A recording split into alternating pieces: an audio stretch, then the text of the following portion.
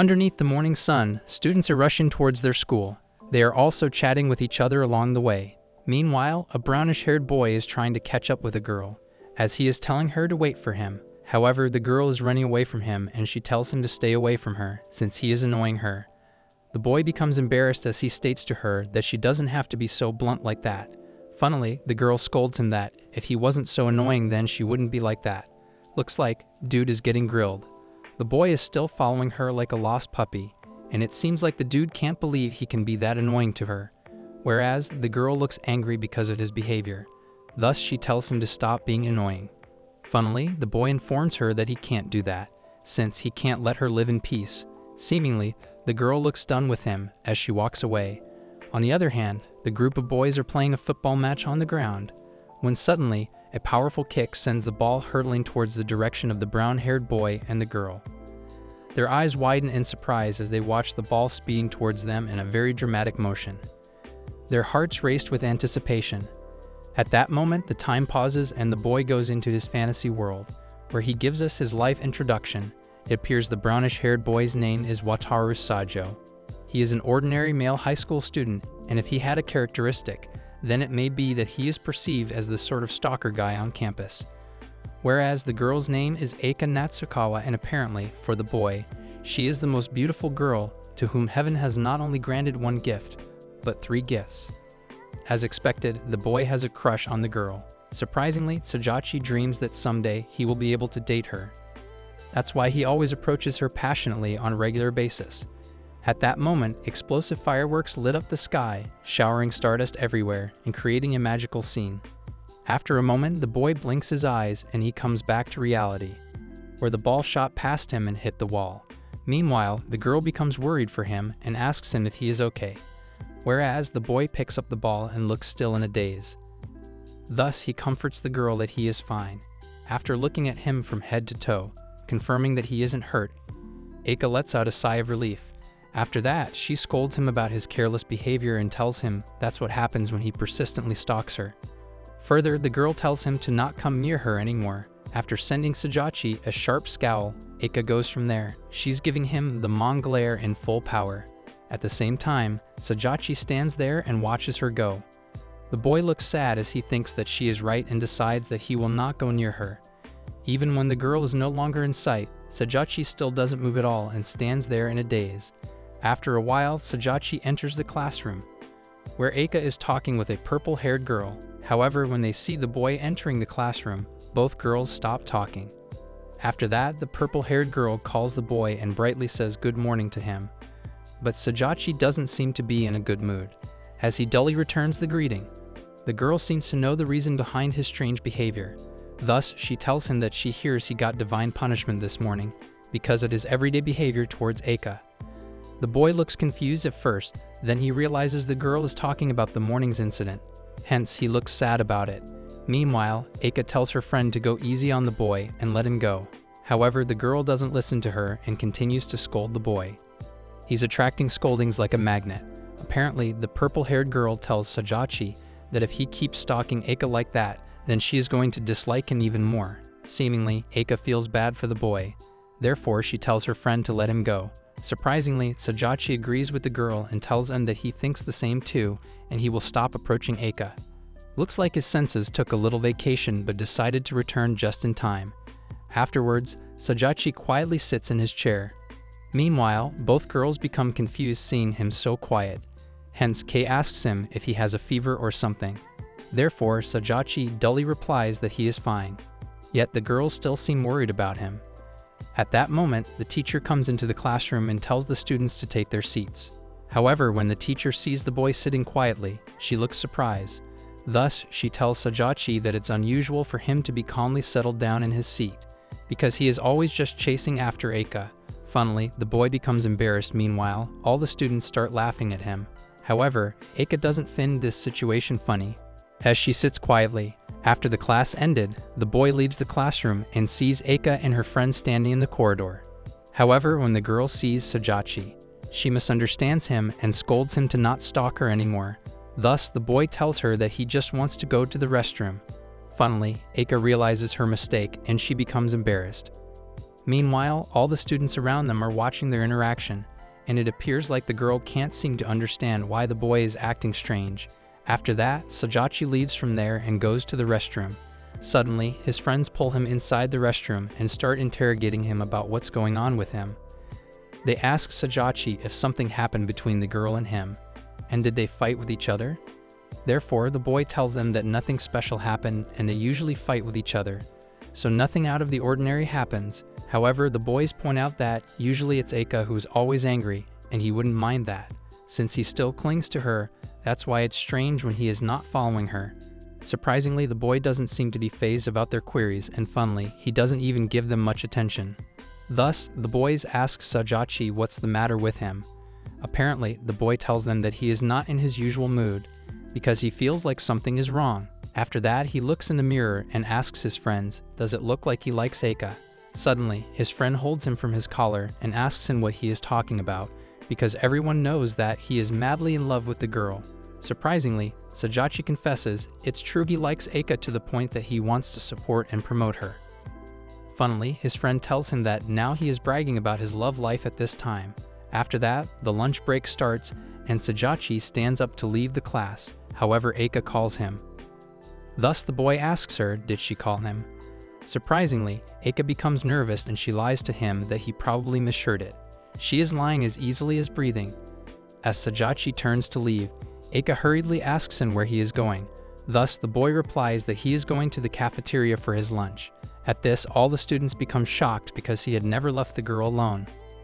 Funnily, his friend teases him that usually he is always running after Eika and tells her to eat lunch together. Even he asks the girl to share her lunch with him. Apparently, Sajachi always tries to flirt with Eika and do these kinds of stupid things.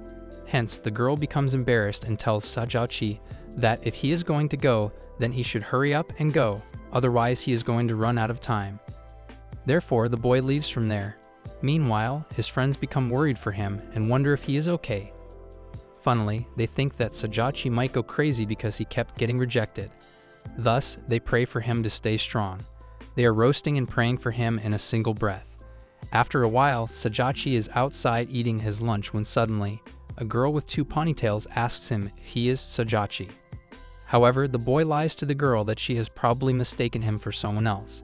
It seems like the girl already knows him, as she states that there is no way to mistake him. The boy sarcastically tells her well done on finding him out, and he tells her then, yes, he is Sajachi. Therefore, as a reward for finding him out, he gives her some red pickled ginger. However, the girl refuses his treat and tells him that she doesn't want that. Afterwards, Sajachi asks her who she is. Hence, the girl introduces herself that she is Rena Aizawa from the class next door. Thus, the boy becomes curious and asks Aizawa why she gets out of her way to meet him here. Surprisingly, the girl questions him back about what he thinks she wants. Funnily, Sajachi finds her irritating. Hence, Aizawa scolds him that he is being harsh. After a moment, she starts smiling and then she bids farewell to the boy. After that, she walks away from there. Fast forward to the next day, Sajachi is in the classroom, where his friend is wrestling with him. Meanwhile, he is trying to break free from his hold. After some struggle, Yamazaki finally sets him free. Hence, Sajachi complains to his friend that he has already gotten enough of playing pro wrestling with his big sister, so he also doesn't have to do the same with him. However, Yamazaki informs him that he has got a visitor, and it appears it's a girl and she says she is waiting for him. At that moment, Aizawa appears behind Yamazaki and happily greets Sajachi. Hence, the boy recognizes her from yesterday and asks her if she is Aizawa, with the weird easygoing vibe. Funnily, the girl looks offended and tells him, that's harsh. Afterwards, she asks him if he is saying that he doesn't like her nature. Surprisingly, Sajachi confesses, it's not like he didn't like that, but he is in shock that a cute girl would suddenly come up to talk to him. Funnily, Yamazaki doesn't look happy with his reply. Thus, he holds Sajachi from his collar and angrily asks him how he can say this, while he has a woman called Natsukawa. Hence, the boy replies that Natsukawa is a goodness. At this, Yamazaki asks her if that's the case, then what is this girl to him? Funnily, Sajachi is looking clueless, that's why he asks the girl what she is. Thus, Aizawa smartly tells him that who knows, she also wonders who she is. Yamazaki becomes more angry and he starts cursing the boy. Afterwards, he pushes Sajachi into the wall. Suddenly, Eika with her friend comes there and sees them. Meanwhile, Sajachi also notices Eika and sees that she enters the classroom. Thus, he calls Eika, but the girl rudely asks him what. The boy becomes sad and tells her it's nothing.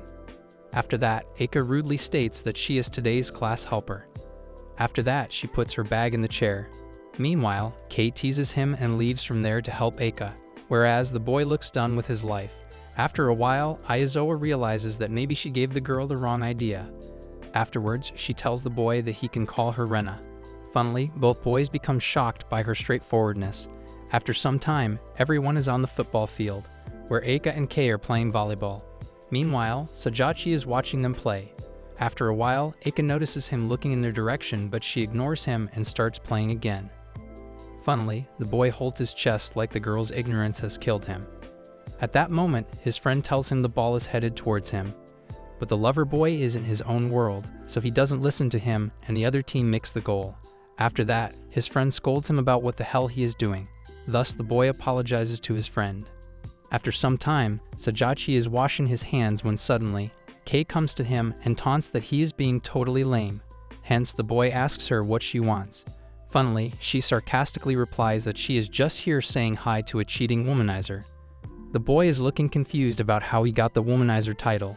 Therefore, Kei tells him that he is doing quite a bit of looking elsewhere. However, the boy tries to deny it, but she cuts him off and says she can understand since it's Aizawa after all, so she guesses even Sajachi would be tempted by her. Apparently, Aizawa is famous as the girl who's been lovey-dovey forever with her boyfriend, who's a second year. So based on the Kei Intel network, they have been going out since around when she was a first year in middle school. Funnily, Sajachi becomes nervous hearing about the girl's Intel network, hence he tells her that she suddenly seems scary. After thinking about it, Sajachi feels that Kei seems like being a spy or something like that would suit her. Funnily, the girl hits him for his stupidity. The next day, Sajachi is thinking about Aizawa's boyfriend, who is apparently on grade above them in second year. The boy is also looking at a photo of Aizawa with his boyfriend and thinking why were they taking photos in the first place. Sajachi then sees Aizawa's boyfriend chatting with his friends in the classroom. After some time, the boy is sitting in his classroom and seems to be in deep thinking. Thus, Kei asks him what he is pondering about while scowling. Apparently, he states that there are all kinds of people in the world. Funnily, Kei stands over him and tells him that he is right. The boy becomes suspicious and asks her why she sympathizes with him while looking at his face. Hence, she teases him that there is a special kind right in front of him, that's why. The boy looks offended by her reply. Thus, they start arguing. However, Eika tells both of them to stop and surprisingly, they do stop their banter. Afterwards, Kei tells Sajachi that there is something off about him. Therefore, the boy boredly asks her what she means. Surprisingly, Kei realizes the reasons and states that he is concerned about Aizawa, isn't he? Sajachi becomes speechless as the girl makes the right assumption about him. Hence, he tells her that she is right. Kei seems satisfied by her small victory. After that, she goes to her seat. However, the boy states that he has a question for the two of them. Both girls become confused about it. At that moment, Aizawa comes into the class and cheerfully calls Sajachi. At this, all three of them look back at her. Hence, Aizawa realizes that maybe she has disturbed them. That's why she says sorry to them. Afterwards, she gets close to Sajachi. Therefore, the boy asks her what it is. Surprisingly, Aizawa informs the boy that she was thinking of talking to him. However, Kei interrupts them and asks her if she has any particular business with him. After thinking about it, Aizawa replies that she doesn't have any. Afterwards, Kei comfortably sits on the chair and casually says to the girl that, let's talk. Apparently, she says to Aizawa to tell them the reason why she broke up with her ex-boyfriend. Hence, Aizawa becomes shocked and hesitantly asks her, how does she know about that? Or rather, how she actually asks her something like that out of the blue. Kei tells her that it should be okay for her to tell them, since she is right now with Sajachi. Aizawa seems hesitant as she tells them that maybe it's because she had a not-so-good trait in her. Funnily, Kei says to her that it's admirable because her ex-boyfriend is a poor judge of character after all, but she doesn't have to worry since there's Sajachi and it was the right choice for her to break up with an ex-boyfriend like that. At that moment, Eika scolds her about what she's saying. However, she ignores her and continues to taunt her. To a good girl like Aizawa, X doesn't deserve her. Surprisingly, Aizawa tells her to stop bad-mouthing her ex-boyfriend so much. Apparently, she seems upset about it. Thus, she runs away from there. Meanwhile, the boy also goes behind her and accidentally collides with a girl who is holding a bunch of papers. Hence, he apologizes to her, but strangely, the girl runs away from there without saying anything to him. On the other hand, Aizawa is sitting outside, looking sad. Sajachi also comes there and apologizes to her. However, the girl asks him why he is apologizing. It appears the boy didn't expect Kei to blurt out something that insensitive. Afterwards, they both are sitting together. Seemingly, Aizawa points out to him that when he is with her, he doesn't talk much about Natsukawa. Surprisingly, the boy reveals that he learned through romantic experience that when he is with a girl, then he shouldn't talk about other girls in front of her. Thus, the girl smiling asks him if he is involved in a romantic relationship. Apparently, he replies that he doesn't know about that, since he doesn't have any experience of having accomplished that. However, Aizawa questions him that, doesn't he like Natsukawa?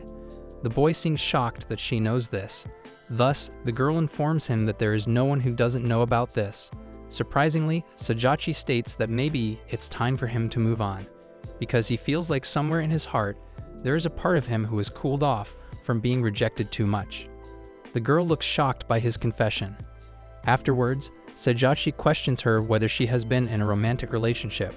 However, the boy suddenly stops and apologizes to her for asking about a sensitive topic. Surprisingly, Aizawa reveals that his stupid ex states that she is not his type. That's why she broke up with him. And now she is going to make him suffer through the same experience. Or that's what she has been thinking. But she feels like misunderstandings and swings, and all these things are awful.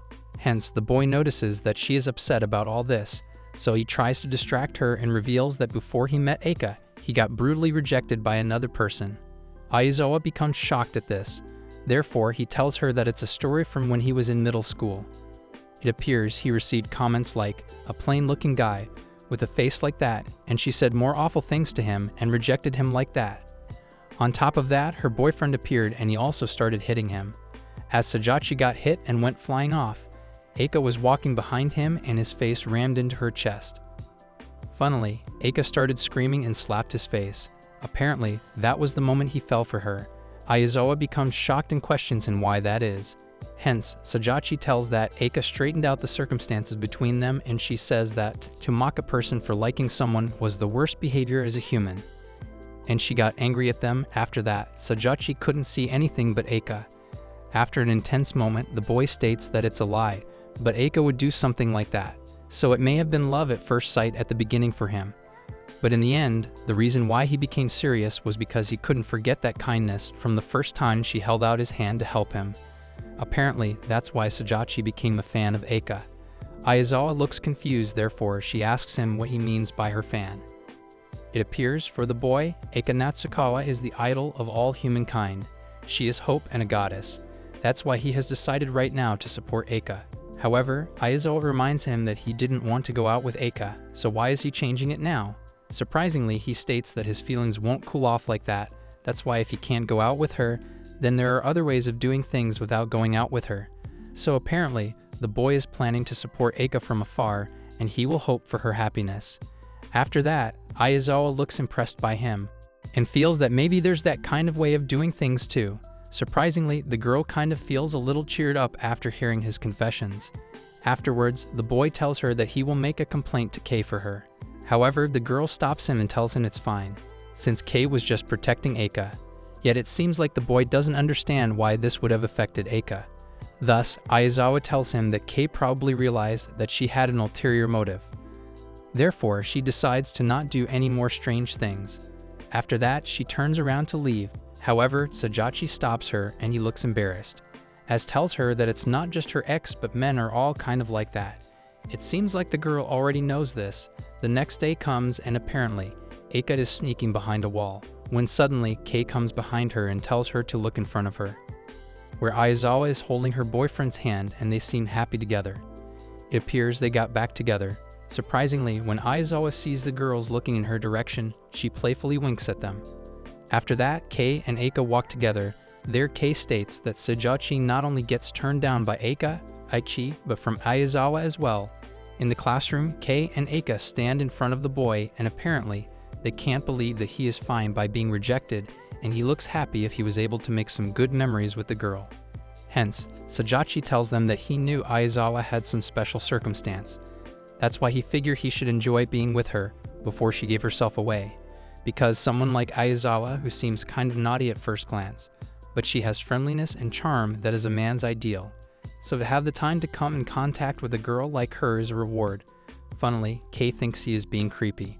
Furthermore, he confesses that it's fine since everything's settled down where they should settle. Eika can't believe he is saying these sensible things. Therefore, she asks him if he is fine. Surprisingly, the boy states that he was not expecting anything aside from being disliked or something like that. It seems like Eika understands the meaning behind his words, but she lies that she doesn't get it.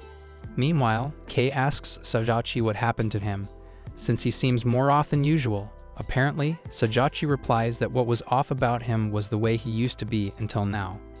Suddenly, his friends come there and tease him about why he is looking gloomy. Has he finally been disliked by Eika? Funnily, the boy tells them that they are kind of in the middle of a divorce proceeding right now, so be quiet. Thus, his friends start laughing at him. Meanwhile, Eika is looking embarrassed by the situation. After some time, Sajachi comes back home and he is thinking about Eika. Apparently, he is feeling like an idiot for thinking that a girl like Eika would like him. Surprisingly, after a few moments, Eika comes to meet him. Thus, the boy straightforwardly asks her what she wants to talk about, because he knows she wouldn't show up for nothing. Hence, Eika asks him if something happened to him, since he is behaving weirdly. Further, she tells him that he is usually totally unfazed and always comes to her for everything. But lately he hasn't been annoying at all, and he is not chasing her like before. Thus, she feels like he has become reasonable or something. However, Sajachi interrupts her blubbering and confesses that he likes her, and he even asks her out. Funnily, Eika becomes flustered and gives him reasons about why she can't go out with him. It seems like the boy knows this and informs her that no matter how much she rejects him, he never becomes discouraged and continues to chase after her. Suddenly, his sister interrupts them and comes inside the house. Therefore, she asks him if the girl is her girlfriend. However, he replies that she is not and she has some work, that's why she comes to visit him. After that, the boy goes to walk Eika home. The girl then asks him what he was about to say before his sister came home. Hence, he tells her that he has been annoying her up until now, so he wanted to say he is not going to follow her around anymore. Funnily, he jokes that she should find another girl for him. Hence, Eika becomes angry with him and runs away from there. Meanwhile, the boy can't seem to understand why she gets angry at him. The next morning in the classroom, the boy realizes that he and the girl have separate seating arrangements, so from now on he won't be able to sit beside her. In the classroom, Kei tells the boy that he should take responsibility for his reaction. Apparently, there are a lot of girls who couldn't get close to Eika, because the boy always used to follow her like a lost puppy. So for now, Eika has pretty much only Kei and Sajachi as companions to interact with. At that moment, Sajachi realizes his mistakes about how he always used to annoy the girl and follow her everywhere. Meanwhile, all the students used to watch their interactions and the girls felt sorry for Eika. However, even after all that, the girls feel like Eika and Sajachi will look good together. Whereas, half-boys think that if Eika doesn't like him, then she wouldn't even reply to him. The other half-boys feel that they don't know them well enough to comment at them.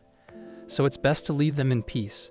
Back to the present, Sajachi feels guilty about his actions, and he wonders that, as long as he doesn't get close to her now, the other people around her won't hold back and maybe they interact with her. Thus, he suddenly stands up and decides that he should support and promote her. Meanwhile, Kei becomes confused seeing the boy standing like a statue. After some time, Kei happily hugs the girl from behind and confesses that she is feeling lonely since she has been separated from her. Hence, Eika becomes shy and tells her that they are in the same class, so they can always see each other. On the other hand, Sajachi is watching them and realizes that it's true. He hasn't seen Eika being all that friendly to anyone besides Kei. Thus, he feels, if that's the case, then maybe this was all the more just the right time. After that, he turns to go away. However, his friend puts his arm on his shoulder and asks him what the hell is happening with him, and he has been gloomy lately.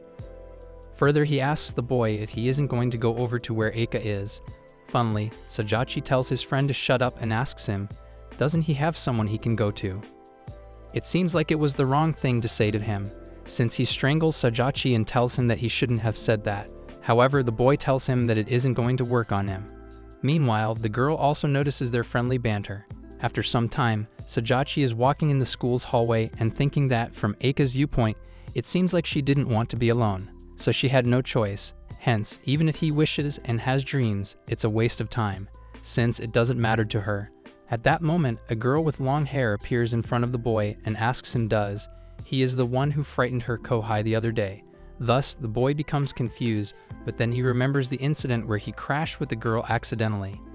That's why the boy is now apologizing to the girl in front of him and tells her that he was the one. However, the girl tells him that it's fine. She then asks him why he is apologizing, since he didn't have bad intentions when he spoke to her friend. It appears the boy feels like he has frightened the girl, that's why he is feeling bad. Furthermore, he feels like the only one who can speak to an innocent girl in a deserted place is the good-looking guy in a shoujo manga. And if he had thought about it a little, then he would have known he was going to make her tremble in fear. You know, I was going to roast him, but honestly, he did such a good job on himself. Anyways, the girl looks shocked by his reply. Hence, she informs him that despite how she looks, she is still her senpai. Further, the girl compliments the boy that, besides, under normal circumstances, his actions are ones that should be praised. However, Satoki tells her that for her to say this to him has made him relieved, but once again, he is sorry. After that, he then excuses from her and walks away from there. Yet the girl stops him. Apparently, Sajachi calls her Shinomiya senpai and asks her what it is. The girl asks him if he knows who she is. Hence, he replies that there are probably not too many students who don't know, since she is famous as the charismatic chair of the school committee for morals and discipline.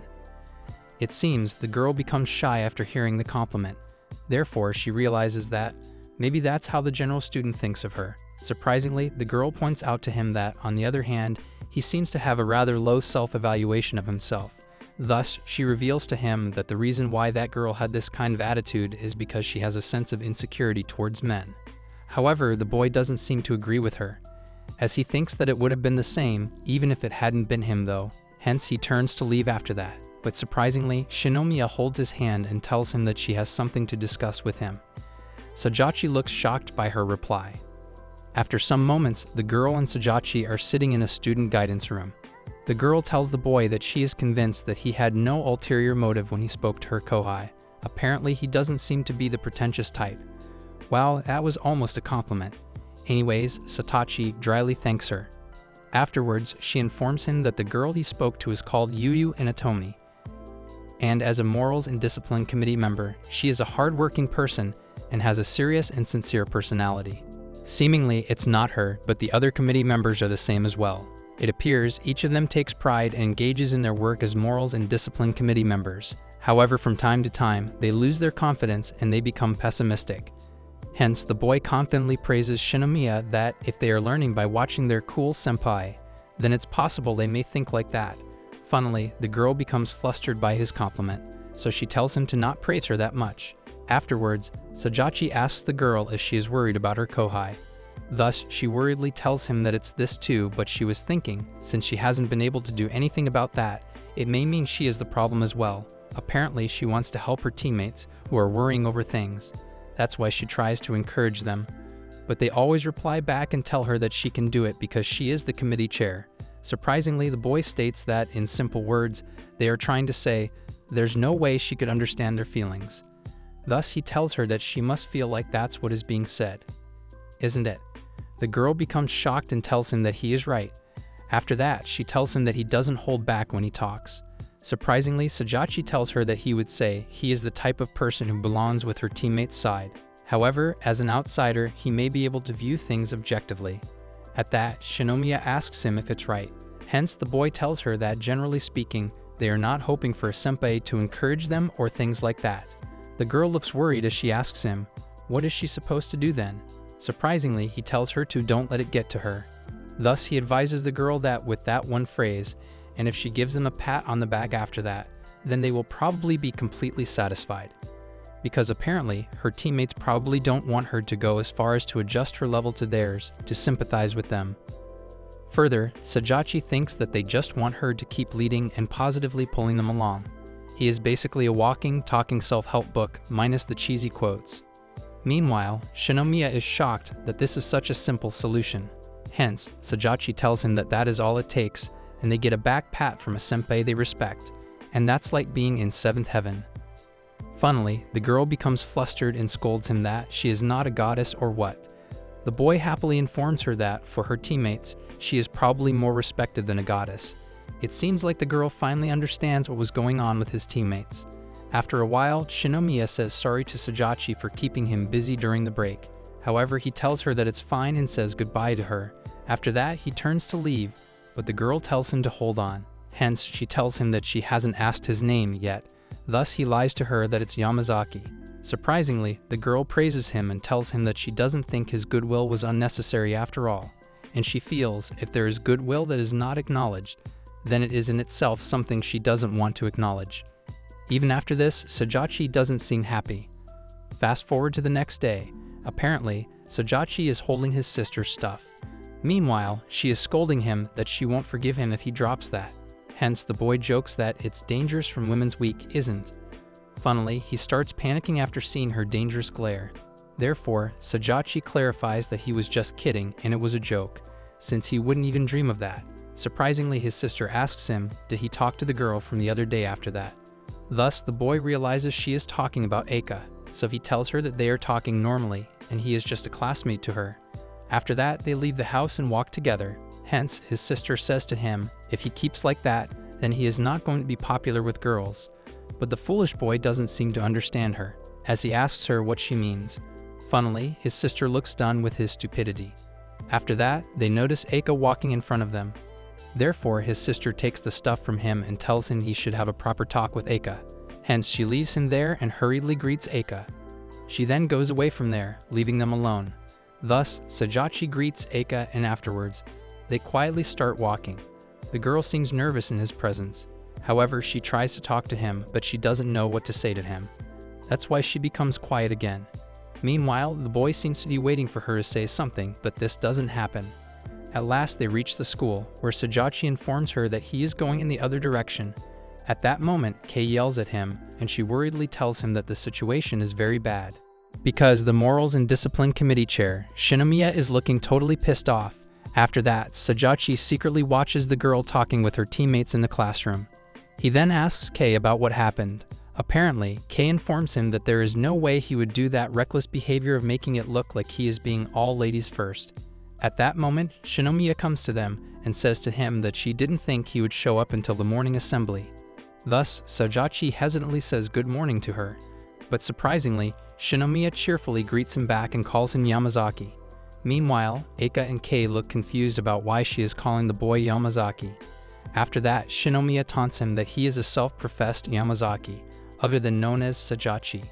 Whereas, Yuyu is also standing beside her senpai. Furthermore, Shinomiya calmly tells the boy that she will be waiting for him at the student guidance room during lunch break. Thus, Sajachi agrees to come. Afterwards, the girl says to Yuyu to let's go, since she has finished what she needed to do for now. They then walk away from there. On the other hand, Eika tells the boy that she was the girl from the Moral and Discipline Committee. So what in the world he did? Suddenly, Yamazaki holds Sajachi from his neck and angrily says to him, how dare he impersonate and use his name without his permission. Funnily, he tells Sajachi to give him back his spark of joy. Seems like Sajachi realizes that his friend likes the girl. Therefore, he asks his friend if that means she is his type. Surprisingly, Yamazaki starts blushing and states that she is definitely his type. Hence, Sajachi smartly uses that moment to set himself free from his friend's hold and tells him, that's great since he got his name called for her. Yamazaki easily gets distracted and forgets about the boy's stupid blunder. It seems like he has gone to his dreamland. After some time, Kei jumps on Sajachi and questions him about how he gets familiarized with Shinomiya. Hence, he informs her that a lot has happened and he used a false name. Funnily, the girl scolds him that he is an idiot, since it was such a good chance for him to be in Shinomiya's favor. But he ruins it. However, Sajachi asks the girl what the hell she is talking about. After a while, in the student guidance room, Shinomiya questions the boy that he is not willing to apologize then, right? Hence, Sajachi informs her that's incorrect. Since the other day, he made her miss out on eating lunch, and he regrets that. So now he did the proper thing and bought 2 of these snacks. Thus, he tells her that means he is offering the peace between them. After that, he gives her the snack. Meanwhile, Shinomiya tells him that, as he can see, Yuyu is here too. Therefore, the boy offers her a spare triangle chocolate pie. Surprisingly, Yu moves away from him like he was giving her poison. It's just a pie, not a poisoned apple from Snow White. Anyways, the boy gives the chocolate to Shinomiya. Afterwards, she tells the boy to sit down. Hence, the girl asks him why he lied. Was it just a prank, or did he have some sort of reason for it? Apparently, he replies that frankly, he got the feeling that to have his name be remembered by a person in the position of the Morals and Discipline Committee chair would only always be troublesome. So that's why he reflexively answered with a classmate's name. Hence, the girl feels hurt by his reply. However, she tells him that means he passed off his troubles onto his classmates. Funnily, Sajachi tells the girl that Yamazaki was delighted. Thus, Shinomiya becomes angry at him and states that she doesn't get why there would be a student who dislikes this, and the other student becomes delighted about the same thing. At this, the boy smartly directs the question towards the girl and says that it looks like Inatomi-senpai understands the reason. Thus, Yu becomes nervous and hides behind Shinomiya. Hence, the girl scolds him to not frighten Yu. Sajachi hurriedly apologizes to her. Therefore, the girl tells him that she is kidding and why he keeps apologizing immediately. Apparently, the boy feels that he is consequently frightening Yu, that's why. Surprisingly, Yu seems pleased by his response. Therefore, she nervously tells Shinomiya that she thinks Yamazaki was delighted because he notices how beautiful she is. Funnily, Shinomiya gets flustered and scolds the girl to stop saying weird stuff. Meanwhile, Yu shyly tells her it's not something that is weird. Anyways, Shinomiya tells Sajachi that it's not good to falsify his own name. Thus, the boy says sorry to her. If he keeps apologizing this much, the word is going to lose all meaning. After that, she tells him to be careful from now on. Hence, the boy stands to leave. However, Shinomiya stops him and informs him that the main topic isn't about this. Apparently, Yu was worried about the fact that she flat out rejected his offer. That's why she wants to apologize to him and formally wants to thank him. Therefore, the boy becomes confused about why she wants to thank him, and even though it's not as if he helped her or anything. Surprisingly, Yu confesses to Sajachi on that incident she trampled on his kindness. That's why she is sorry. Further, she wants to thank him for calling her out when she was carrying heavy things. Therefore, at this moment, she hopes to fix her sense of insecurity towards men, and she will try to do her best. Hence, Sajachi wishes her good luck and states that he is going now. Afterwards, when he comes out of the room, Kei secretly calls him inside the classroom. There she shows him that Eika is interacting with other students. Meanwhile, Sajachi becomes happy seeing her like that. Funnily, Kei points out to him that, what's with this father-like look? However, he changes the topic and asks her if she is going to join Eika. Seemingly, she answers that she will go. Therefore, she asks Sajachi, what about him? Doesn't he also join them? Surprisingly, the boy states that it's better he doesn't join them. After that, Kei goes to Eika. Meanwhile, Sajachi feels that maybe he was in her way after all. At that moment, he gets a message and he then leaves the classroom. Meanwhile, Eika is watching him from afar. Apparently, the boy gets a message from his sister to meet her after school in the student council room. Funnily, he feels that she is demanding like an egoistic boyfriend type. After some time, Sajachi comes to meet his sister.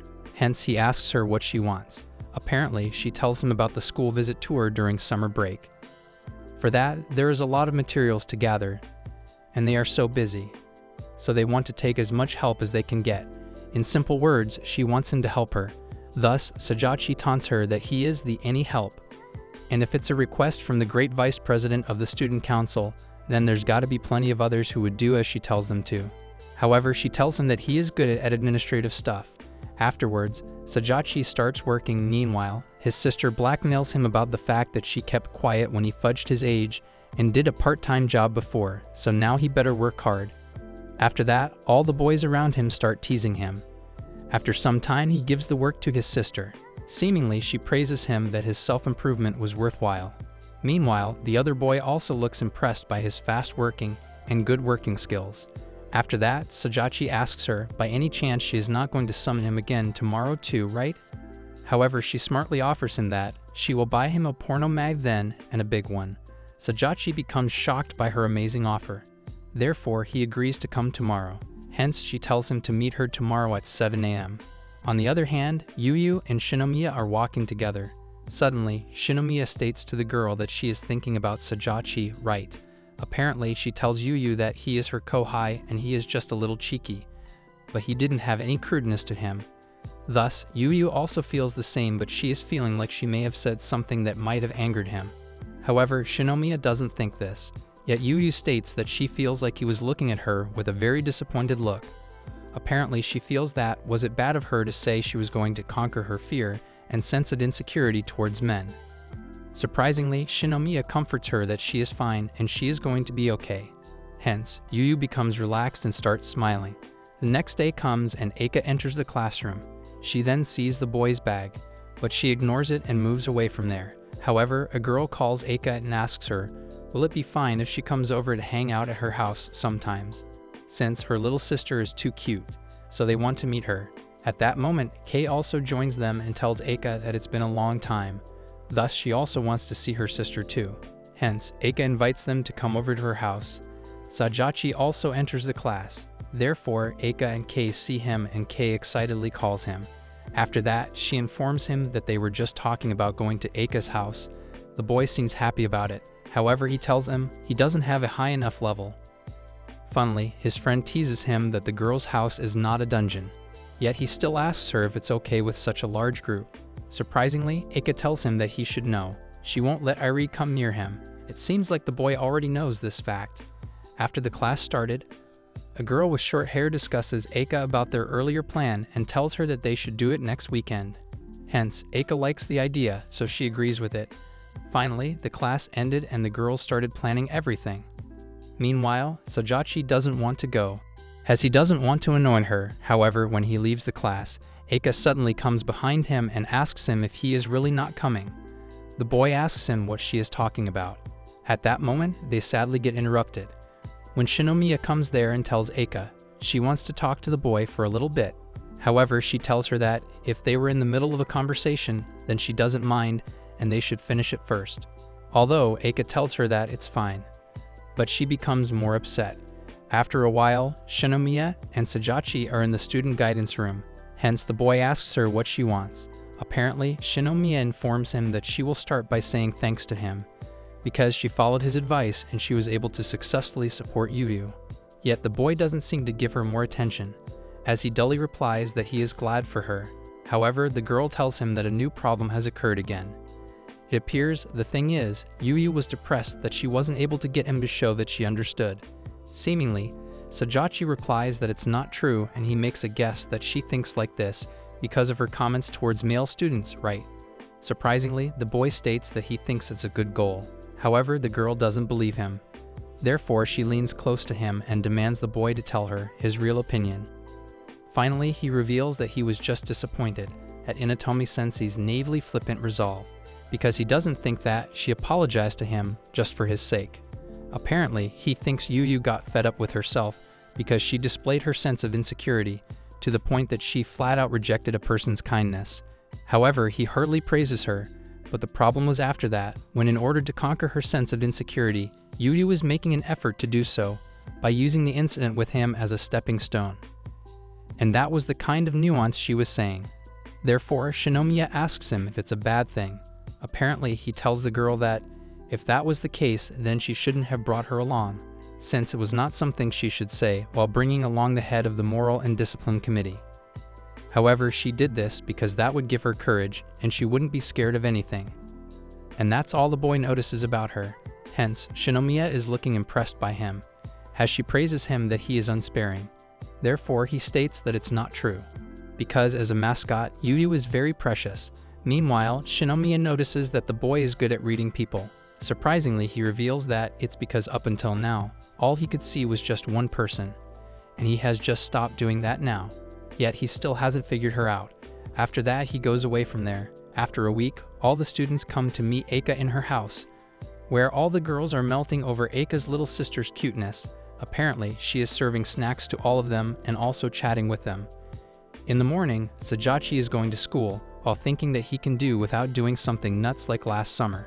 Apparently, he does want Eika to be there, but also he doesn't want to annoy her anymore.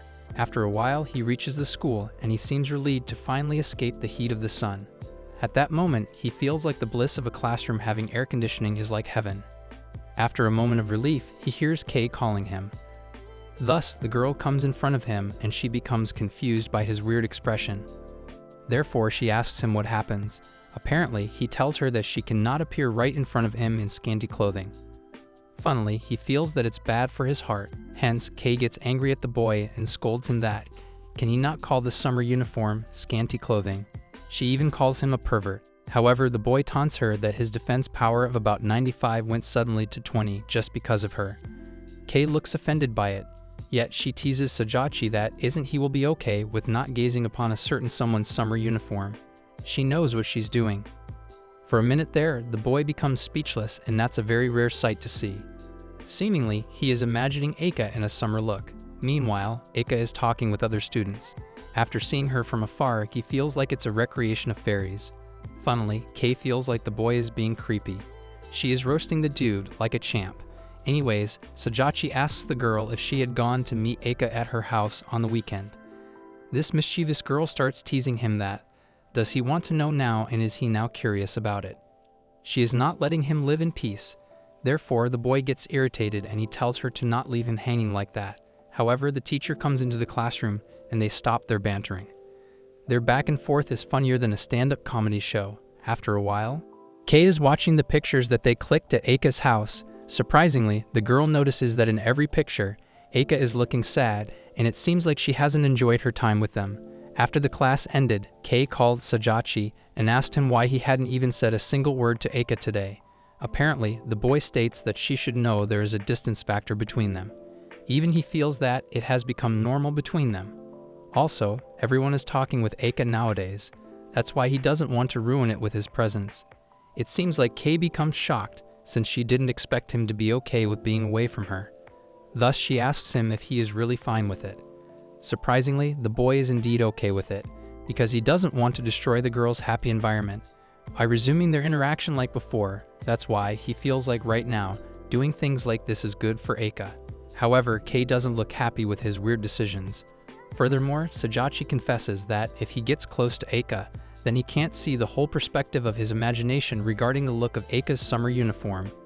Funnily, Kay scolds him for his perverted imagination. Meanwhile, Eika notices them bickering with each other. Apparently, Sajachi tells the girl that Eika is really cute. That's why Kay is scolding him that he is being a total pervert. After that, she even starts pinching the boy to irritate him more. He needs her comedic jabs like a plant needs water, otherwise he'd just be a boring cactus. After some time, the boys are playing soccer outside on the ground. However, after finishing the game, Sajachi goes to freshen up. There, his friend tells him that he did a nice job today. Hence, Sajachi states that their soccer club is playing outstandingly. Afterwards, the boy asks his friend, did he and Yamazaki are still goofing off these days? His friend tells Sajachi to not match him together with Yamazaki. At this, Sajachi starts laughing at poor Yamazaki. After a moment, his friend comments that Eika is cute. Sajachi becomes jealous and asks him what he means. He's all I don't care about her, but here his jealousy is throwing a party. Anyway, Sasaki shows him the picture and Sajachi notices that Eika's little sister is like an angel. After seeing his friend's pictures with Eika's little sister, he notices that his friend has behaved nicely with the girl, like he is her big brother. However, his friend asks Sajachi why he didn't come. Thus, the boy tells him that he wasn't invited, so it's not like he had a choice. Afterwards, Sajachi sends pictures to Yuki and teases the boy that he is going to complain to Yuki.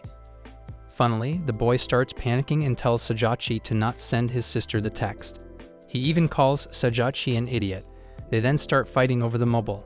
After a while, his friend takes his mobile and texts Sasuke that she has misguided her own little sister's expressive attachment style to her brother. And apparently, she personally requested him that he make a detailed report of her activities. After that, the boy sent the pictures and this text to the girl. Thus, he sees the photos of Eika's little sister with him and thinks that is cute to love her like a big brother. At that moment, he gets a text from the girl. It appears the girl has thanked him for the pictures and tells him to send more reports of him. They both look tense that she cares too much for her big brother. Hence, he received a text from his big sister. After that, they chatted for a while. Fast forward to the next day, Sajachi is opening his snack to eat. Since it's lunchtime, however, Yamazaki interrupts his happy meal time and hugs the boy. Funnily, Sajachi teases him finally. A feral Yamazaki has come jumping out. Dude is trying to be funny, but his jokes are stuck in traffic. Seemingly, Yamazaki notices that the boy is not in his cheerful mood, so he asks him what happened. However, Sajachi ignores his question and tells him that he is hyper as usual. Funnily, Yamazaki states that he is not happy and apparently, he is like super unexcited, because he thinks that moving to new seats is cruel. However, it's nice for him that he has gotten to know Koga. Hence, Sajachi becomes confused since Kago is a very bold girl and he didn't think she was Kamizaki's type. That's why he directly asks the boy, are they too seriously acquainted with each other? Apparently, Kamizaki informs him that they are connected through Murata. It appears she is from the females basketball team. After that, Kamizaki teases the boy that if he is going so far as to be all alone eating by himself, then he might want to eat together. I'm not roasting Sajachi, his friends roast him better than I ever could. Funny, without waiting for Sajachi's reply, Yamazaki yells at the group of girls to tell them that Sajachi is also joining them. Meanwhile, MC becomes stunned. Thus, the girls ask him if he also wants to join them, since he already gets trapped because of his friend's stupidness. That's why he agrees to join them. After a while, they all are chatting with each other. Meanwhile, Sajachi is sulking beside them. Hence, the girl tells the boy that he has been quiet lately. So does that mean he becomes an introvert? Funnily, he irritatedly replies that introvert, yeah, he is an introvert and they should look at where his seat is. Then they will realize why he has become introverted. Therefore, all of them look at his seat and apparently, his seat is in the very front corner. Hence, they all start laughing at his sad luck. Meanwhile, the boy doesn't get why they are finding this situation so funny. Afterwards, Koga asks him what's going on with him and Eika, since they haven't seen their marital fights lately. At least I'm not the only one who likes to gossip. However, Sajachi suddenly grabs Yamazaki from his collar and tells him angrily that how dare he take her from him. Hence, the boy informs him he hasn't taken her. Meanwhile, the girls ask Sajachi if they have done the deed already. The boy becomes shocked and he doesn't seem happy about their comment. However, the girls ask him that Eika and he have been in that kind of relationship since middle school. Then they probably must have done it right. Apparently, Sajachi tells them to not be stupid, because he doesn't even know where the girl's house is. Funnily, the girls roast the poor guy that he failed as a husband too. They even think that maybe Eika doesn't find him that attractive. Meanwhile, Yamazaki makes fun of him, saying that Sajachi is in many ways ordinary, like his face. It seems Sajachi doesn't like his remarks. Hence, he says to Yamazaki they hadn't talked in a while, and in that time, he has gotten carried away with himself. Thus, Sajachi turns back the question on him and states that, what about him? However, Yamazaki confidently replies that of course, he has been popular with girls, plus he has asked out a lot too. Hence, Sajachi becomes curious and asks him who has asked him out. Funnily, the boy teases Sajachi that don't freak out after hearing it. Apparently, he reveals that Okumura from Class A has asked him out. However, Koga bursts the boy's bubble and informs him that she thinks the girl is definitely not serious about it. Funnily, Yamazaki goes into shock and stands there like a statue. Meanwhile, Sajachi becomes worried about him and he calls him several times, but the boy doesn't respond back. At that moment, the other girl asks Sajachi what happened with the girl before he was with. Hence, the boy becomes confused and asks her what about the girl. Surprisingly, she asks him if he has done the deed with a brown-haired girl. Finally, Sajachi realizes that she is talking about Aizawa. However, he informs them that they are misunderstanding that, because despite how she looks, Aizawa has been devoted to that senpai since the time she enrolled here. At that moment, Eika interrupts him and angrily calls him.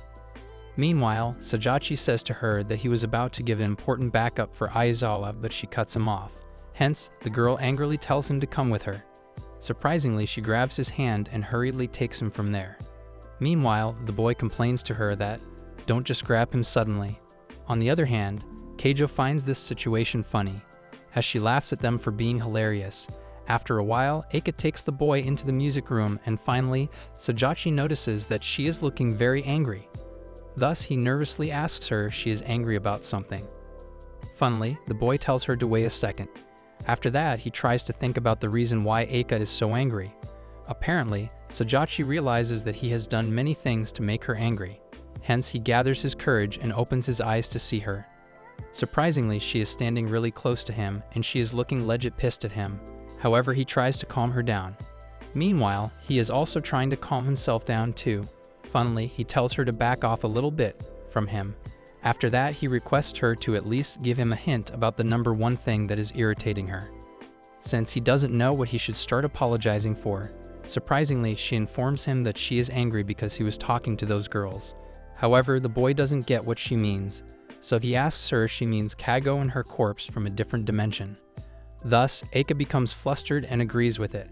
Sajachi becomes happy seeing her possessive behavior. That's why he hopefully asks her what it means. Meanwhile, the girl becomes embarrassed. Therefore, she angrily tells him that he shouldn't take it in the wrong way and she doesn't mean it like that. Surprisingly, Sajachi also becomes angry and tells her that he knows it. That's why he doesn't understand her reaction. Hence, the girl becomes more embarrassed and tells him to leave it. She then runs away from there. Meanwhile, the boy is looking frustrated about what's happening with the girl. Even now, he feels like the girl is very cute. After some time, Sajachi is sitting in his chair while looking worried. Apparently, he is trying to understand what happened earlier. On the other hand, Kei pinches him to get his attention. Thus, she asks Sajachi what's wrong with him and why he is making a weird face. However, he informs her that's his usual weird face. Funnily, she tells him that's true. Therefore, he sulks more and states that she should at least deny it. After a while, the boy asks her, does she think Eika would get angry if he were talking to Yamazaki or Kago and the others? Thus, Kei asks him why he thinks that Eika would get angry over this. Finally, Sajachi's patience bursts and he tells the girl that's what he wants to know. Apparently, the boy is looking very frustrated about it. However, after a while, he tries to calm himself down and comforts himself that he doesn't have to take it seriously, because he doesn't think Eika has said this with that kind of intention. Yet this stupid boy is still thinking, what were her intentions then, when she said such a pathetically adorable thing? Surprisingly, he feels the girl is so cute that he wants to hug her. Funnily, Kei informs him that if he knows that, his true intentions are leaking out. Therefore, he replies that he knows there is no way he would be allowed to do something like that to Eika. Suddenly, a handsome boy stands in front of Sajachi and asks him, can he step out for just a little bit? Meanwhile, Eika is watching them. After the boys leave the classroom, Eika then nervously goes to meet Kei. On the other hand, the boy takes Sajachi to the student council room and tells him that he knows this is out of the blue. However, Sajachi says it's fine. Further, he asks the boy if he wants to talk to him about helping out again. Thus, the boy informs him, this time it's not about that. Surprisingly, the boy questions Sajachi about what he thinks about himself. Hence, Sajachi doesn't get it, therefore he asks him if he wants to know his personality. It appears the boy wants to hear Sajachi's self-evaluation.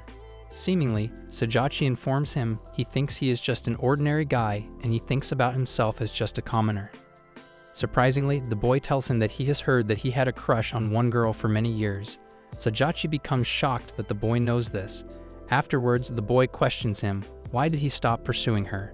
However, Sajachi tells him that there is no reason for him to speak about it. Surprisingly, the boy doesn't force him much and leaves the question. He then asks him if there is a chance that something has changed about him recently.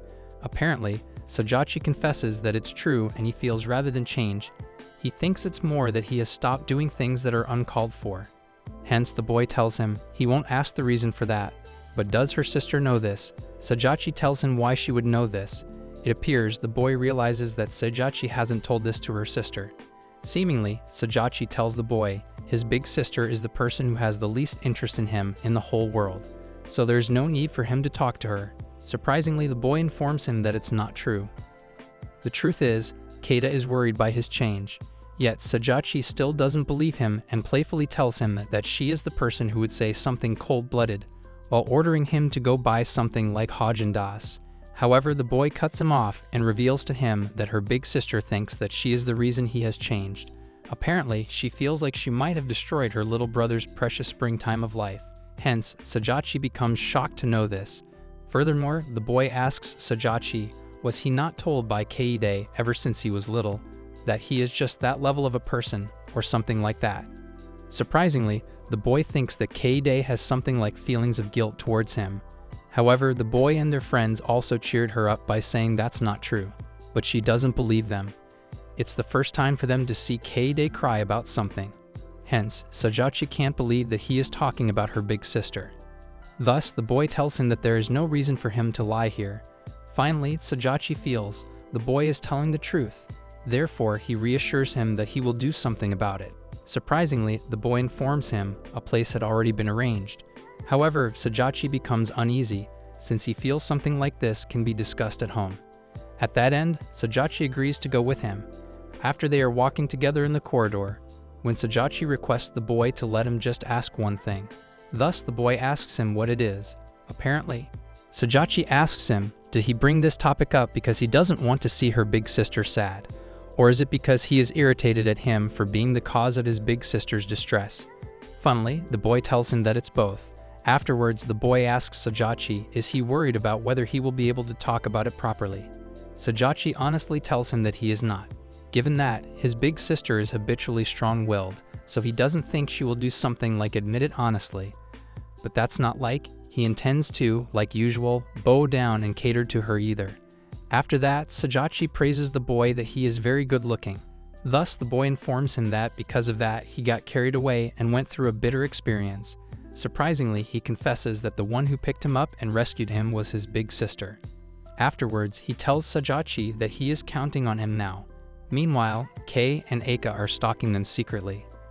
On the other hand, Sajachi realizes that his big sister is avoiding him on purpose. Apparently, the boy is going upstairs. He feels that he doesn't want to see his loved one's sad face, even if it belongs to his courageous and self-indulgent big sister. After that, he reaches the rooftop and he finds her sister standing there alone. However, when Kei sees him, she asks him why he is here.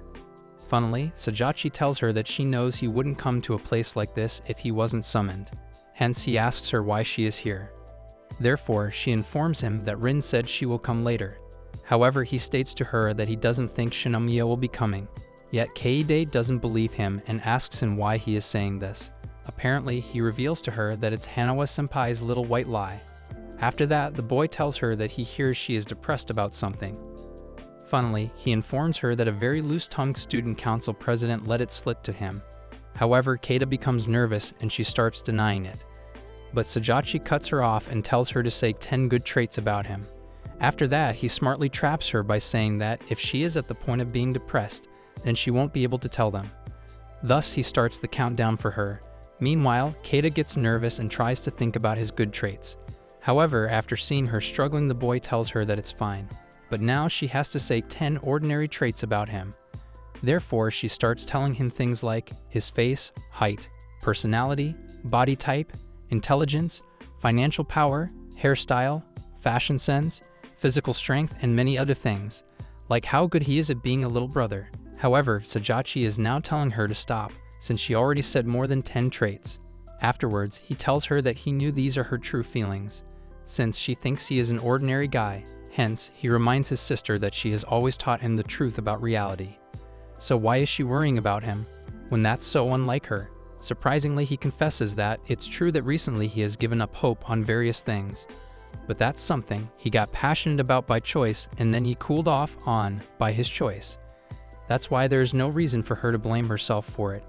After that, his sister tells him that something like this has happened before, where they said they gave up on the person they liked, but the truth was they couldn't give up. And by doing so, there was a person who had a breakdown. That's why she gets worried that he might also end up the same way too. However, the boy tells him that he is a wimpy guy who totally can't forget about Eika. Surprisingly, Kei informs him that she might have said negative things to him, but she wasn't serious, so he should have confidence in herself. Thus, she tells him that giving up on a girl he has loved for years is a shame. Apparently, the boy confesses that they are siblings and they always fight with each other and disrespect each other. But they never say those things seriously. They also help each other without saying thank you and cover each other's stupid things. So she doesn't have to change herself, because then she won't be like his big sister anymore. Hence, he tries to cheer her up by saying that at least that shitting big sister is the one he likes the best. That's why for her to do something like being mindful at this point is just annoying, so she should stop being too worried for him. After that, they start their playful banter again. However, Eika suddenly comes there angrily. Meanwhile, Kei is trying to stop her, but she is not listening to her. Apparently, the girl scolds Sajachi that how dare he talk to his big sister like that. Hence, the boy becomes shocked seeing both girls there. Yet Eika holds him from his shirt and scolds him to hurry up and apologize to his sister. Apparently, she tells him that his older sister would be sad when he said those rude things to her. On the other hand, Kei is trying to stop her from killing the boy. Afterwards, the boy asks them if they were listening to their conversation, because he feels like he might have said some embarrassing thing. However, Kei tells him that he doesn't have to worry, since they only heard the last part. Thus, Sajachi still doesn't seem to believe that. After that, he asks Eika why she is here out of all places. Apparently, she angrily informs him he was taken away by a student council member. At this, the boy asks if she went out of her way to come after him to the rooftop. At that moment, the girl realizes that's true, but she doesn't understand why she does something like act as if she is following after him. Therefore, she becomes embarrassed and hurriedly runs away from there. Meanwhile, Sajachi is feeling sad that he has been left behind again. Surprisingly, Kei-de realizes that this thing happened to him before also, so she feels like she had her head in the clouds this whole time. However, both siblings start arguing again like before. After that, Kei-de walks away from there. Fast forward to the nighttime.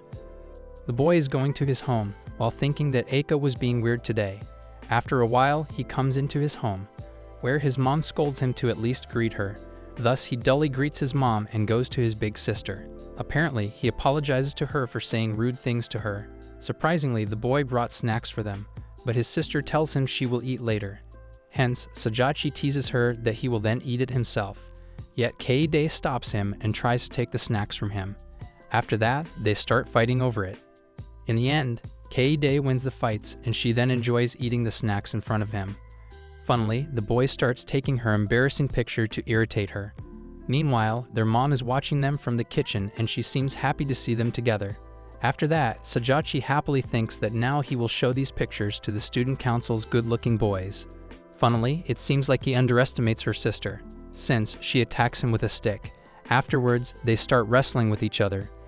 Eika and Kei are sitting in a cafe, and Eika seems embarrassed by her earlier actions. Meanwhile, Kei tells her that she really rushed headlong into things way too much today. Apparently, the girl is thinking the same thing. That's why she is feeling sorry for her actions. However, Kei comforts her that it's fine. She doesn't have to worry about it.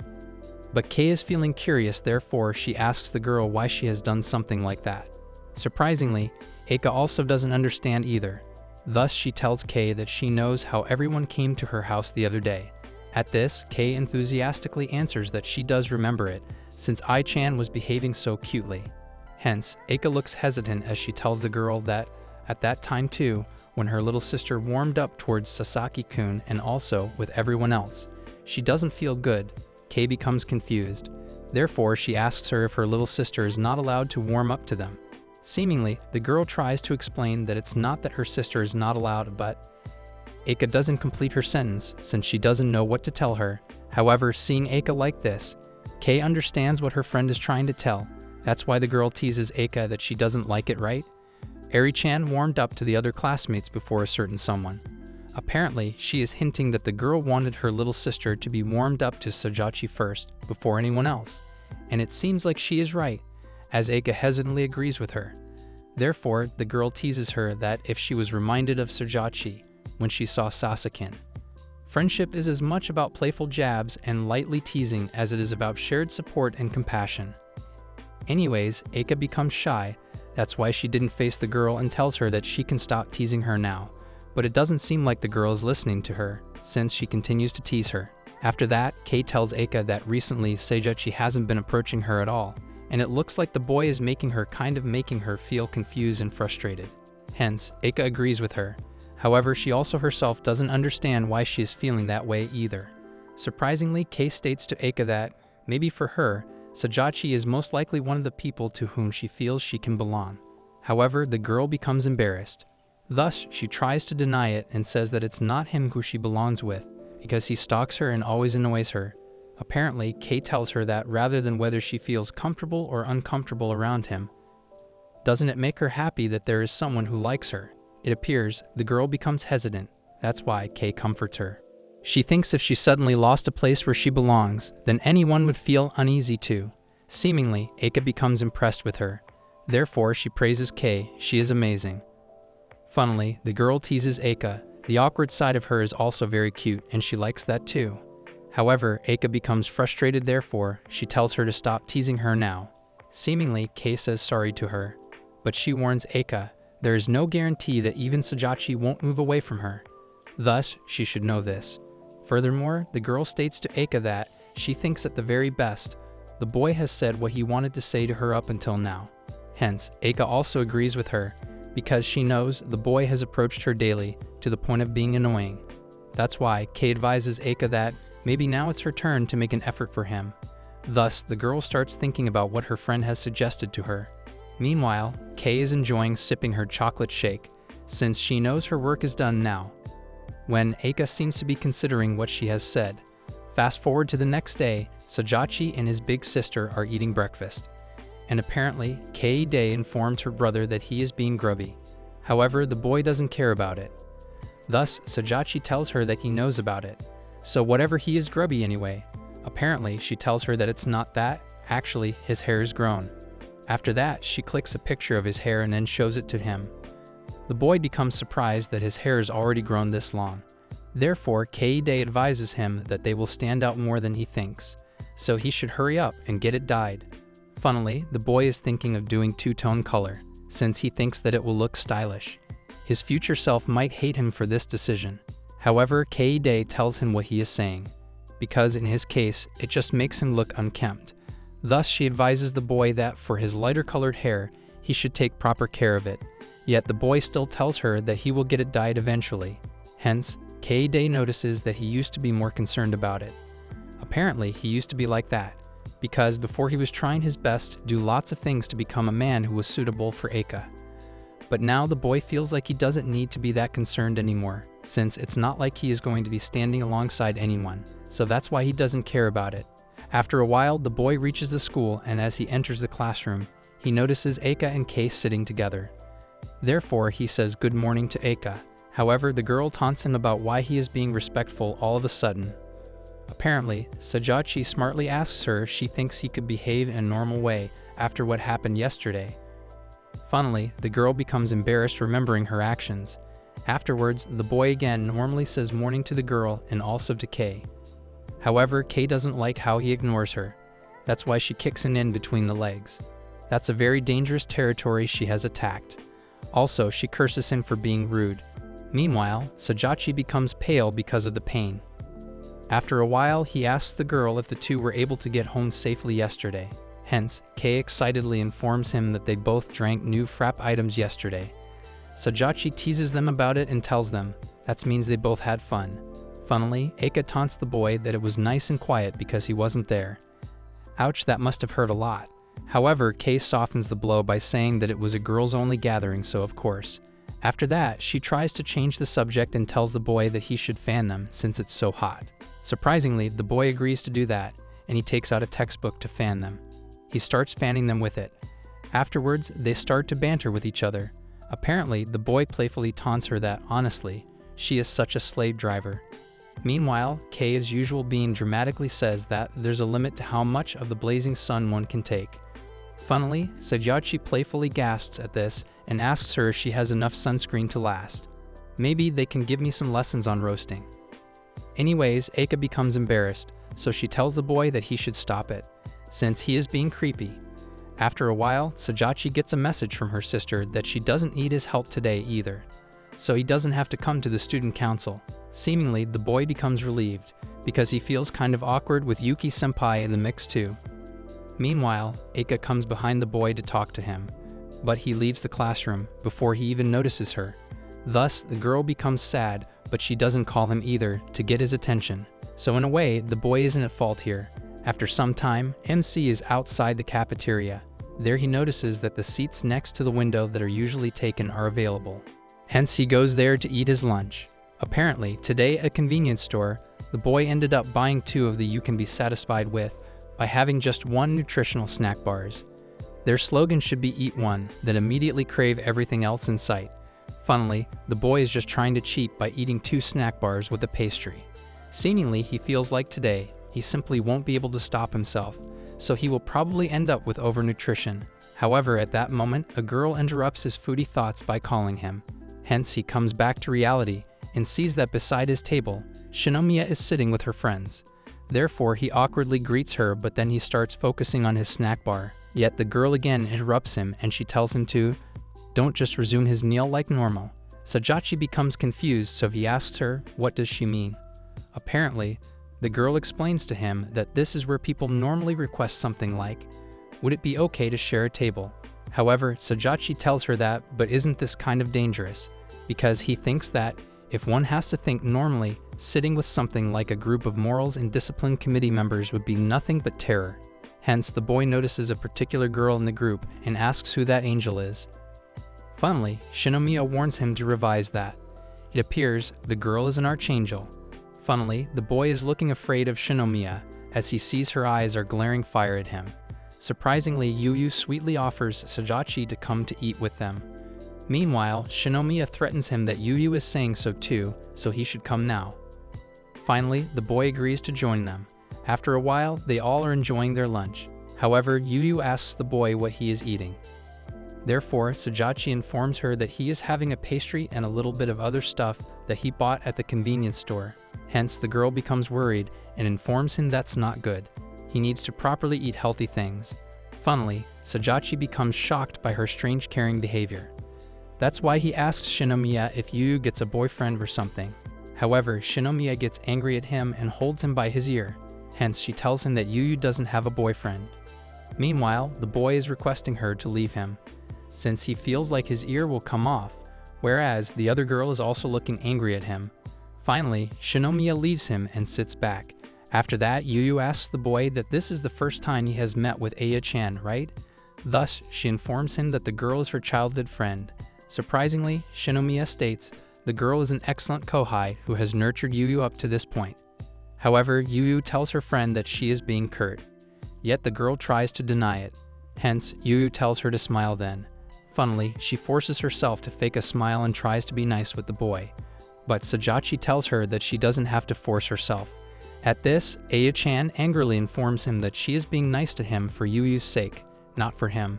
However, Yuyu tries to stop her, but she tells her inside that the thing about men is they are all a bunch of perverts who will creepily look at cute girls like her. So that explains where Yuyu gets the disliked opinion towards man. Surprisingly, Yuyu tries to defend the boy and tells her that Sajachi isn't that kind of a person. Funnily, Shinomiya also tells her that the boy is a chicken. Thus, Sajachi requests Shinomiya that, could she please not totally stab him suddenly like that. After some time, they finish their lunch. Yuyu and her friend go to give the tray back. Meanwhile, Sajachi asks Shinomiya why she is sulking. Apparently, she asks him what he thinks after seeing Yuyu's change. Funnily, the boy tells her of course he is surprised. But did she make her play otome games or something? Surprisingly, the girl teases him that there is no way she would make her do something like that, since Yuyu is her wife. Thus, Sajachi asks the girl, then what about Mida-senpai? Funnily, Shinomiya teases him that she is her mother. After that, the boy asks her that she didn't tell Yuyu about his opinion right. Hence, the girl asks him, was it necessary to tell her? Though Sajachi tells Shinomiya it wasn't necessary, but he thought she would never let him get close to Yuyu again. Apparently, the girl informs him that there is no way she would do something like that, because she would never disregard the supporter who helped change Yuyu. Surprisingly, she informs him that what Yuyu needed at that time was to know the creatures known as boys, whom she is insecure about, have good traits to them. So the first point was to gain a starting point from that. Thus, the boy becomes confused about what she means by starting point. That's why, Shinomiya explains, his nods of response and words at that time were things that gave Yuyu confidence. Ever since then, she swiftly gained confidence. However, Sajachi doesn't want to take credit, so he tells the girl that he didn't do anything significant. Yet Shinomiya states that it matters for Yuyu, at least in regards to someone like her, who is to the point of being excessively shy. That's why the girl is praising the boy that regardless of intentions, the one who gave her that momentum was him.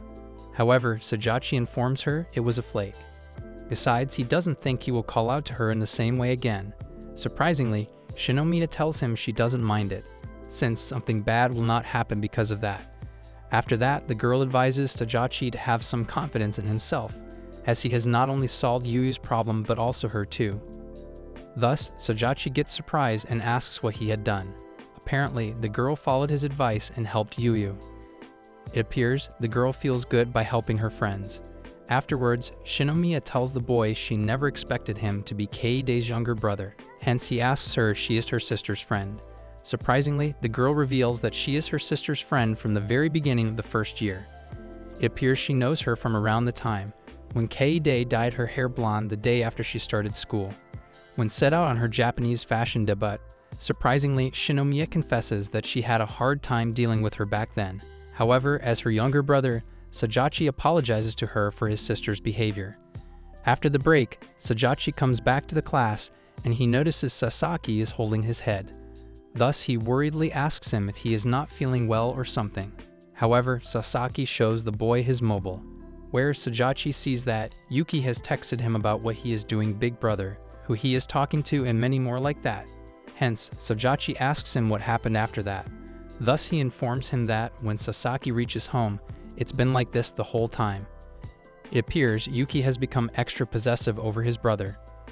Funnily, Sajachi gives him his condolences. However, Sasaki becomes angry at him for putting him in this problem. Yet, Sajachi tries to comfort him. Isn't it cute since she is a little sister? Whereas, Sasaki tells Sajachi that he also has an older sister.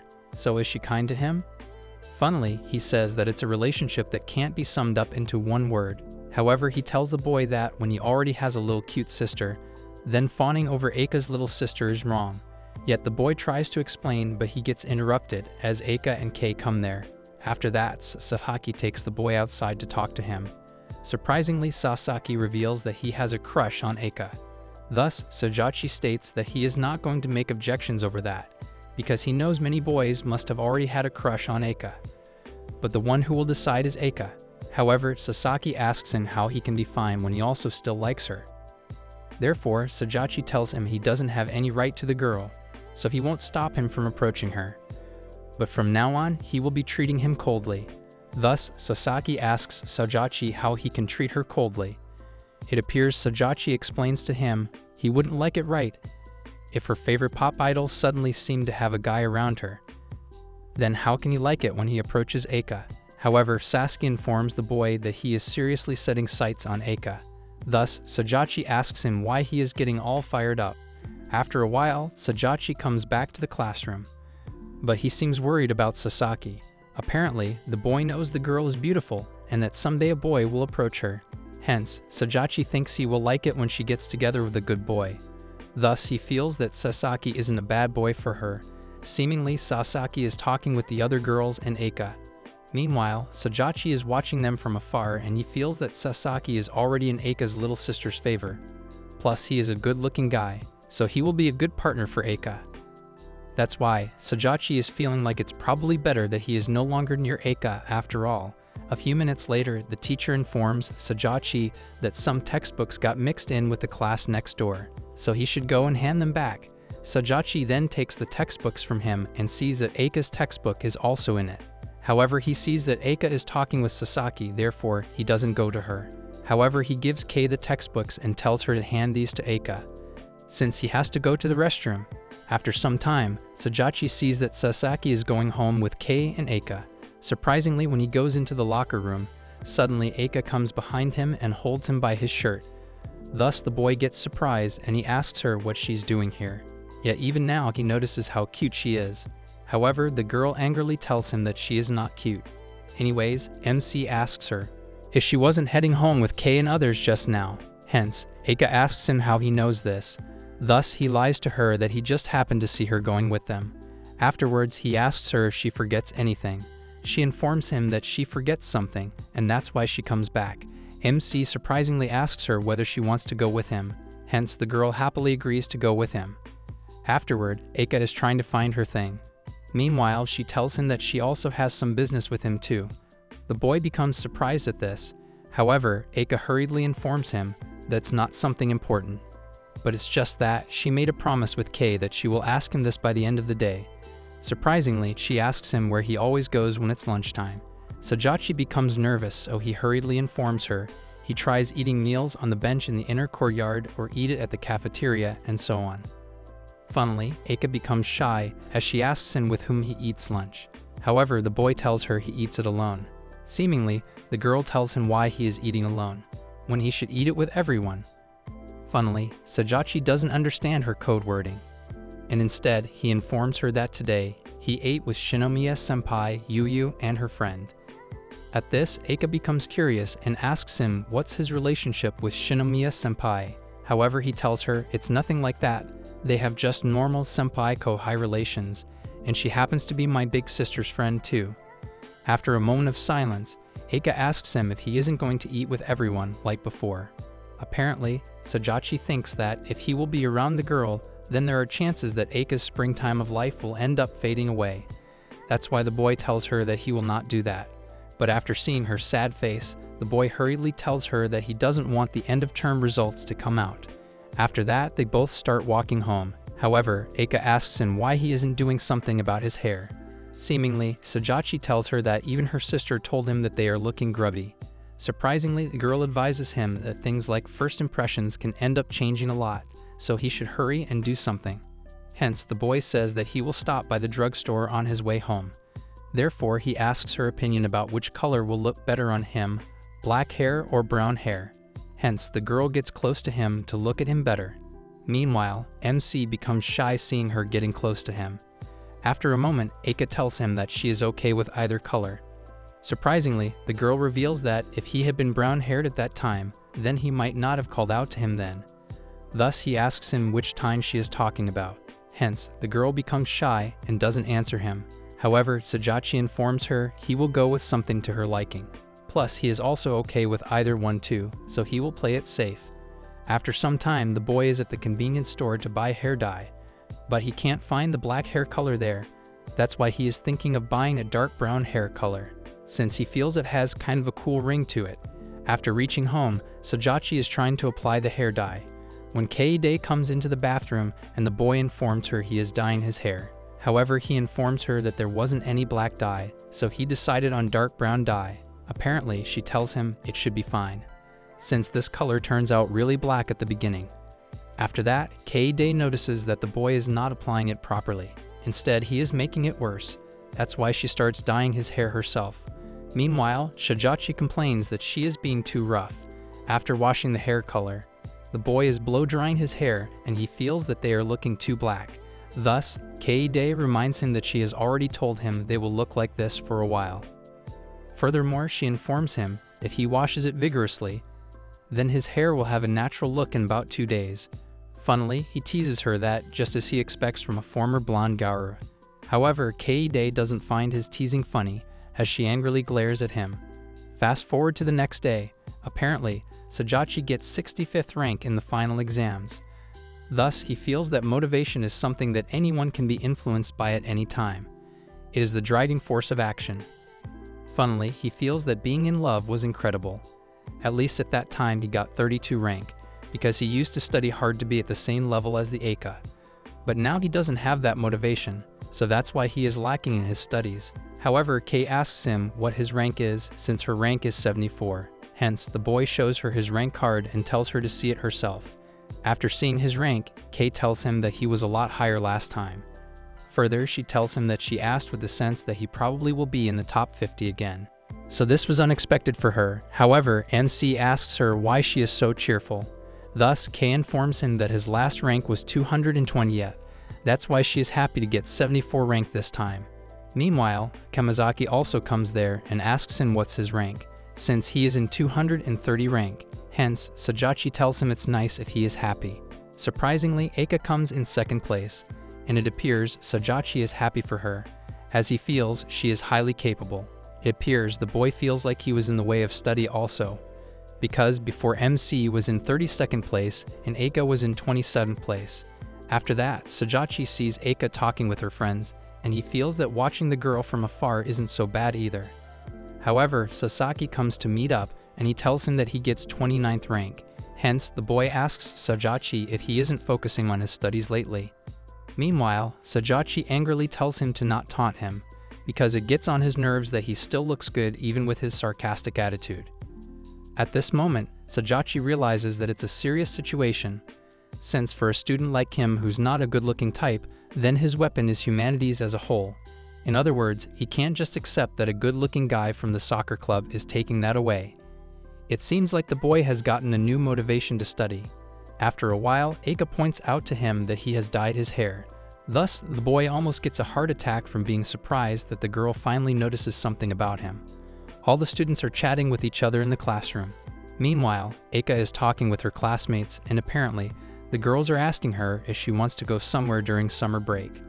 Thus, Eika agrees with them, since it sounds good to enjoy the summer with them. However, she notices Sajachi sitting in his chair. Meanwhile, the other girl says to Eika that she wants to see her little sister again. But Eika doesn't understand what the girl said, since her focus was on the boy. Thus, she asks the girl to repeat her question. Hence, the girl tells her she wants to play with Iri-chan again, because she was too cute. However, the other girl states that, for some reason, Iri-chan pounced on her though. Therefore, like a good older sister, Eika apologizes to the girl for her sister's behavior. After that, they start to arrange the things to have for lunch. Meanwhile, Sasaki also joins them, and then he asks Eika if she isn't going to invite Sajachi. Furthermore, he says to her that lately, the two of them haven't been together often. Thus, the other girl states that maybe it's gotten harder for Sajachi to start a conversation with her, since Eika has gotten so popular. However, Sasaki wonders that maybe something happened with him. Meanwhile, another girl says to them, the boy used to be like way too much. But that stopped suddenly, and he has started behaving very quietly. Apparently, Eika is thinking the same thing, and she is wondering what would have happened to him. On the other hand, Sajachi leaves the class to go outside to have his lunch. It appears the boy realizes the other people are noticing his actions. After a while, a yellow-haired girl and two other girls are watching the rank board, and it seems like they are not happy that Eika has gotten a second rank. Thus, one girl points out that Eika does stand out, just as rumored, and they feel like Eika could be of their use. On the other hand, Sajachi is watching the girls talking about Eika like that. Hence, he asks them what they want with Eika. Funnily, the yellow-haired girl starts screaming from surprise, since she doesn't expect him to be there. The girl then hides behind her friend and asks the boy who he is. Furthermore, she becomes angry and asks him, just who the hell does he think he is? Afterwards, she arrogantly comes towards him and insults the boy that, unlike him, she comes from a noble family.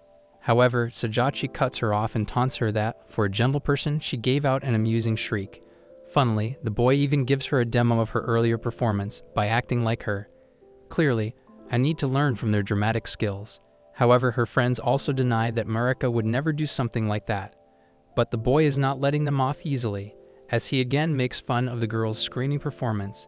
Dude is letting out his inner comedian. After seeing him laughing at them, the girl becomes more pissed and tells him that he is being very rude, and this is how the West people are like. Afterwards, she angrily walks away, while saying that the boy is not even worth engaging in. Meanwhile, her friends also join her and walk away with her. Funnily, Sajachi is waving at the girls from behind. However, Eika suddenly comes there and asks the boy what's all the noise about. Thus, Kei also joins her and asks him about what happened.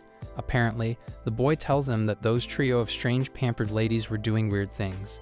Hence, Eika becomes confused by the title, so she asks him what it means. Seemingly it means there are some strange people in the world.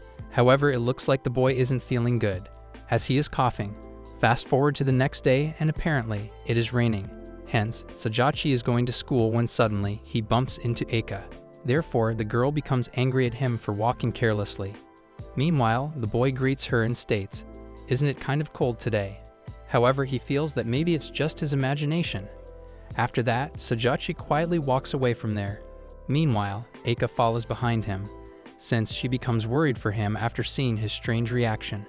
After a while, Sajachi turns back to see Eika, but he gets shocked, as he notices that the truck is about to hit the girl. At the last moment, he saves her from being hit by it. However, in that process, he ends up getting splashed by the water. After some time, Sajachi is sitting in the classroom. While he is wearing his sports outfit, his uniform gets wet. Funnily, Sajachi feels that even dripping with water, he is looking drop-dead gorgeous. Maybe he can teach me his secret for finding humor in misfortune. Anyways, Kei tells him that even his eyes and face look like he is dead inside. Thus, Sajachi states to her that could she not deliver the final blow now, since he is not feeling well today. Surprisingly, Eika stands in front of him and offers him a handkerchief. Therefore, she informs him that she hasn't used it yet, so he can use this to dry himself. However, Sajachi tells her it's okay, plus he feels bad so he can't take it. But Eika doesn't listen to him. She gives him the handkerchief and walks away from there. Meanwhile, Kamazaki also offers him his hanky to use too. Funnily, Sajachi tells him to take that thing away, since it's reeking from sweat and it's used. However, Sajachi suddenly faints, and after seeing him like this, Kei asks Kazumaki if he is sleeping. Funnily, she is even taping him on his shoulder to check, whereas Kamazaki is wondering how he can fall asleep that easily. Instead of teasing him, how about they brainstorm some ways to make him feel better? Anyways, Eika comes to them and asks what happened here, as she heard a really loud noise. Meanwhile, Sajachi is trying to stay conscious, but he fails. After some time, the boy wakes up and hears that the teacher is giving them a lecture about the French Revolution. Hence, he realizes that he legit fell asleep earlier. However, he notices that it's already the third period. Thus, he is thinking to play innocent and pretend that he has been awake since earlier. Yet when Sajachi tries to sit back, his headache comes back and his head starts to hurt. Therefore, he realizes that this is actually a bad headache. Funnily, Kei taps him on his back and asks him if he wakes up. At that moment, the teacher also comes to the boy and states to him that he finally wakes up. Surprisingly, she informs the boy that she was told about the circumstances regarding his sweat outfit look. Thus, she tells him that now she can understand why he feels like sulking. However, she lectures him. That reason doesn't give him an excuse to abandon his lessons. Meanwhile, Eika is watching him all this time and she looks worried for him. Afterwards, Sajachi informs the teacher that he wants to go to the infirmary. Hence, the teacher tells him it's fine, he can go. But he has to ask someone to show him their notes later. Sajachi agrees to do that. After that, he weakly stands up to go, but because of weakness, he ends up falling on the floor. Meanwhile, Eika and Kei become worried for him. The teacher also asks him if he is okay. Back to the flashback. Apparently, when Sajachi started second year in middle school, that was the first time he put up a front. He was not to completely disclose his true feelings. It appears he thought that an attitude and a sarcastic way of looking at things was what becoming an adult was supposed to be like. However, one day he slipped in the cafeteria and ended up becoming the joke for students. Surprisingly, Eika was the only one who came to him and asked him if he was okay. And that's how he met Eika the first time. Back to the present, Eika and Kei have come with Sajachi to the infirmary. Hence, the girls tell the sensei how the boy collapsed. However, the woman says to them, that's a show-stopping performance. Thus, the girls become confused. Therefore, Kei asks her what she means by performance. Surprisingly, Sensei informs them that it doesn't seem like the boy has hit his head, and although he has a fever, he should be okay. However, he is still sleeping for now. Afterwards, the woman asks the girls if they want to go look at him. Hence, they both agree to it. After that, they see him sleeping like a baby and Kei comments that it's the first time they are seeing his sleeping face. Apparently, after seeing Eika being worried for Sajachi, Kei can't help but tease her about it. Hence, Eika becomes shy. Meanwhile, their sensei tells them that their classes are going to start about now, so they have to return to their classroom. However, the sensei reassures them that the boy will be okay. After some time, Sajachi finally awakes and the woman comes to check on him. Afterwards, she informs him that he collapsed in the classroom and everyone carried and transported him here. However, Sajachi asks her if he has a cold. Apparently, the woman tells him, when she took his temperature earlier, it was 38.6 degrees Celsius, so it still might go up higher after that.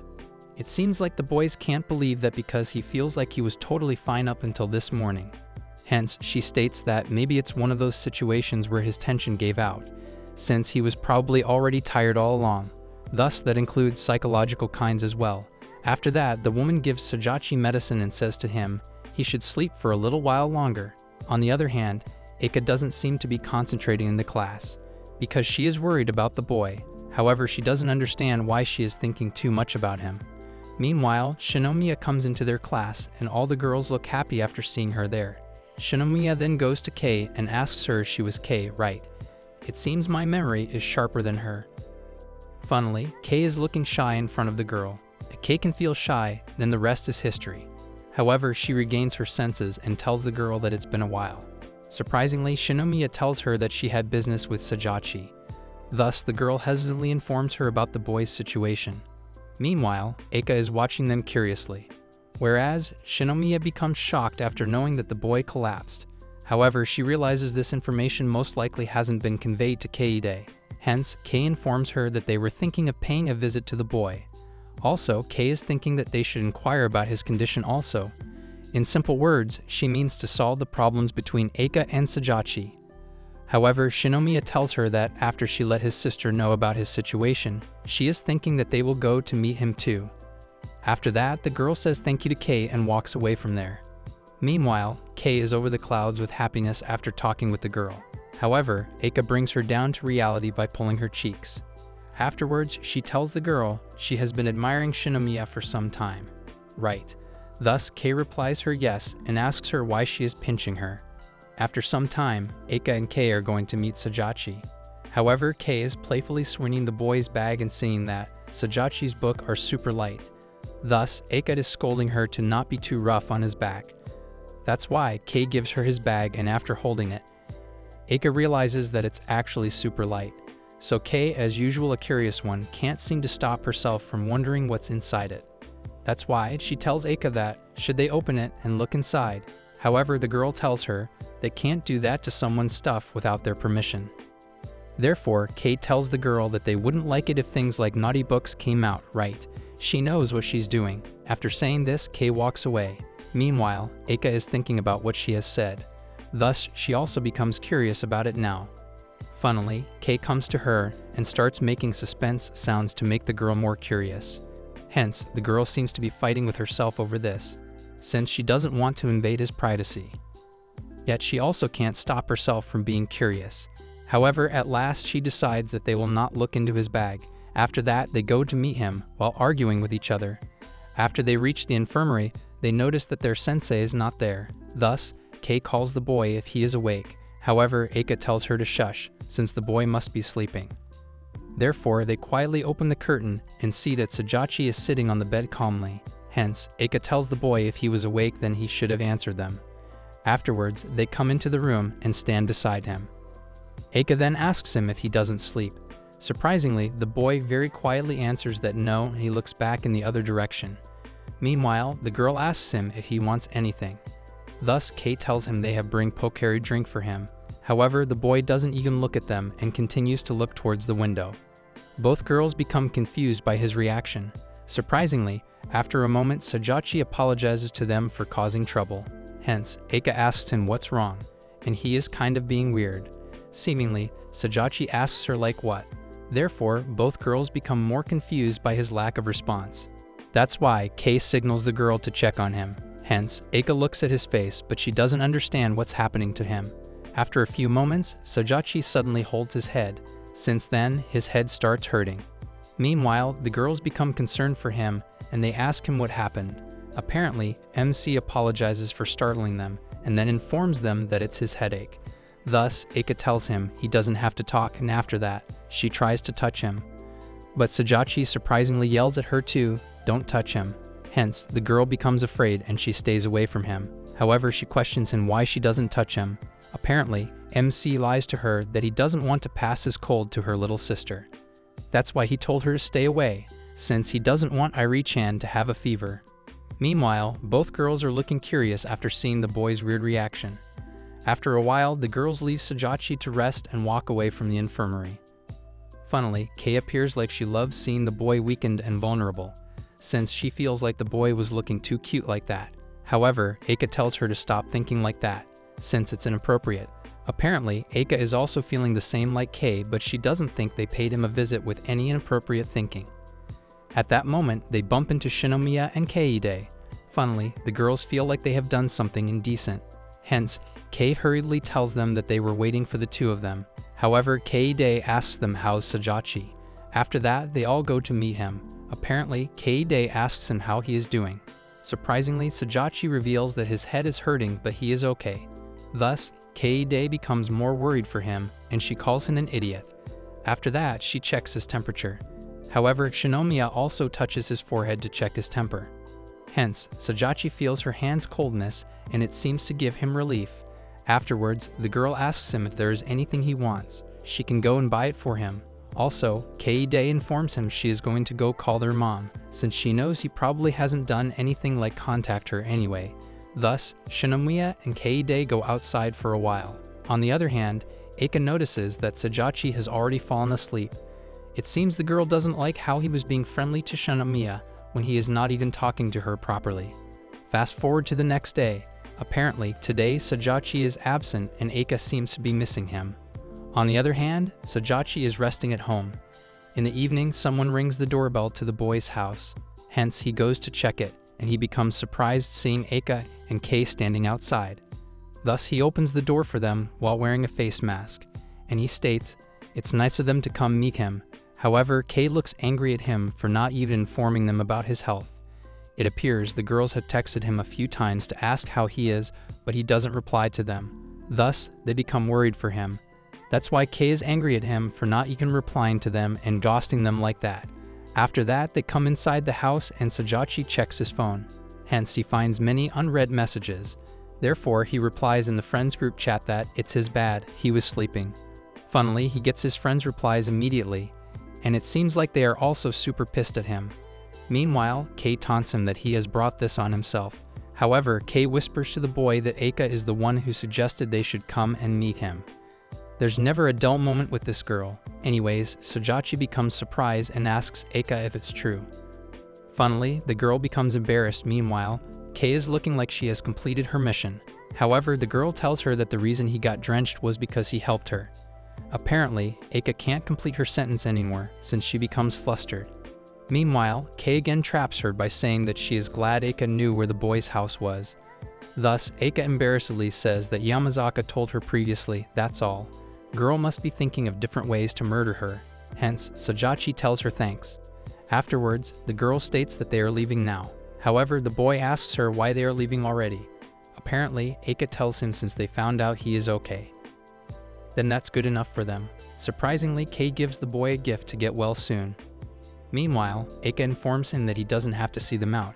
However, he just makes sure to lock up afterwards. Hence, the girls then go away from there. Fast forward to the next day.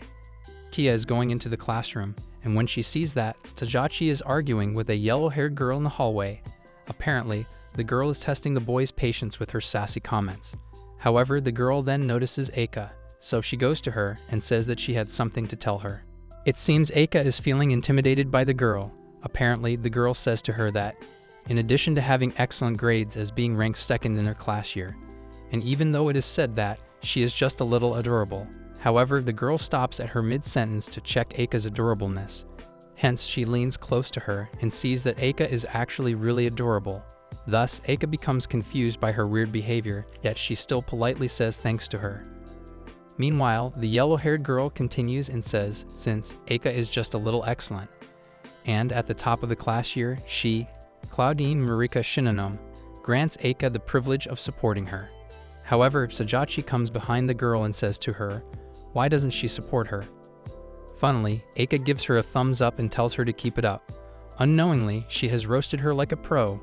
Anyways, the girl dramatically says to her, that is not what she meant.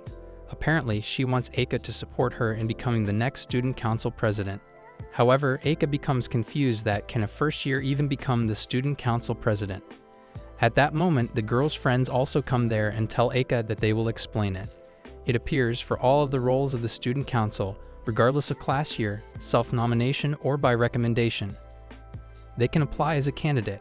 Funnily, Sajachi makes a joke of her by calling the girl the walking student handbook.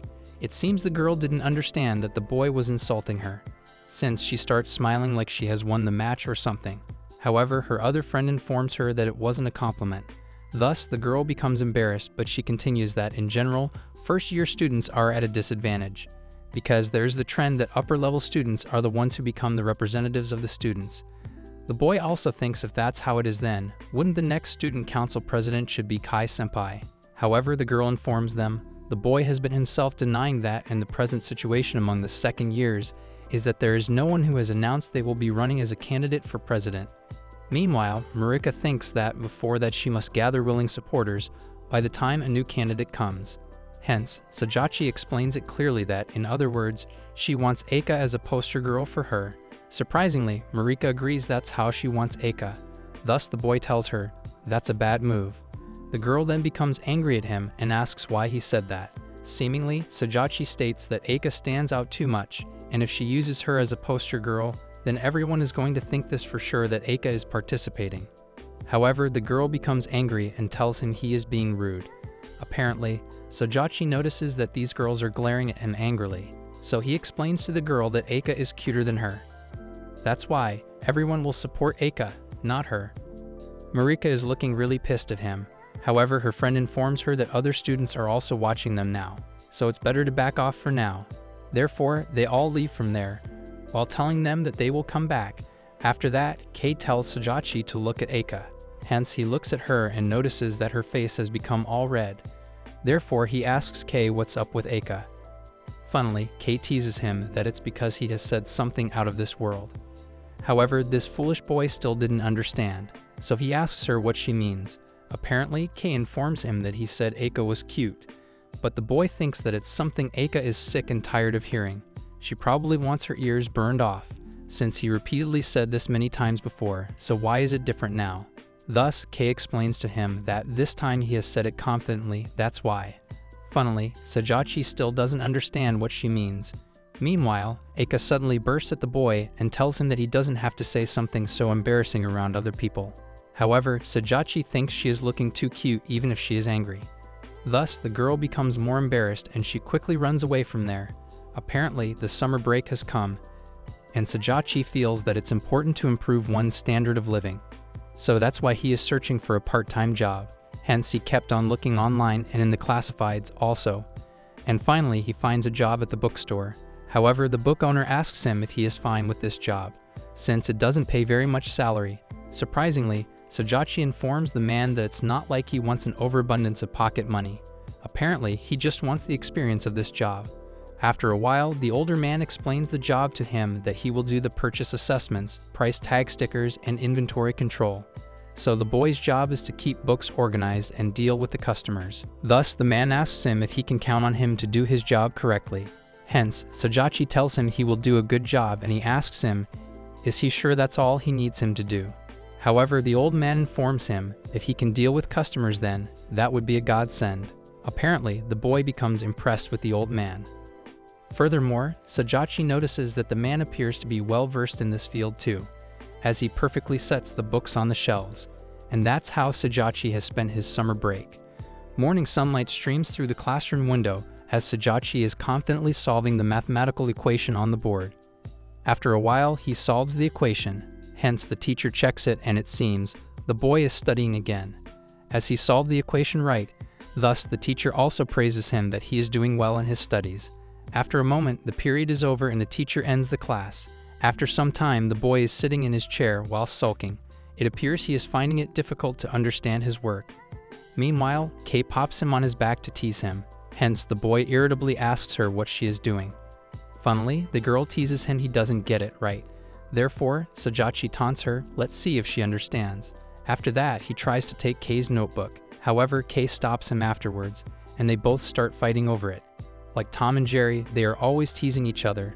Surprisingly, Kamazaki offers Sajachi that if he wants to see his notebook. However, the boy politely refuses it. Meanwhile, Kei teases him about whether he is really sure about it or not. But Sajachi states to her that it's fine and then he goes back to his seat. On the other hand, Eika is discussing studies with other students, whereas Kei asks the boy where he is going. Thus, he informs her that he is going to the cafeteria. Apparently, Eika also sees the boy going outside. After a while, Sadoichi is trying to find a seat in the cafeteria, and as it's summer, so that's why it's hot outside. Therefore, the boy is trying to find a seat in the inside cafeteria area. However, Yu excitedly waves at the boy from outside of the cafeteria seating. So it means this is the signal for the boy that he also has to sit outside with them. Hence, after a while, he is sitting with Shinomiya, Yu, and her friend. After an awkward silence, the boy finally asks them if they needed him for something, because otherwise Sajachi doesn't think they are on the friendship side of the close relationship. However, Yu's friend gets angry with the boy and asks him why his likability is on the higher end like this. She then accuses him of using paid in-app items or something.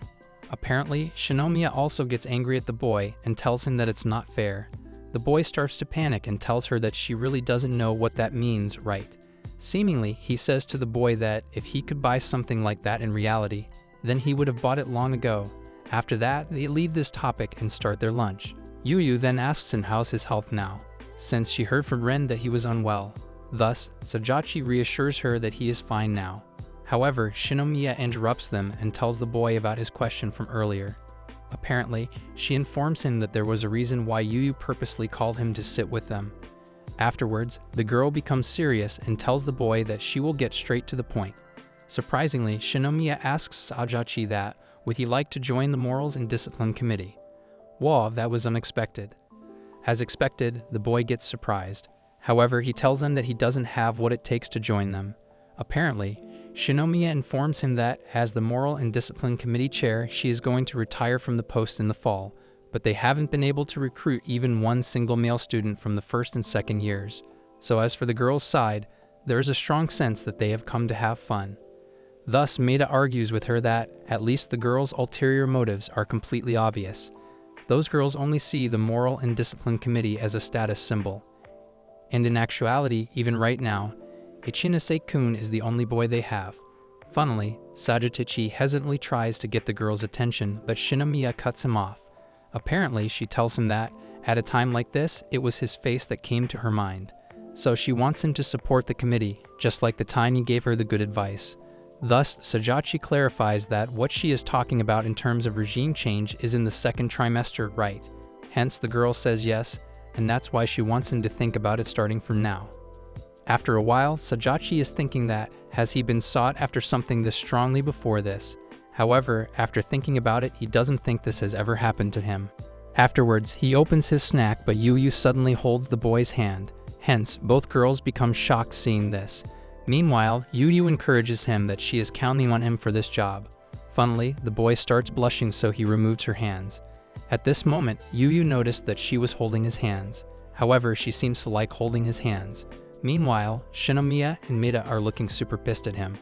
Hence, the boy becomes afraid of them, so he again holds Yui's hand and tries to explain why they are holding hands. However, both girls are glaring deadly at him. Hence, he leaves the girl's hand and stands up. After that, he takes a step back from fear and states that given this kind of situation, there is absolutely no way he would be fit to be a Moral and Discipline Committee member. That's why he will have to refuse their offer. However, the girls still beat him for something he isn't at fault for. Hence proved, the girls are a dangerous creation. After a while, Sajachi stands outside the classroom and he isn't looking good. Hence, Eika sees him and she goes to meet him. After seeing his condition, she asks him why just half of his hair is all ruffled. Funnily, MC then remembers the traumatic experiences that happened with him. Apparently, Maeda gave him a good beating. Whereas, Shinomiya was closing Yui's eyes, so that the innocent girl doesn't see the violence in front of her. However, Sajachi now sees the mirror to check his condition. After that, he tries to set his hair, but Eika surprisingly states that she will do it. Therefore, she's setting Sajachi's hair. Hence, MC starts blushing by being close to her. She is like a puzzle to him that he can't seem to solve. After she sets his hair, Sajachi calls her, and it seems the girl realizes her actions, as she becomes red like a tomato and the environment around them becomes awkward. So MC tries to lighten up the environment by saying that 5,000 yen will be enough for setting his hair. However, Eika doesn't understand his humor, as she becomes embarrassed and tells him she doesn't want that. After that, she angrily walks away from there.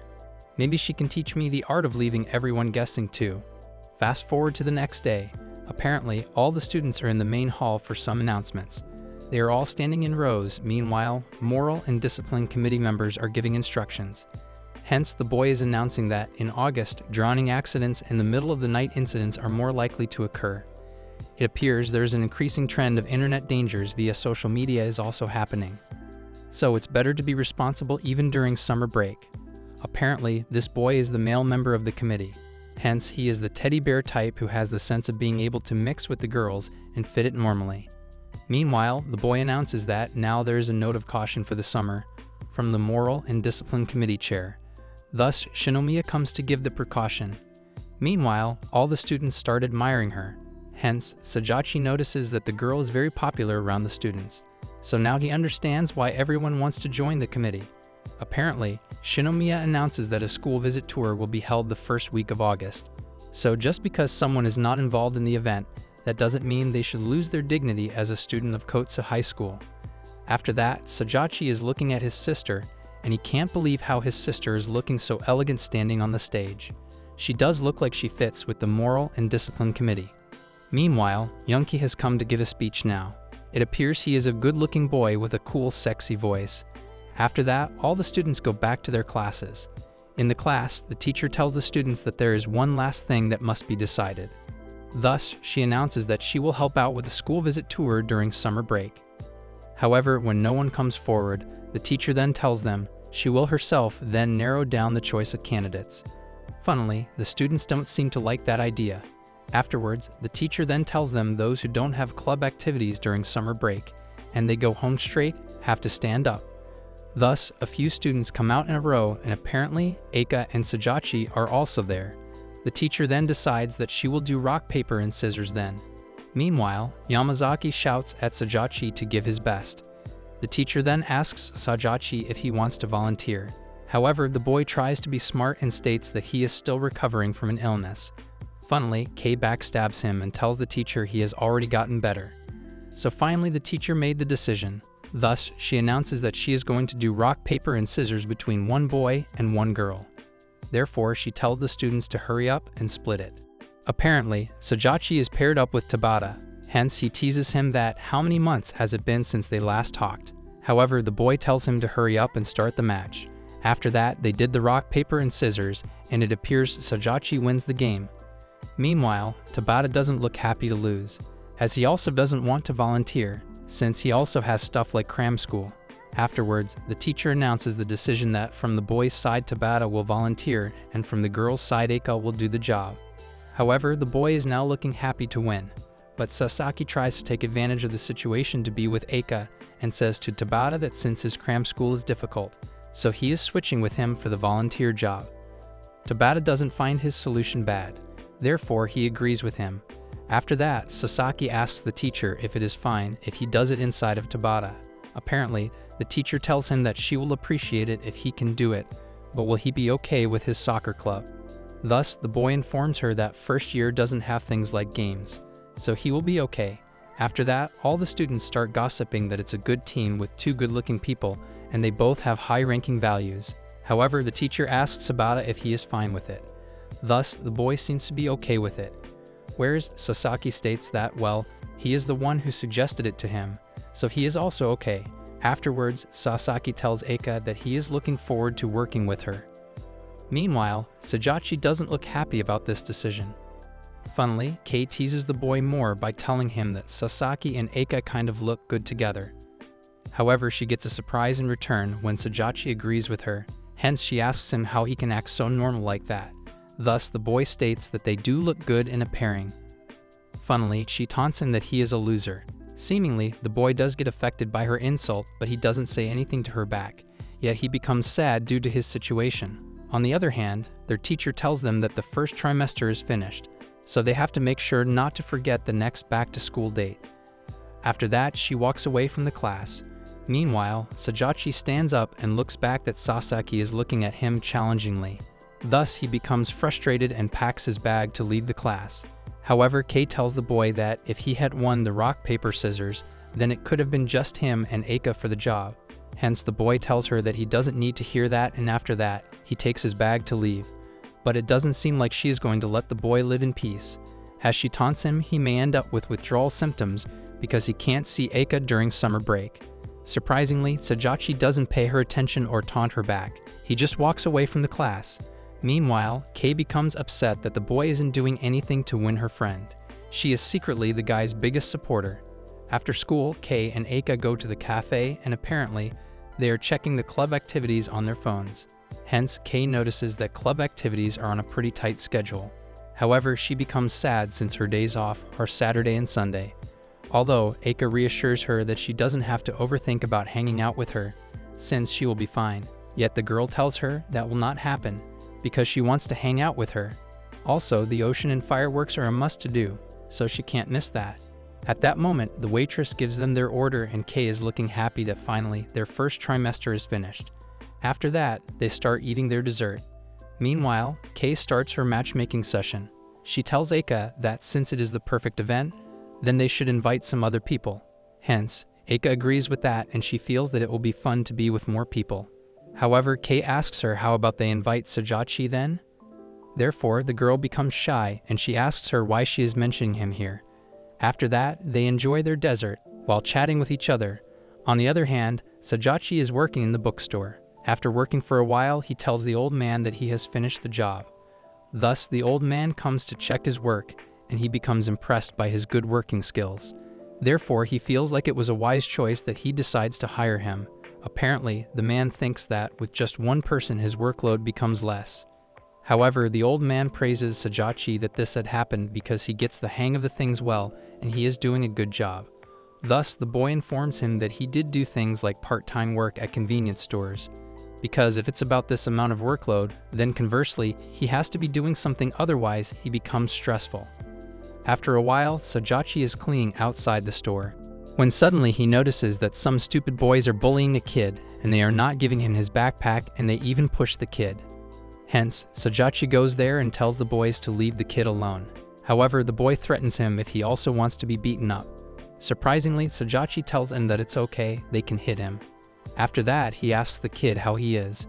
Meanwhile, the other boy asks him who the hell he is, but Sajachi ignores him and gives the backpack back to the kid.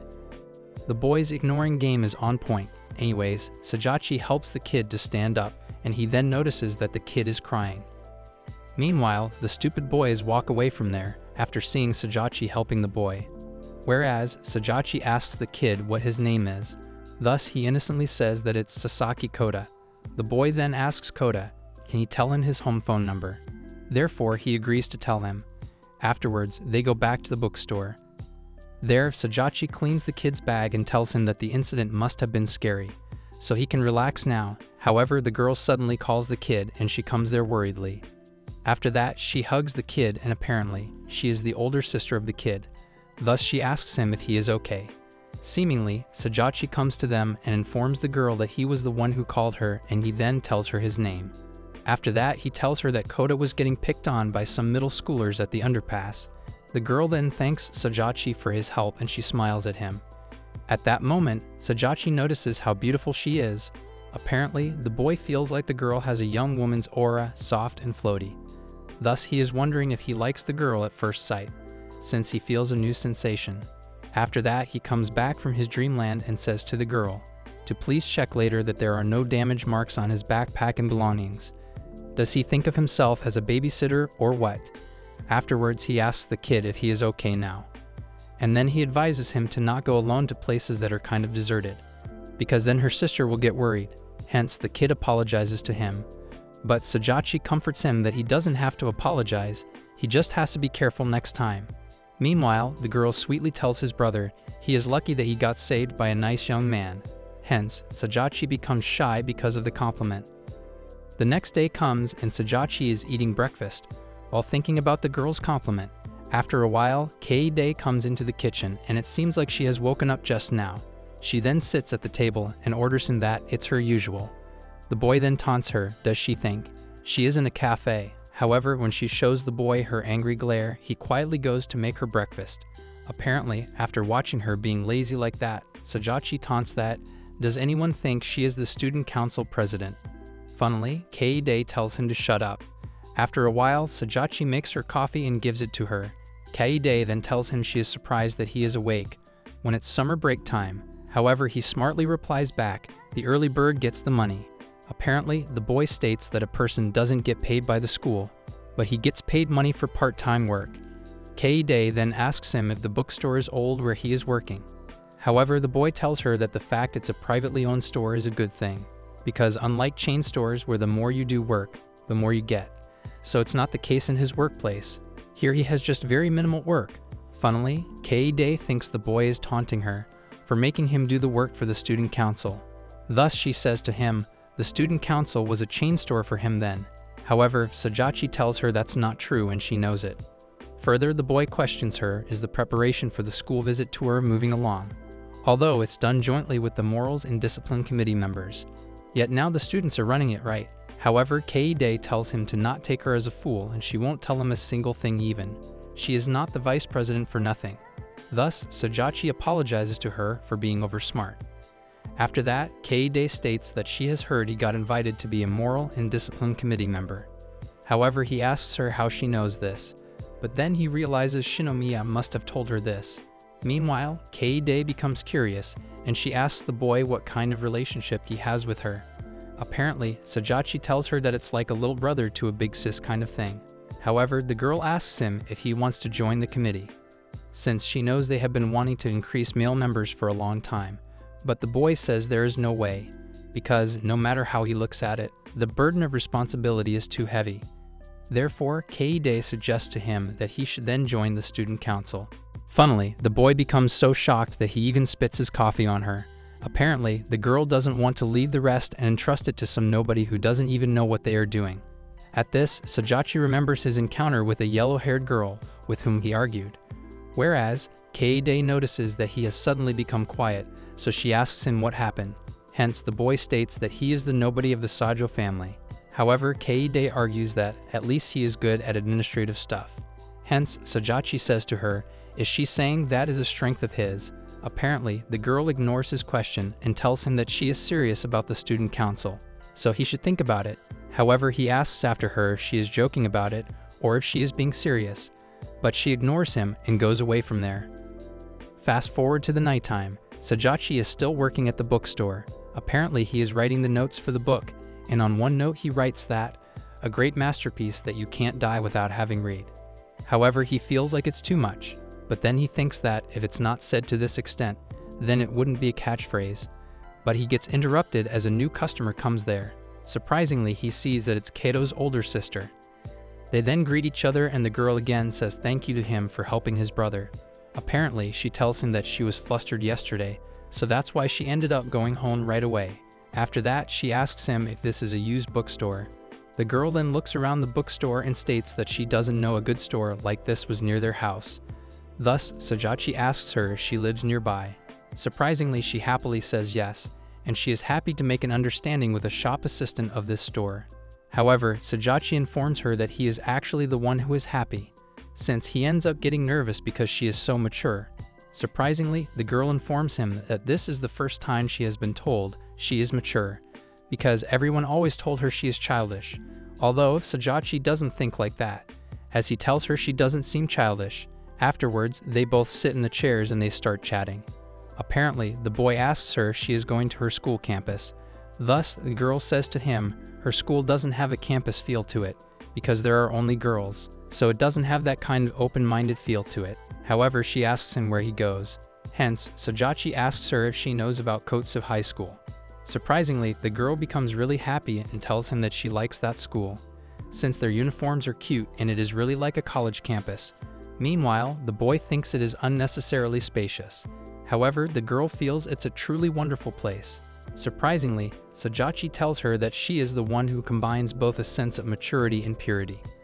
The girl becomes shy, thus, she tells him that he is making her flatter too much. Funnily, the boy also becomes shy because of her straightforwardness. He even feels like her pureness is so bright that he will be blown away without a trace. Afterwards, the girl tells him that, just as he told her, she did check her brother's backpack, but there weren't any particular marks on it, so she was really relieved. Sajachi becomes glad to hear that. Therefore, he asks her how Kato is doing after the incident. Is he being afraid or anything? Apparently, the girl thinks the boy's presence had a very big influence on him. The kid is even outside playing again. Surprisingly, the girl confesses to him that she hasn't talked with the man at all. So that's why she is a little embarrassed, but she learned a lot from him. Sajachi becomes nervous and doesn't seem to know what he should say to her. Thus, he states that her family probably cherishes and takes good care of her then. Apparently, the girl informs him that's true, but it's just they are overprotective. The girl then realizes that they have talked for a long time. After that, she gives him a gift for helping his brother. However, the girl becomes embarrassed, since she asks him if she can come here again. Sajachi tells her she can definitely come again. After that, Sajachi says bye to the girl and she walks away from there. Afterwards, Sajachi checks the gift, and he feels like maybe it is a handkerchief, like those elegant ones with lace on them. However, he gets a surprise. The handkerchief has a dolphin design on it. Funnily, Sajachi thinks that she thinks of him as childish or what. We are in the middle of an outing, and it is MC and Fuka outside, walking and having a chat about different things.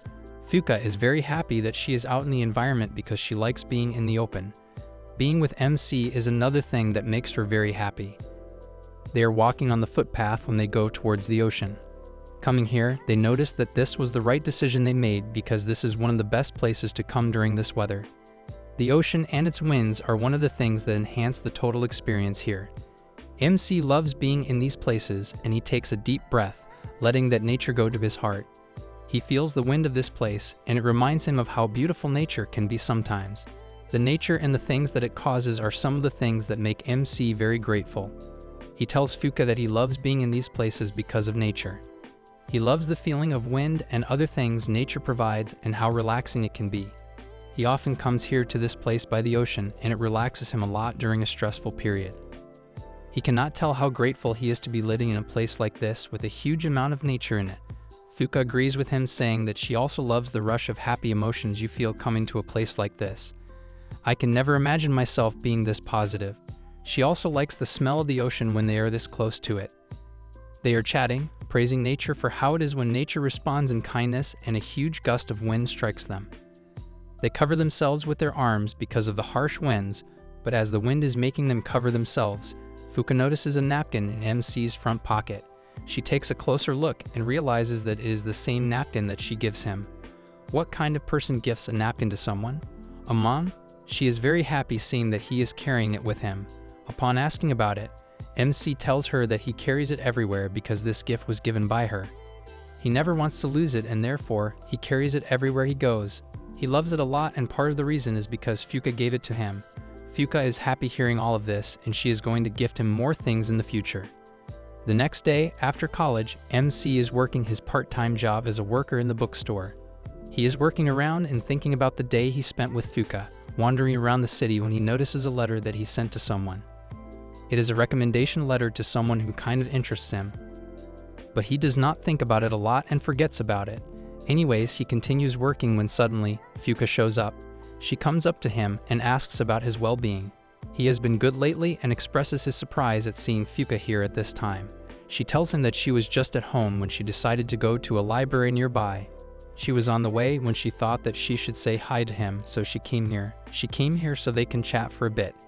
MC likes this and tells her how happy he is hearing that she thought of him. Fuka lifts her arm to do something when MC notices a bracelet on her wrist. It really intrigues him, and it makes him want to ask about it. So he goes with his instincts and asks about it. Asking about it, he tells her that it looks very good on her. She tells him that she normally does not wear this kind of stuff. She has been the opposite really because she never liked wearing bracelets and those other things, but she had a change of heart. She was with her friends when she was inspired by them to try these things one of these days, and so she gave it a try. At first, it didn't suit her, but with time, she realized that it looked very good on her. That is when she went with her dad to this shop where you can make these customized bracelets, and there, she made how she liked it. She does not regret it really as it has grown on her. NC is really interested now that he has heard about how she got to try this thing. He tells her that it looks really good on her. This is a really stylish one, and it looks great on her wrist. Fuka is happy to hear that he likes it. She never thought of it as a stylish thing, but now she notices that it really puts a taste in her personality. MC wants her to know that she has good taste in these things, and now he wants to try one of these things as well. The thing that stood out to MC when hearing Fuka's story was that she went with her dad to get one of these things. Hearing about a college girl on good terms with her dad is not a usual thing to hear. How the hell are girls with their dads there that he is forced to think about this? Japan is a weird place, man. We often hear girls cutting out or keeping out their fathers from their life as much as possible even before they join college. MC especially finds it hard to believe because his own big sister was like that. She was just in elementary school when she separated her laundry from her old man, and that was it. It was downhill from there really. So NC finds it very weird that a girl like Fuka would be on good terms with her father, but he decides to let it go. He tells her that he would like to know about this shop she went to get this bracelet.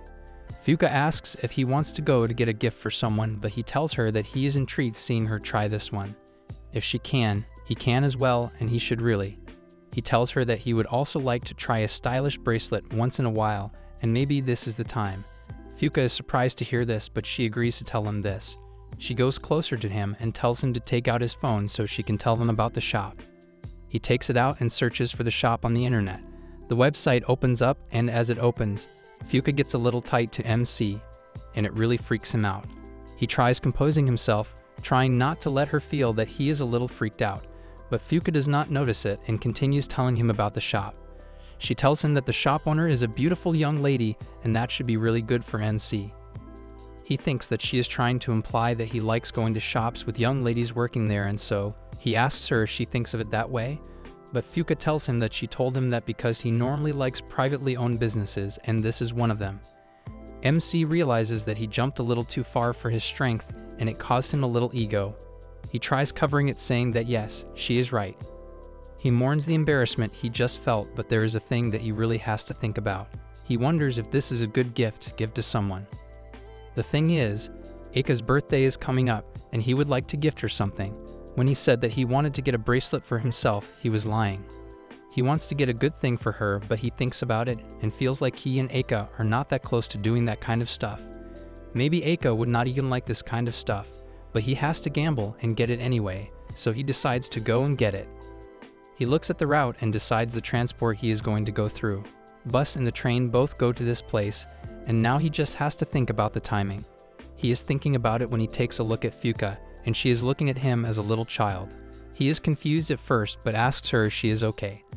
I would have been dead from social anxiety if someone was looking at me like that, let alone a beautiful girl. She still does not say a word and just looks at him with watery eyes. He realizes what she is trying to say and asks her if she wants to come with him.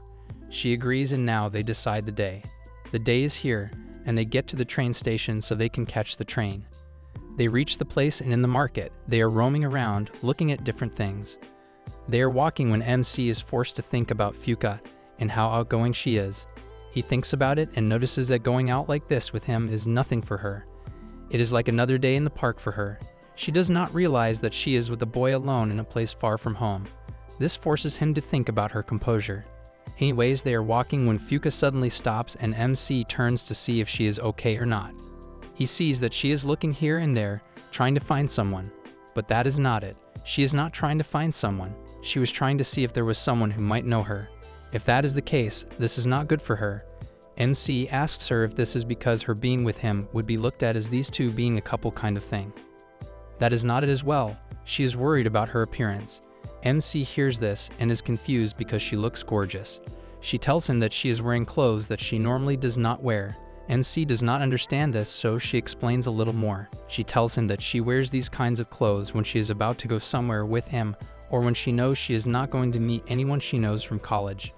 She is normally in her old clothes that she had since elementary school. This shocks MC as he cannot think of her fitting her in elementary school clothes. But she has had them since then, and now she wears them normally. Fuka knows this kind of thing is going to weird him out, hearing that she has those old clothes with her, but that is not the case.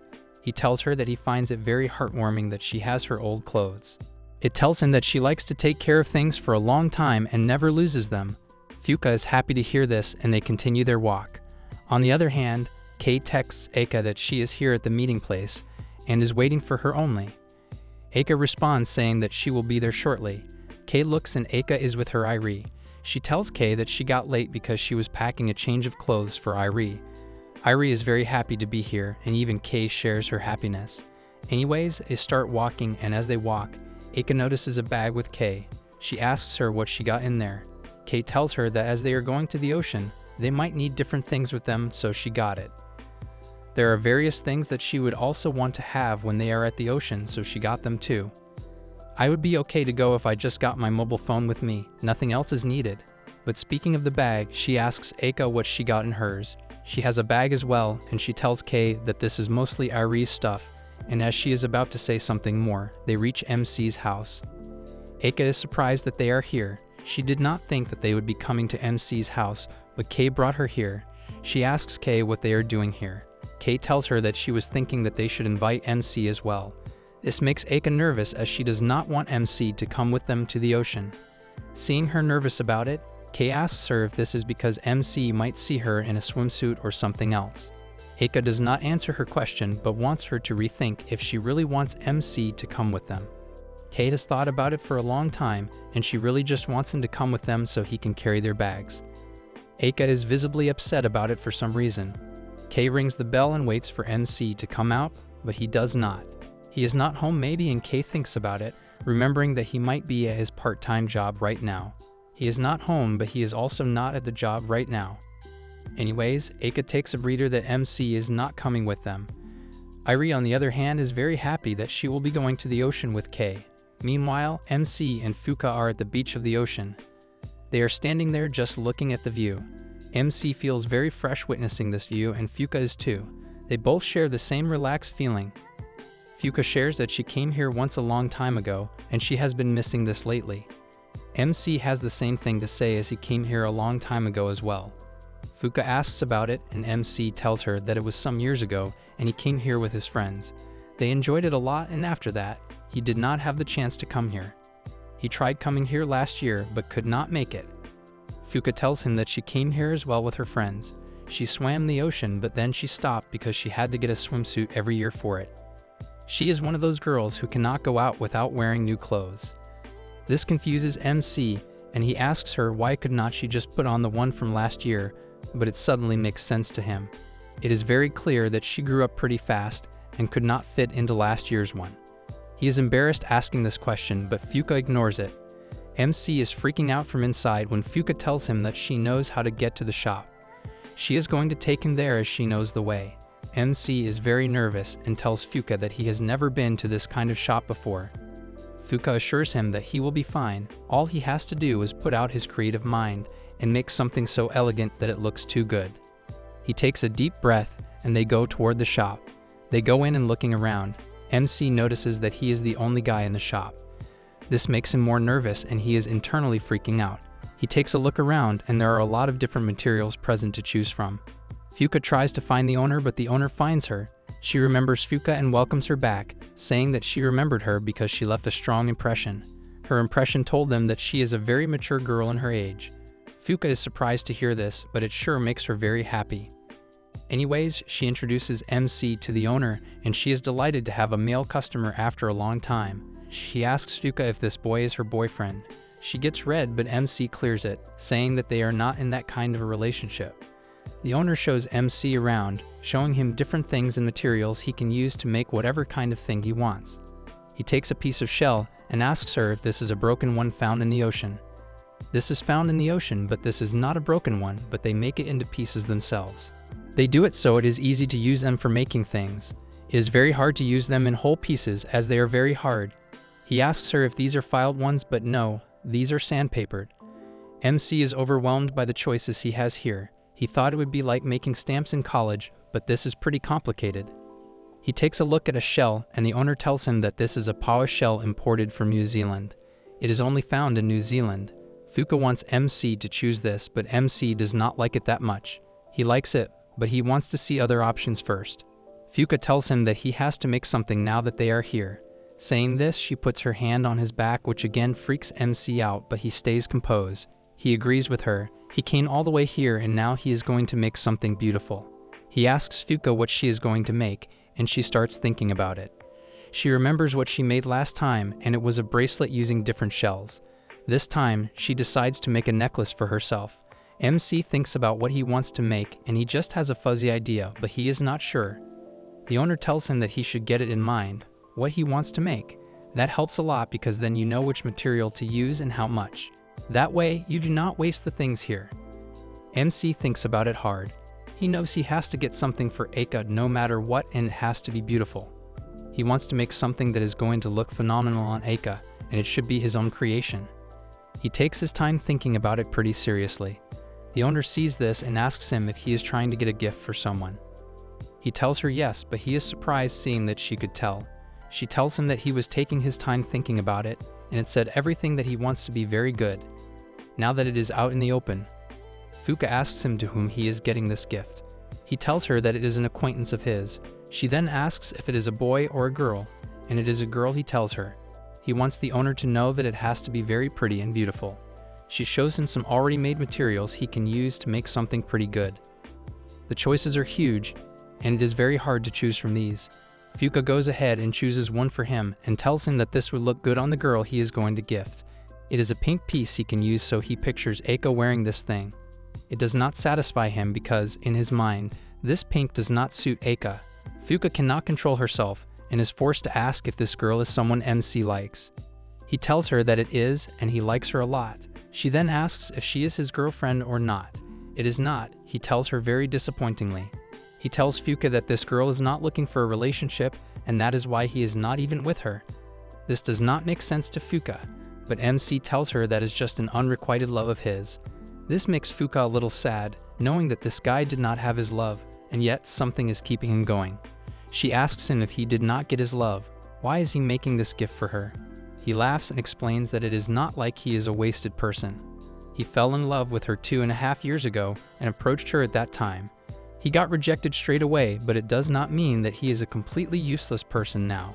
Because of that rejection, MC has been able to work on himself and focus on his personality. He has been focusing on his career and it has helped him grow exponentially. Fuka finds all of this very interesting, but she has no idea what love is and how it works. She asks him if he knows what love is. You should be asking me that because of my history. Not good, I'm just gonna tell you this much. He tells her that it is not a good thing to be very exact. Hearing this makes Fuka very nervous and seeing her reaction. MC tells her that it is not like it is all a struggle. The thing is, these 2.5 years, he is the one that is trying to find out what is love, so he should be the one asking this. Meanwhile, Eika and Irie are at the beach of the same ocean as MC and Fuka are currently at. They are enjoying playing. Kei and Irie are playing with a ball in the water and having a good time while Eika is sitting in the shade watching them play. They are done playing and Kei comes to Eika and sits to catch her breath. She is exhausted and seeing her like this, Eika apologizes for putting her on to play with Irie. This is nothing for Kei and she tells Eika not to worry about it as she was the one taking care of Irie. Now it is her time to do it so she can relax. They are sitting chatting when Kei notices the crafting shop behind them. She suggests that they should go and get something as a souvenir from this trip. They all agree and they go to the shop. We see MC and Fuka sitting, deciding what MC would love to make. He tells the owner what he is imagining in his mind, and keeping that in mind, the owner brings him a material that is best suited to his taste. Before she came, MC and Fuka were sitting chatting when MC noticed a collection of pictures on the wall of customers after creating their crafts. There is one of Fuka with her dad, and seeing that, MC asks her if she has a little sister as well. Fuka looks small in the picture, and it looks to MC as if this is her sister, not her. Fuka laughs and tells him that it is her because she does not have a sister. MC refuses to believe this because the Fuka sitting in front of her is surely bigger than the one in the picture. He tells her that her cosplaying is very in the picture, but even this is not correct. Fuka lets him know that this is not cosplaying but her actual middle school uniform. This leaves MC shocked as he cannot believe what he just heard. She tells him that she is a middle schooler and is right now in her 3rd year.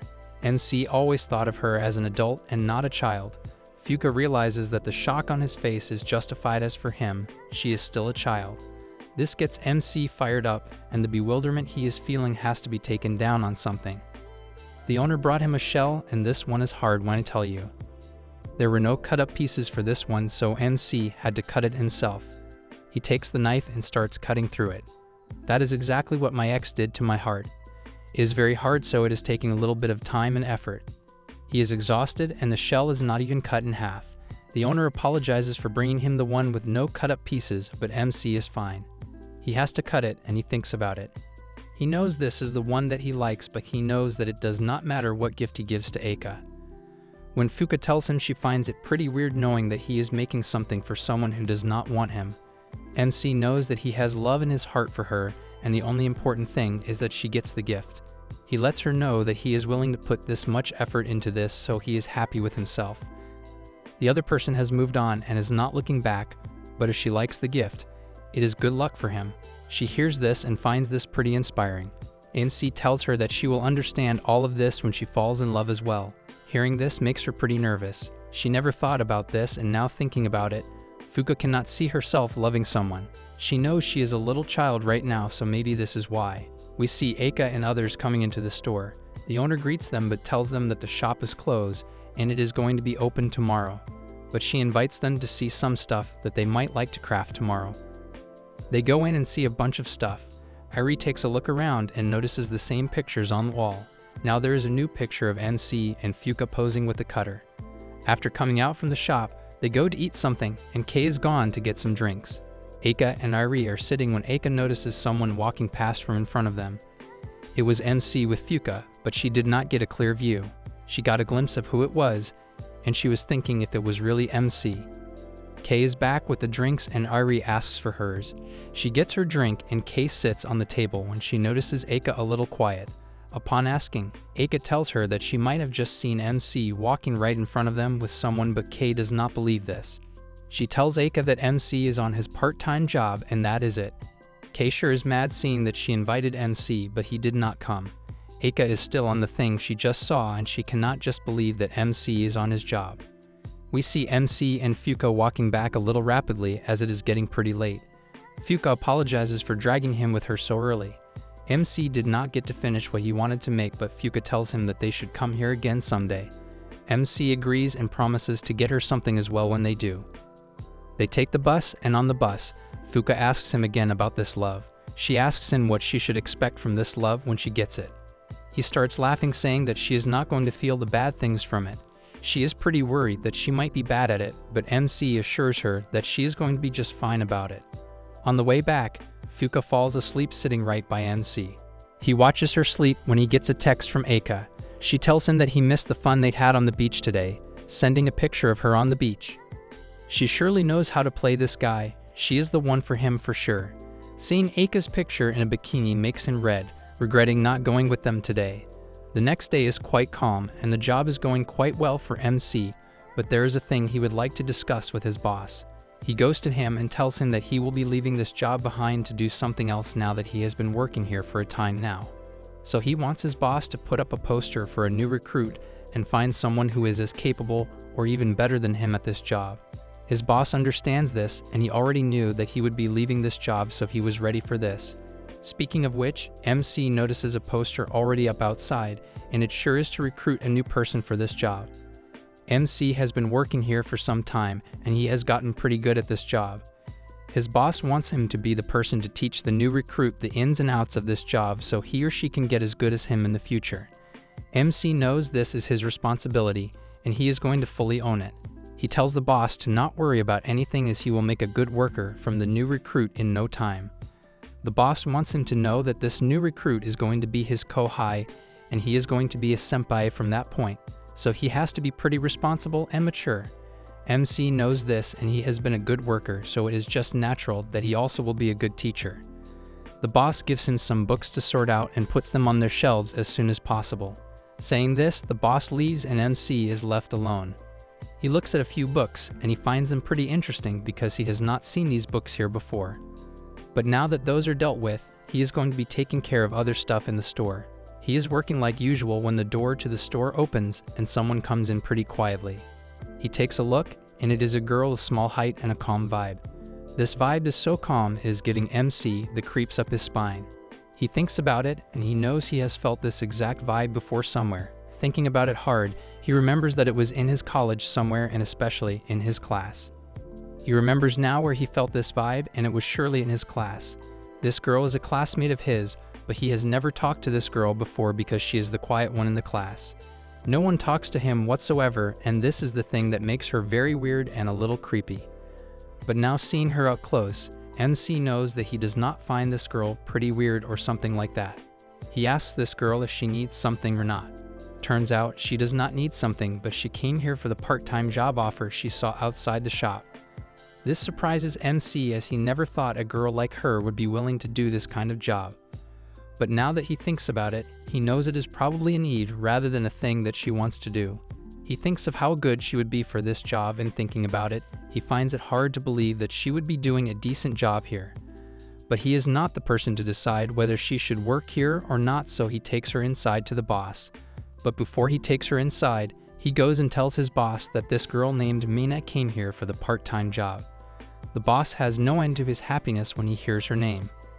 Mick asks about it, and he tells him that this girl Mina is a regular customer of his, and she knows a lot about books and stuff. He knows he is in the right hands if it is Mina who is going to run this shop with him. The boss is too excited about this and starts acting like a little child who is very happy. MC notices this, and it is a wholesome moment for him, seeing his boss like this once in a while. He knows even older people become kids when they are enormously happy.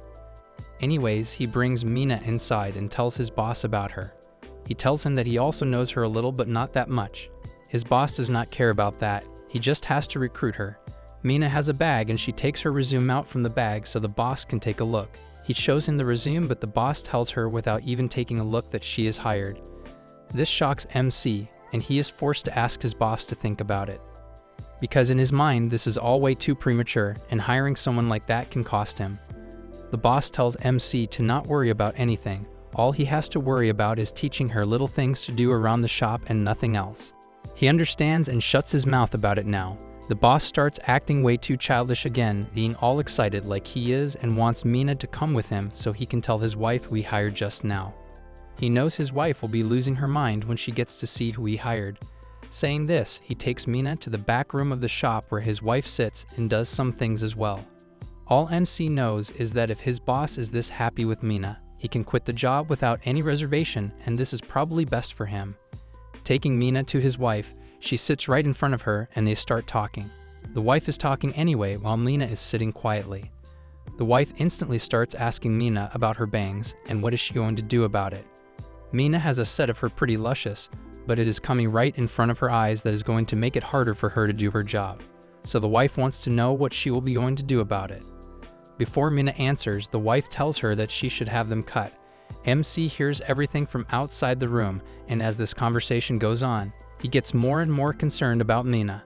The wife is an older woman as well, so she really has no idea what this hair means to girls like Mina. Mina is surely not going to cut these bangs off her, but the woman is forcing her without thinking about it. She even goes this far and tells Mina that she can cut her bangs for her if she wants.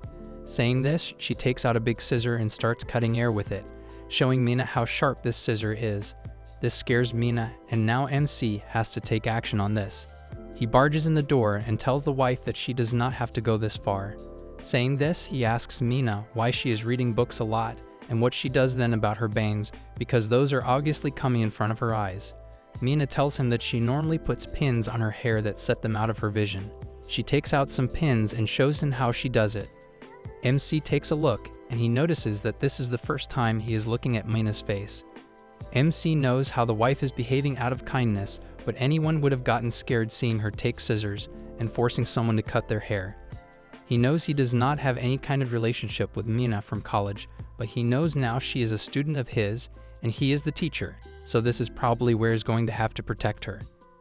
Taking a look at the bangs and how she has handled them, the wife thinks this is just fine for the job and she should go with this look.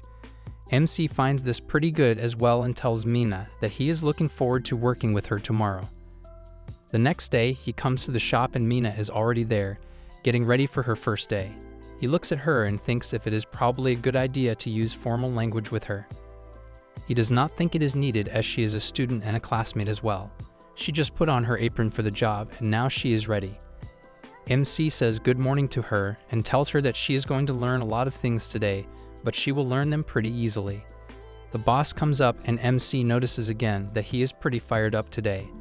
Boss tells MC to take care of Mina while he is gone. MC assures him that he will be pretty good at it and that he does not have to worry about a single thing. The boss leaves saying that he should not make her do any hard labor, and also he should not let some wicked thoughts go to his head. He knows what he heard, but MC wants to make sure that he is hearing this right. He asks the boss what he just said, but he leaves without telling him. Anyway, MC turns to Mina and tells her to put her bangs on like she did yesterday. She takes out the pins and does them exactly like she did yesterday. MC reminds her to always do them like this when she is working this job. She understands and MC starts explaining to her what she has to learn one by one.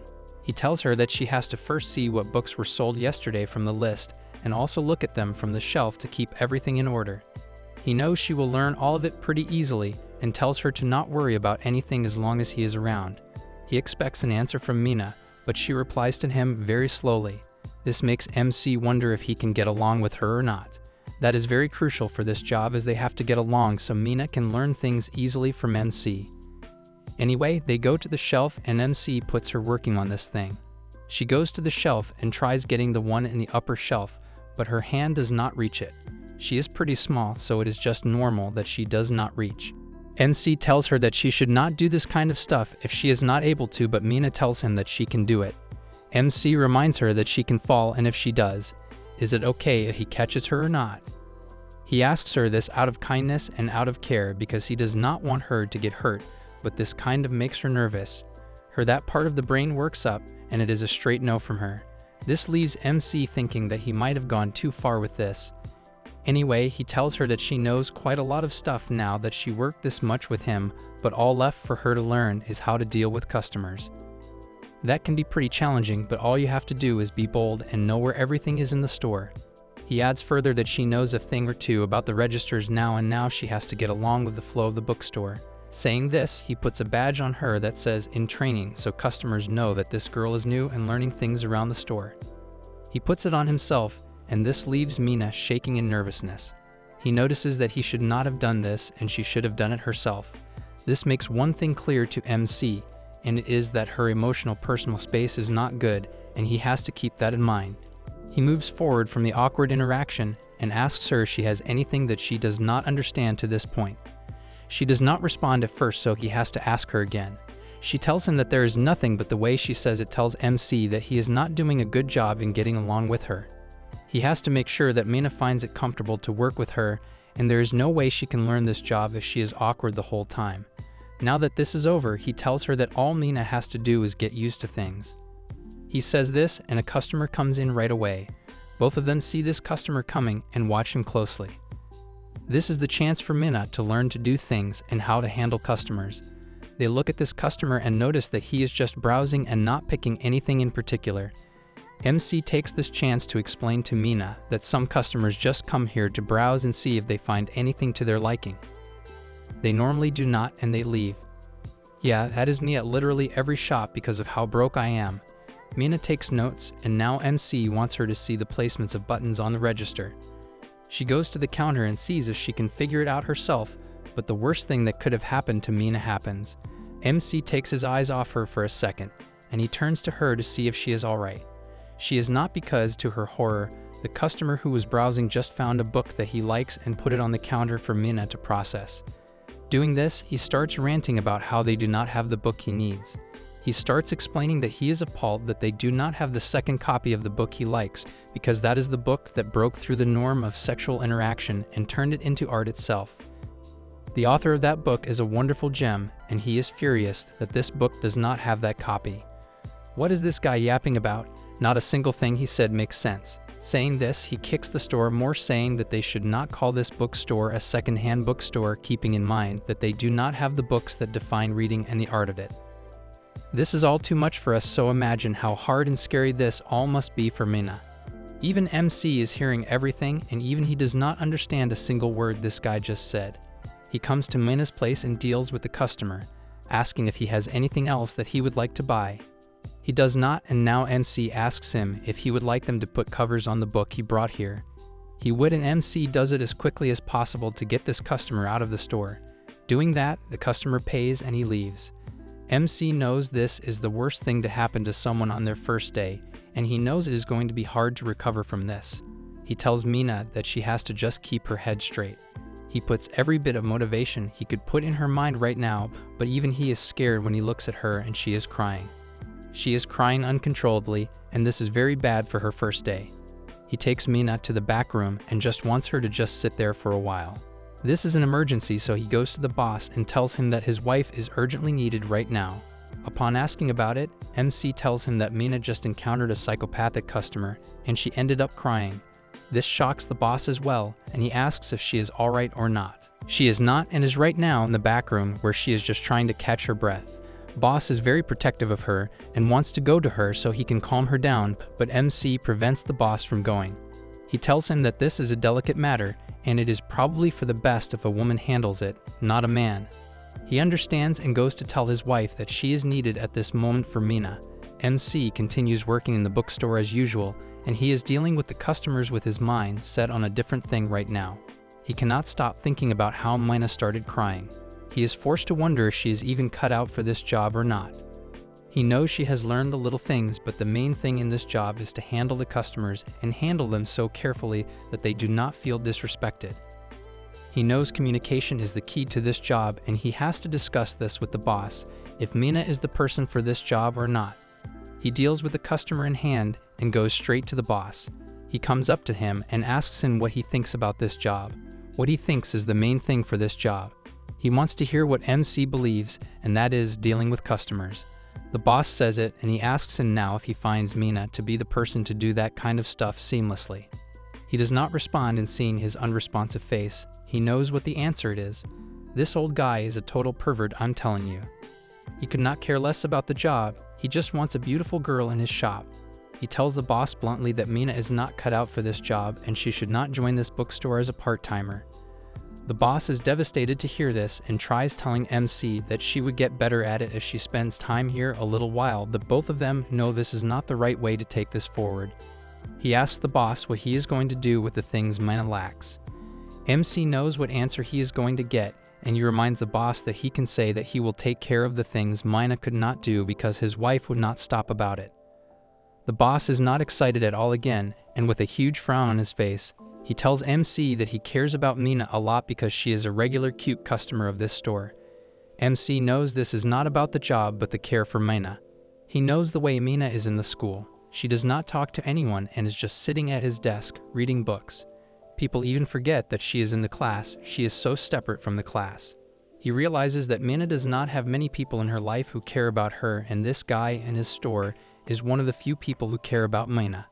He cannot let this go for her sake, and he is willing to put in the effort to make sure Mina is up to mark for this bookstore. MC cannot withstand the sadness on this old man's face, so he is about to put in the effort just for him. He tells the boss that he is going to talk to Mina about this and see if she understands. The boss gets happy, but MC wants him to not expect anything from this as he does not know if he would be even able to talk to her about it. MC goes to the back room and hears the wife telling Mina about how she should handle the customers. And now that old woman is telling her that she has to dominate. Well, she does, but the way she is saying it is not okay. He stands outside the room and wonders if what he is doing is worth it or not. He knows that he is just going to put in the effort and Mina is just going to ignore everything he says, but he has to think about it differently. He will be leaving this job and Mina will be the only one running this store. He has to forget about himself and what is going to happen to him. With this in mind, he goes into the room and thanks the boss's wife for the talk with Mina. He tells her that he can take it from here and she can go back to doing what she was doing with the accounts. She leaves and MC sits in front of Mina. He asks her if she is willing to talk to him, and she is. He starts explaining to Mina that dealing with the customers decently is the main thing you have to be good at, but she cannot do it perfectly from the start. She has to do it a little better with time, and as time goes on, she can get better at it and even perfect. What she has to keep in mind is that she is going to face a lot of customers like before, and for that, she has to find a perfect way to respond. What he thinks is the best way to respond is to use a frivolous tone for them. Like this, the customers who just rant, shut up and take their things and leave. He adds that there is no right way for this thing, but there are wrong ways. She has to know what those are, and once she does, she can easily manage to not go down that path and cry again. Mina just sits and listens to everything MC is telling her. He tells her again that he knows she is not the one who talks very clearly and crisply, but she has to gradually improve at this. Mina does not respond to anything MC says, and MC is forced to use a little harsh tone. He starts telling her that if she keeps up this delicate, sensitive behavior, she is not cut out for this job, and she would have to work with the allowance she gets from her parents. My man started blasting this little girl, even though what he is saying is true. Be a little gentle, my man. That is definitely not what she wants, though. Well, no one does, but she does not need to hear that right now, does she? MC knows this is not a good way to talk to Mina right now, but he cannot control himself. He is trying to be the best teacher possible, but this is taking it too far. He stops talking and just asks her a simple question if she wants to stay or quit. She doesn't reply for a second, and this makes MC think that it is probably for the best if she quits right here and right now because she cannot go on like this. But Mina speaks and tells him with sheer confidence that she does not want to quit. She starts begging him to not make her quit, and she kneels in front of him, which freaks out MC. He tells her that she does not have to do this and she should lift her head right away. He is not the owner of this store, so he cannot even make her quit or anything like that. Still, Mina is pretty determined to work here, and she is ready to give it another try tomorrow. The boss comes into the room and tells MC and Mina that they can go home as it is almost closing time. MC tells his boss that there is still a lot of work left, so he is willing to stay and do that with him. The boss does not allow it. He tells MC that he has to work harder with Mina tomorrow, so he should just go home. Mina leaves and MC does as well.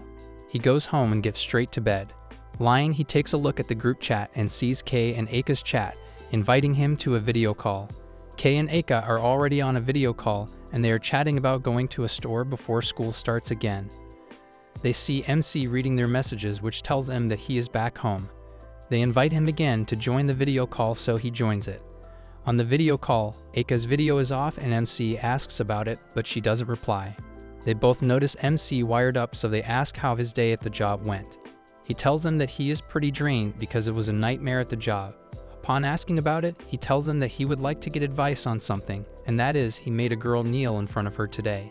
He feels like he is at fault here, and he should have never done what he did to make her do that. They both hear the story of Mina and how she started crying and everything. Now he wants them to tell them what he did wrong and what he did not. Kei totally thinks that he was at fault and he should have never made a girl kneel like that, but Aika does not think so. So she is one of those girls who are pro-feminists. She lost her respect saying this. She tells him that he is her teacher and he did his job to provide her with guidance on how to do the job properly. It was her fault that she could not take care of that customer, and MC should not blame himself for her failure. She tells him further that he should be proud that he made her change her mind, and she kept her mind fixated on not quitting the job. This helps MC a lot. He thanked Aika for what he said. Kei makes an excuse saying that she needs to take a bath right now and leaves the call so these two can chat alone for a while. Aika and MC are alone when MC asks her again why her video is off. Aika tells him that it is because he took a shower just now. MC understands and thanks her for the advice she gave him. Aika takes this opportunity to toy with MC, and she is about to turn on her video when MC leaves the call, saying thanks again. This makes her very mad, but she cannot do anything about it.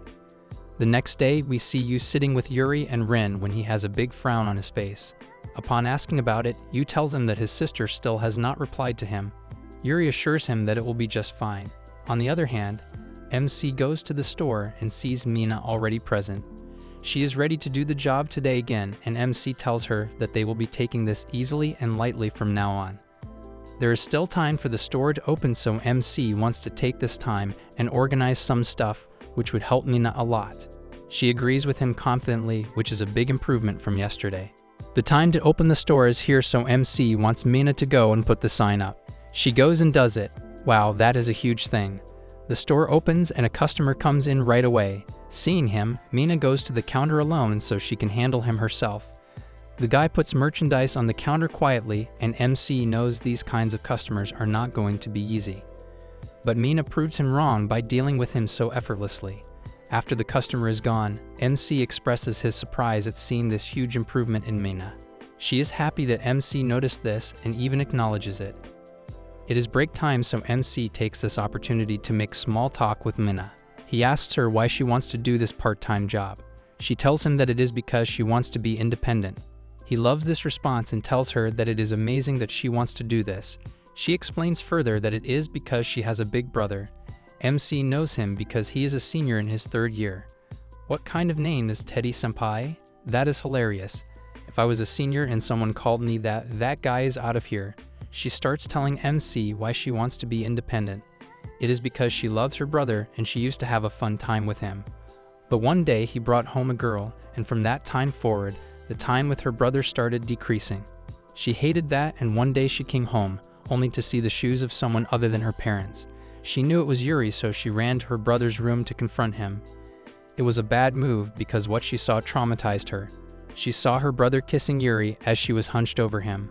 Mina is sharing her grief with MC, seeing how comfortable it is to talk to him. He has given her a good space, and now she is overflowing with things to share with him. He asked her why she wanted to do this part-time job. She told him that she wanted to be an independent person, but it did not really make sense because they are in high school right now, and being independent at this time of age is something that does not happen normally. So seeing that this shy girl wants to be an independent person, it begs the question of what made her this way, that she wants to be independent. MC asks this, but the thing he got to hear was a nightmare. She tells MC that she has a big brother who she loves a lot, but one day he brought home a girl from the school.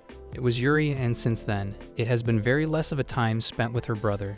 She hates that, and one day, it crossed her breaking point when she came home and saw Yuri's shoes in the house.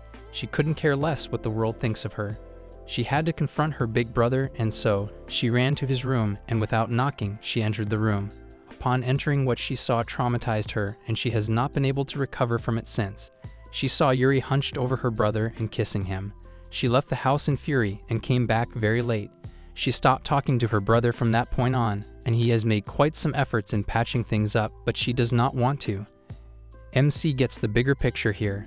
He understands that she is affectionate toward her brother, but since Yuri came, he has not been giving her the time needed.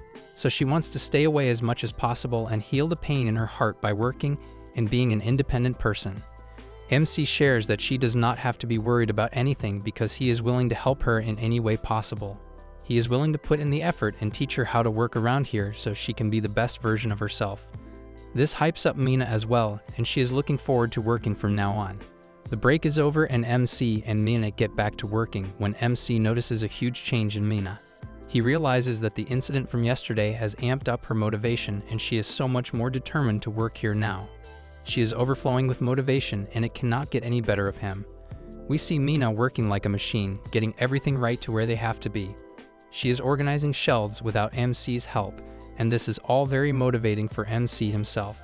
He promises himself that he will help Mina as much as possible. The thing is, she is hurt right now because of her brother and she is trying to heal herself. He has seen in movies that often working in a place like this and with motivation like this can have a great effect on one person's mind as it helps with the healing process. But those are just movies. MC is about to set some books on shelves when Mina comes up, takes the books, and does the job for him. This is all very perfect for him because Mina is now showing him just how capable and responsible she can be. But there is only one thing left to do for Mina, and that is to learn how to deal with customers. He is thinking this, and as thinking, he says it out loud, and Mina hears it. She gets nervous right when she hears about dealing with customers. She turns to him, and MC tells her that the way she is performing her duties is quite remarkable, and for now, she just has to set her hand on those things.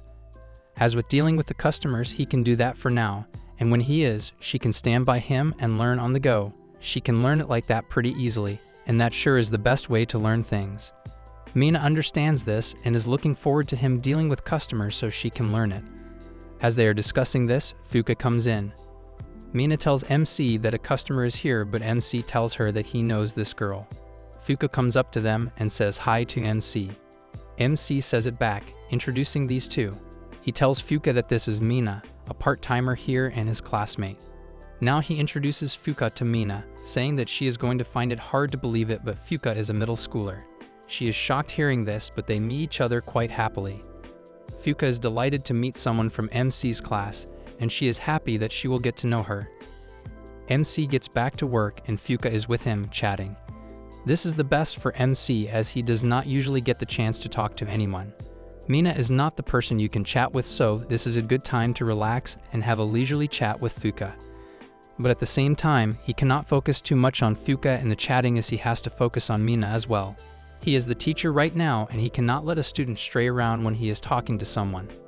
As he is thinking this, Mina comes up to MC with some books when MC tells Fuka that Mina here is the perfect person for her to get along with. Mina is an avid reader much like Fuka, and he knows that is what Fuka misses in her life. Fuka just needed to hear this because she grabbed Mina's hand right away, asking her what kind of books she read. Fuka expresses that she never found a person who is fond of reading books like her, but now she has and it excites her a lot. Mina tells her that she would love to talk to her about books, but right now she is working. MC assures her that it is fine talking to someone as long as you can get to deal with a customer when they come in. Mina understands this and gets to talking with Fuka. Mina is a little bewildered, but she responds to Fuka's questions quite decently. MC sees this and feels at peace, knowing that it is not going to be awkward between these two. He knows Fuka is an outgoing person and she can handle a person like Mina quite easily. Fuka asks Mina what kind of books she likes when Mina tells her that she does not have a particular thing in mind. She usually sees the title and the cover, and if it attracts her, she takes it and starts reading. Fuka finds this very interesting. Now she wants to know if Mina reads a lot or if she likes to spread out a book on some days. Mina tells her that it depends on the book itself. She would normally spread it out so she can have her time consuming the book and its emotions, but if she loves a book, she cannot wait to read it whole she can get to the next one. This intrigues Fuka, getting to know how Mina likes to read books. Fuka cannot stop talking about different things about books, so now she wants Mina to recommend any books she likes. Mina has quite a few in her mind and recommends some of them. Fuka shares that it is a very good thing to have a recommendation from a person who loves reading books and has great taste. MC watches them talk, and he cannot help but feel good seeing how well these two are connecting. He can see that Mina is a little passive, but she is answering Fuka's questions quite decently. But MC looks around and notices that there is no customer in the shop at present. He wonders if this is a good thing for Mina. He has to make sure that Mina is interacting with customers as much as possible, and if she keeps talking to Fuka like this, that would not be possible. So he has to do something about it. These two are talking when MC tells them to stop for a minute so they can resume Mina's training. He wants Mina to be at the counter, so she goes behind it. MC tells her that they are going to be simulating Mina dealing with a hot-headed customer, and that is going to be MC. He asks her if she would be able to do it or not. She is confident that she will be okay. Fuka also cheers Mina, saying that she can do it. Now MC comes to the counter as that hot-headed customer and starts ranting like it. This is a test for Mina to see if she can handle this. He starts asking her if she has magazines or not. Mina tells him that they do not sell magazines. As a troublesome customer, he asks her why the hell they do not have magazines. She tells him that she has no idea, but she can go and ask the owner. MC takes this as a rather decent response, but he tells her that she can do a little better and handle this thing with a different response.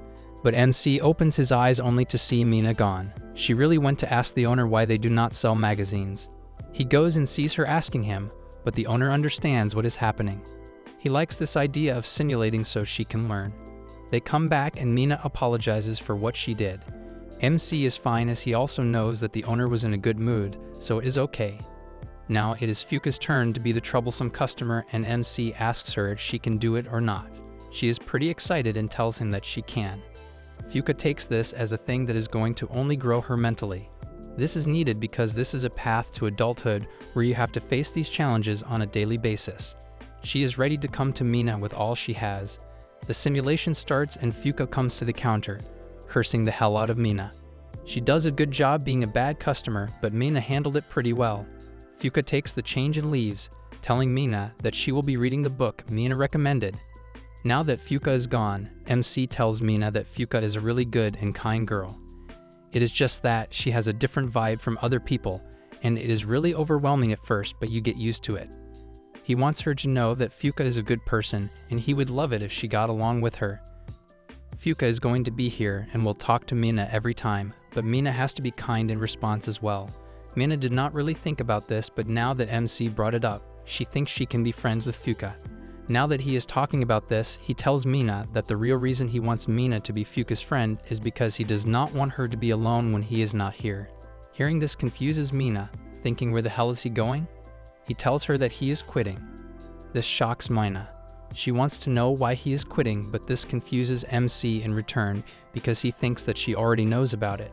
He tells Mina that a recruitment offer was made just because he was quitting. This makes sense to Mina, but this really came as a big surprise to her. He tells her that he is his teacher so she can take his spot in this shop and run the shop like he used to. He is trying to be the best teacher possible, but he thinks Mina is ready to take over. She can deal with customers and she also knows how to organize different things around here. Only one request MC wants to make, and that is he would love to be her teacher till he has not quit. Mina would love that and tells him that she is looking forward to running the store herself. They get back to work and continue organizing the store when MC looks at the clock. It is time to be off now and he leaves. Going back, he is walking toward his home when he thinks about Mina and how he has gotten along with her. He knows that the summer break is about to be over, and when that happens, he and Mina are going to be estranged once again, and he would hate that.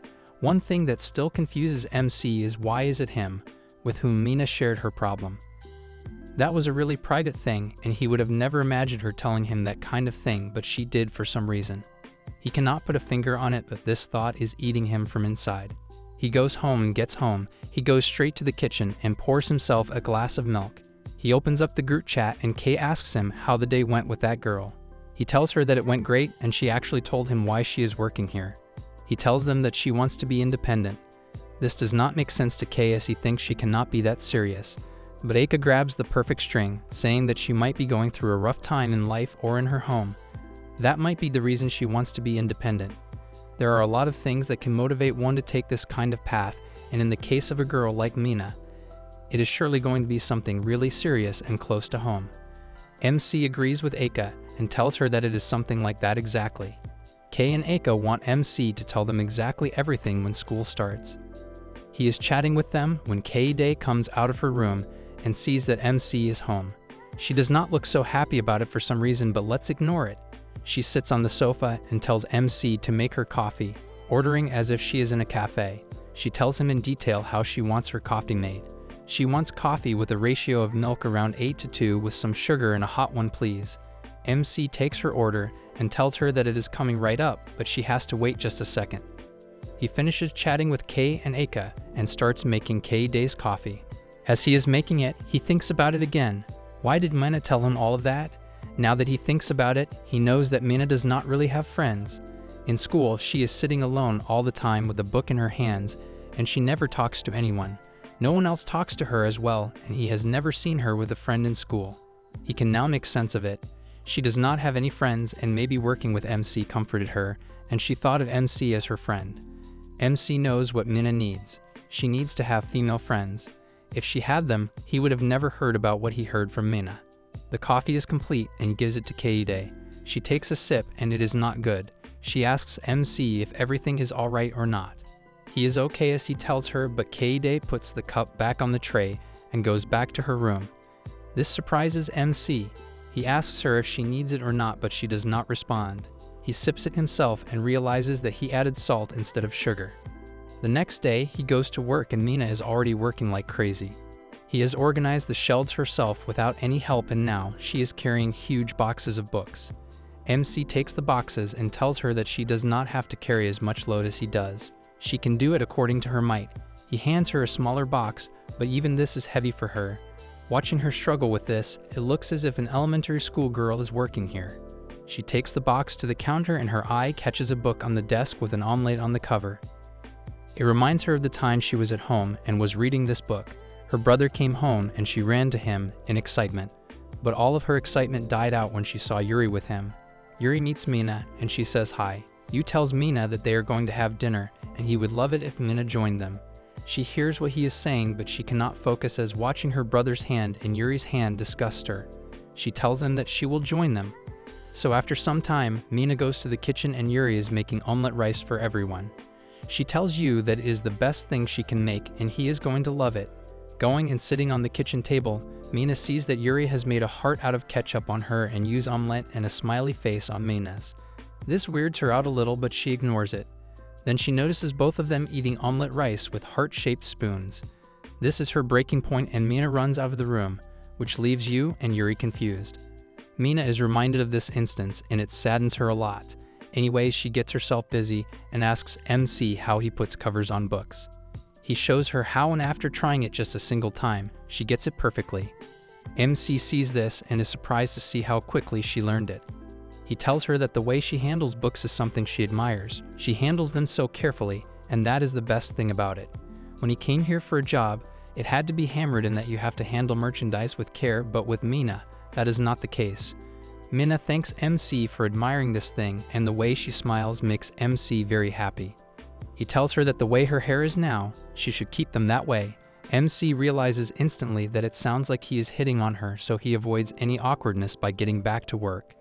MC will be retiring soon, and knowing how responsible Mina is, he knows he can get into the next term at school without any reserve.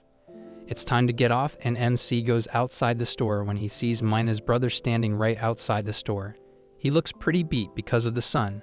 Mina comes out as well, and Yu starts asking her where she has been. He has been trying to track her down, but it was not easy. She even made Mother swear so he could not get anything out of her as well. He tells Mina that he is sorry about everything and how to not think about her feelings. Yu comes a little closer when Mina gets behind MC. Seeing this, Yu asks him who he is when he introduces himself, saying that he has a tutor-pupil relationship with his sister, and also they are classmates. My man saved himself a lot of beating because only one wrong word was needed and the big brother would have started thrashing him badly. Yu asks MC to move aside so he can talk to his sister. MC is about to when he looks at Mina, who is looking at him with needy eyes. He cannot let her be like this, so he asks Yu if they can go somewhere cool so the sun does not blaze her sister. Yu agrees and they go to a nearby drinks place. They are sitting there when MC brings some drinks for everyone. He gives Yu a napkin so he can wipe off the sweat. It is very hot outside, and seeing how kind MC is, Yu apologizes for earlier and how rudely he talked to him. It is no biggie for MC, he just wants to make sure Mina is alright. Yu starts talking to Mina, but she doesn't reply to him. He begs Mina to talk to him, but she does not. MC breaks the ice, asking Yu if he knows why his sister joined this part-time job. He tells MC that he does not know the whole reason because his sister did not tell him, but he caught a gist of it. This tells MC that maybe these two have not been talking, so he asks them if, by any chance, they were not on speaking terms with each other. It surprises him when he gets to know that they were not. After a lot of begging, Mina finally talks back to Yu. He tells her that he regrets not thinking about Mina's feelings, but he wants her to come back so they can cuddle and read books like old times. Mina tells him that she cannot because that is Yuri's spot now. Yu assures her that Yuri is nowhere near Mina's spot, but Mina would feel bad for Yuri if she came back. Yu lets Mina know that Yuri is a kind person and she would understand all of it. She should come back to him. As they are talking, to our surprise, Yuri comes in. Yu asked her to come so she could talk to Mina as well. MC and Yuri meet and he introduces himself to her, saying that he is Mina's senpai and also her classmate. Yuri sits with Yu, and seeing this, MC sits with Mina. Yu begins the hard part and tells Mina to stop this job and come back, but Mina does not want to. Yuri starts speaking, saying that Mina's personality will make it hard to do her job. She does not have to because she is still a first-year student. But Mina is not willing to give any thought to quitting because she just started getting a good grip on it. Yu expresses that he is shocked seeing how stubborn Mina is, as she has never been like this before. Yuri tells Mina that she knows that she is taking her spot, but she cannot do that. If she knew she was doing that, she would have done something about that a long time ago. Anyways, she tells Mina that she cannot be the reason somebody's family is falling apart, and that is why they came to bring her back. Mina does not say a single word again, and this time, MC speaks on her behalf. He tells them that they have to listen to what Mina is trying to tell them a little more carefully. He shares that Mina is working quite excellently in her job, and her job is proactive too. She is doing this job to make herself independent. He tells you that he and Yuri are going out together, and then he treating his sister offhandedly. And then Mina takes that as an opportunity to detach herself from her big brother. These things can happen naturally, can't they? This all makes sense to Mina and Yu, and they are left speechless of how simple it is. They hear this, but they think that Mina is a shy girl, and a girl like her is surely forcing herself to do this job. But MC asks them how little Yu thinks his sister really is, because he knows that she is not lacking in any part of the job. He does not want to be the one to tell Yu that he has to detach himself from her little sister. To think my little sister is expected to be by my side all the time is wrong. He thinks that if a little sister detaches herself from her big brother, it does not mean that everyone cannot laugh together. Everything that MC is saying is hitting Yu and Yuri like a wisdom bomb. MC adds that he has been her senpai for a while, and he can totally say that you have to give her time to express her feelings. They can take action when they really know what Mina wants and expects from her future. This satisfies Yuri and Yu, and they leave. MC and Mina are sitting when MC tells her that he managed to buy her some time, but she really has to come up with a good thing to tell Yu. She thanks MC for doing this for her. She asks her why he is always correcting her whenever she makes mistakes. Why is he even doing this for her? He tells her that he is just being a good senpai, and today, he made a judgment seeing other families' issues. He tells her that her brother came to get her today, and it is obvious that he has been trying to do this for some time, but she refused to go back. If this is not the reason for her to do her job, then what is pushing Mina to do decently and better than before every time at her job? He watched her mess up and apologized, but she has improved in everything really. What is it that she really wants to get out of this? Mina is happy to hear this and gets emotional, but he does not get a good response. The summer break is finally over and MC goes to school. He meets Eika there, and she can tell right away that there is something different about him. He tells her that he got a tan, and he also put on some muscle along the way. They are going to the orientation, and all of the others also join them. After that, they go to their class, and there are a lot of tips written on the blackboard. They take their seats, and MC goes to get some things while Eika sits here. She checks her group chat, and everyone is hyped up to be coming to school again. They make plans to do various things while they are together after so long. MC comes back with a piece of paper for Eika. Giving her that, he sits on his chair and stares at Eika. Eika sees this and asks him if everything is alright. It is fine, and they both get back to doing their stuff. Now we are at the bookstore where MC is watering the floor outside because of the blazing sun. The sun is hitting the earth today at the maximum, and it is very hot outside. MC is watering when he looks at the time. He has been doing this for a while now, and the way he is sweating feels like a fountain is set up in his hair. He has to stop before he passes out from heat stroke, so he decides to go inside. As he is about to, we hear someone screaming at the top of her lungs, and it is Fuka who is coming to the shop running. She wants MC to stop right here so they can go inside together. She comes up to him and shares how hot she feels today. What MC is bewildered seeing is how this girl is a middle schooler. Anyone would be my guy, do not feel like you are the only one. Every time she comes up to him, her chest looks much bigger than before, and it leaves him shocked. He cannot believe his eyes most of the time, but he has to keep on going believing what she says. Anyways, Fuka shares that the heat is very bad, and it mostly messes up her hair and the way it stays. She says that her hair is mostly clingy and sticky whenever the heat is this strong, and saying this, she gives a tug to her hair which leaves MC in awe. Her hair is luscious and MC is left staring at them. She tells MC that he has to be careful when working in this kind of heat because of the exhaustion. But MC has been working for a while now, and a line has been crossed for so long it doesn't even matter to him now. They are chatting when Mina comes out, asking for MC. Mina was not expecting Fuka to be here at this time, so they are both looking at each other. MC looks at Mina and then Fuka, comparing both. On one side, it is a middle schooler who looks like a college student, and on the other side, it is a high schooler who looks like a middle schooler. He never thought that he would be in a situation where he has to make this comparison, but here we are. The thing this guy does not understand is that he is in a literal heaven. He is very confused seeing these two girls together who do not even look like their age. But they both go in the shop and MC goes with them. He continues his work and Mina as well, but Fuka starts chatting with Mina. She brought her the book she was telling Mina about. Mina recommends a book she thinks is like the one she just showed her, and Fuka loves it.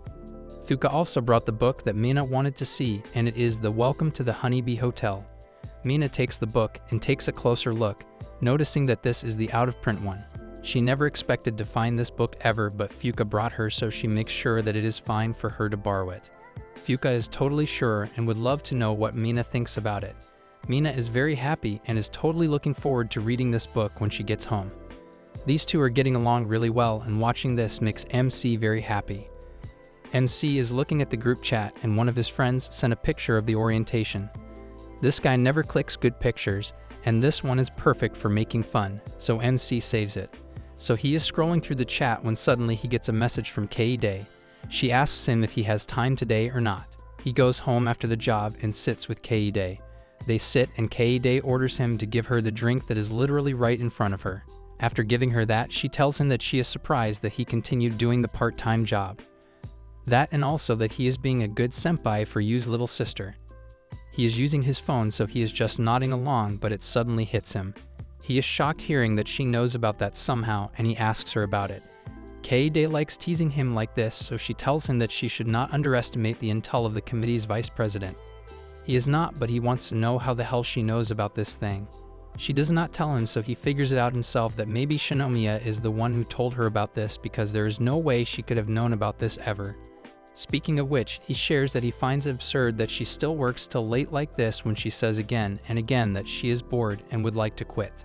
Kei-Day lifts her leg and points her feet toward MC for some reason and asks him if he has a problem with it or if there is a reason that she cannot work. There is not, but he tells her that her leg is the reason. Her leg is already at T-5 before blasting off. Gotta be real, that did not make any sense. With this said, Kei-Day wants to base this thing and tell MC that as he can see that she is busy working like this, maybe he can help her out with a school visit tour. He tells her that he was in the school and he knows that there were 2 students from each class sent to help out. Kei-Day tells him that those were not enough, as those 2 students were the guides for the middle schoolers. They need more people as there are a lot of applicants for the tour and the labor is not enough on Rin's side. The thing is, the student council is helping out as much as it can, but there are not enough people to work and the work is over capacity. It is getting carried over, and MC knows this is a very unpleasant carryover. Anyways, MC wants to know why the hell it has to be him who has to help when there are a lot of others. Kei-Day reminds him that he is her sister and that the job he does is over at dusk. After that, he has a lot of free time, and maybe he can use that time to help out Rin. She tells him that she does not want Rin to owe her anything, so she is counting on him.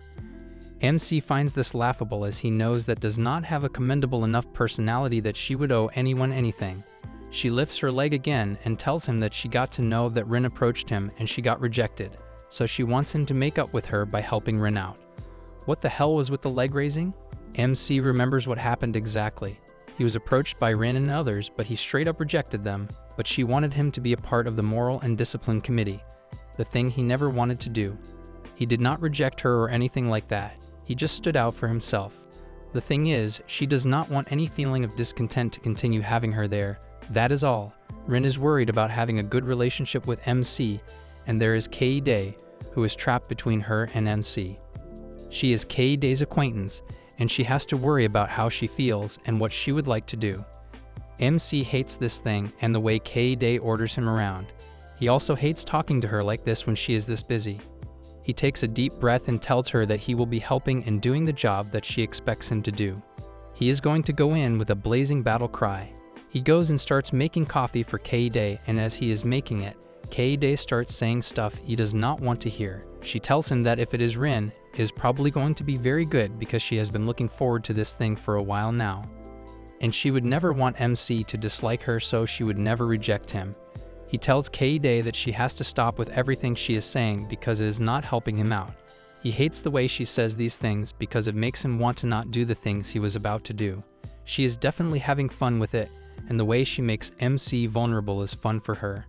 He finishes making coffee and presents it to K-Day when she tells him that he has to call Rin. Saying this, she gestures the phone toward him so he can take it and call Rin to say what he has to say. He refuses to do it at first, but K-Day starts pulling his ear, forcing him to call Rin. Rin is sitting alone when she picks up the call. Hearing MC's voice takes her by surprise, and she cannot think of a reason he would be calling her. She asks MC why K-Day is letting him call her and where she is. He cannot speak properly because of the way K-Day is pulling his ear. Dude is doing as she says, and even after that, she is pulling his ear. That is pretty smart. He tells Rin that he is calling because he wants to say something. He is trying to speak, but K-Day is not letting him go. Rin figures out that K-Day is the one forcing him to call Rin, so she tells K-Day to let MC go. She lets him go, and we see MC tearing up almost because of how bad it hurts. He knows that the side she was pulling on has definitely gotten stretched, and it is now a big earlobe now. He tells Rin that he has something that he wants to talk to Rin about. She is listening, so MC starts asking her about the visit tour in the school that is coming up. He tells her that he heard that there is a shortage of labor, and so he is offering to join and help her. Rin is surprised to hear this, but she cannot let MC come and work for her, so she tells MC that there is no need for him to join because they can manage somehow on their end. MC wonders if he just got politely rejected, and maybe it is Rin taking out the anger from before. He looks at K-Day and she shows him a thumbs up, signaling that he is doing a good job and he should keep it going. If I had a sister like that, you know it pretty well that she would not be able to order me around like that. He gets back on the phone and tells Rin that she does not have to say this because it would make him very sad. The thing is, he really wants to help out too, but the actual reason he is willing to join is because he wants to join with her on a personal level. He is hitting the right spots and it hits Rin effectively. Rin freaks out hearing MC talk this way. She cannot believe that MC wants to join her on a personal level and things like that. She asks him what the hell is he blurting just now, so MC comes back at her, saying that this is probably just a young man talking nonsense, but he really wants to help out too. If she wants, he can work for her as much and for as long as possible. This is very out of the blue for Rin, so it is really hard for her to process all of this. She tells him very calmly that she would love it if MC joined, but she has to tell him that the job is no easy thing.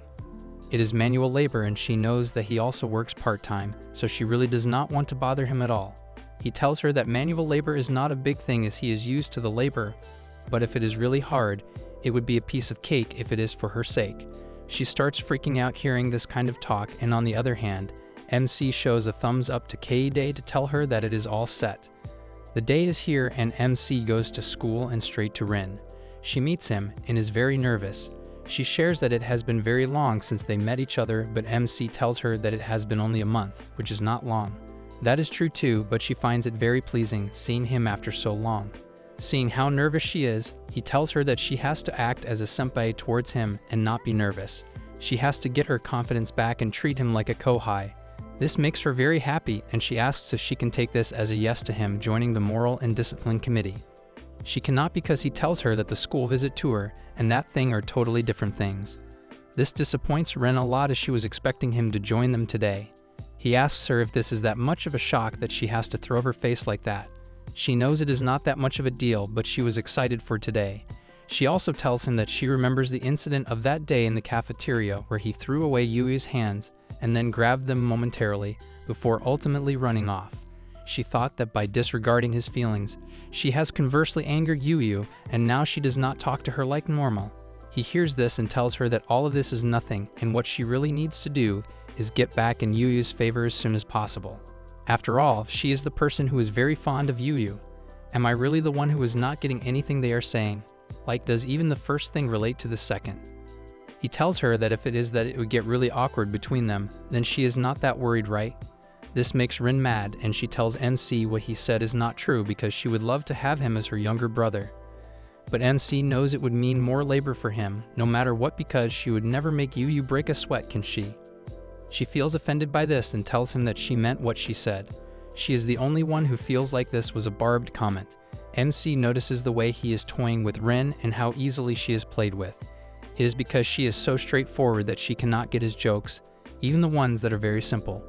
Rin is very sad, and she is constantly thinking about something when MC tells her that instead of standing here, they should probably get going. She takes him to the meeting room, and on the way, she tells him that this tour thing is not an easy thing. What is about to happen in the school is that middle schoolers are going to come, and the student committee is in charge of showing them around. They are going to show them different parts of the school, and then there is going to be a meeting. That meeting is the thing that the Moral and Discipline Committee has to organize and manage. They are going to do the physical labor and set up the rooms for the meetings. No one in the school acknowledges just how much work the Moral and Discipline Committee is going to do. He tells her that it is like those are the unsung heroes of the system. No one admires them and praises them, and even without them, the student committee is nothing. She tells him about the committee and how many members it has. The Moral and Discipline Committee is mostly made up of girls, so it is not like they had low numbers and they would not be able to do this themselves. It is just that she wants to know if they can reduce the risk of girls transporting things from here and there. He is here just because he is with her. He asks her if only he as a helper can make a difference in this, because the way she says it tells him that he is not needed. She tells him that she is just looking out for the girls and that a helping hand from a boy can mean a great deal. Also, it goes without saying that he is here because she wants him to be here. He is not really needed if you ask me, and they can probably take care without him.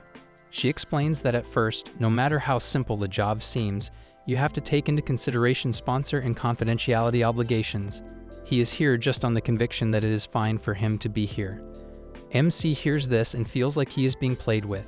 He tells her that if she gets to show off his skills and manliness, it would have been very awesome, and he probably could not have gotten this great opportunity. He says this sarcastically and starts walking. Rin stops him from behind by locking him in between her arms. This leaves MC surprised, seeing how strong and heavy she is. They are outside a class where a student is lecturing some other students for the representative teams. Rin tells MC that there is a notion going on that students of high attractiveness and beautiful faces are desired by the school. It is because they want to hire attractive middle schoolers to harbor great admiration. This all makes sense to MC, but he looks around the room only to find Eika and Takaki sitting together. She tells him that those two are probably going to be here because these two look very good together. This hurts MC a lot, and he wants to get out of here as soon as possible. He leaves for the meeting. Seeing him turn around and walk away so fast tells Rin that maybe something is wrong. In the meeting room, we see Yu. There's also Yu, Yuri, and others. They all tell MC that it is going to be very fun working with him. They are all looking forward to working with MC as they all know he is a very fun guy. Yu tells him that what Maina could talk to him about at home all day is Yu. MC is the thing she talks about only, and she is telling him how great and responsible he is. She has been very happy and very outgoing ever since she joined that job. It is all thanks to MC that Mina is like she was before, but MC does not feel surprised by it for some reason. We get to see Yu's big brother's side, and he also is a good person probably. MC asks them if there is anything he can do right now. There are a lot of things, and they assign him some tasks. After that, we see Eika in the class, and after the class ends, Takaki asks Eika if she is free tomorrow or not. Actually, there is a soccer practice match, and if she likes to, she can come and see him play. Eika would love to, but she has to be home taking care of Irie. Takaki figured out as much and left. As he is leaving, Eika runs to stop him and apologize for not coming to his invitation. It is very good for her to invite her, but she has to stay home and be with her little sister. Takaki understands and tells her that he has not seen Irie for so long.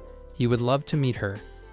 This somehow gets her thinking about MC. Eika still remembers the time she first met MC.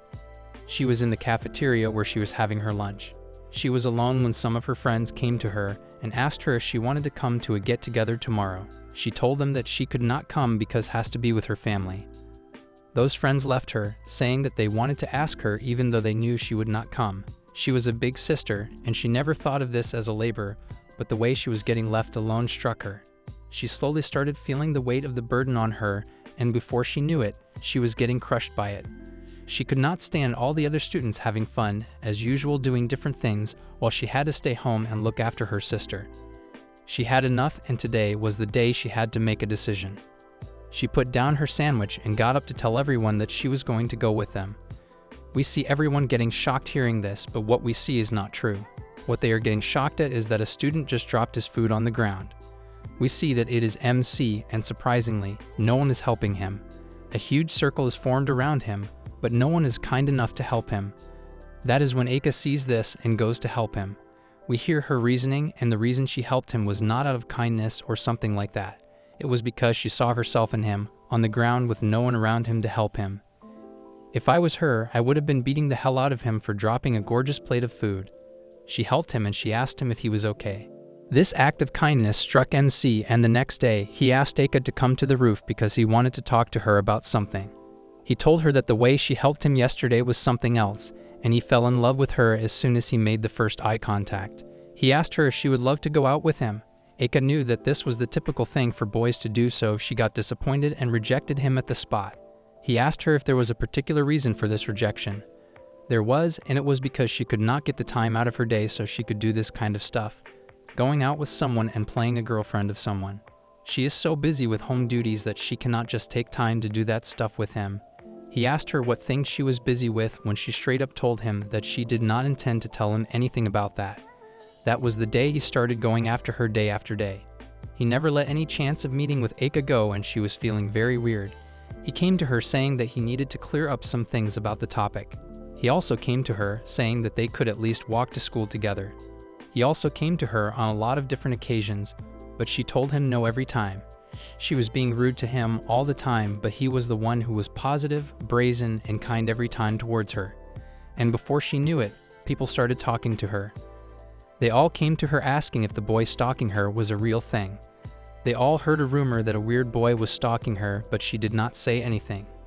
After that, the entrance exams were near, and so everyone got to study for that.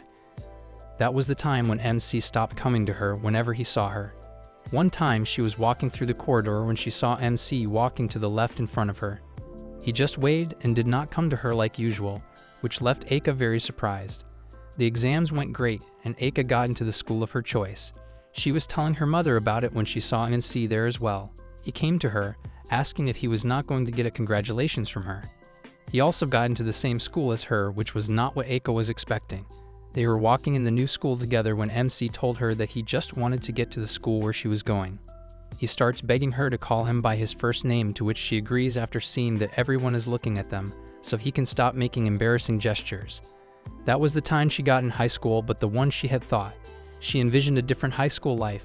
She met people like Kay that made her see what she was clearly missing in her life.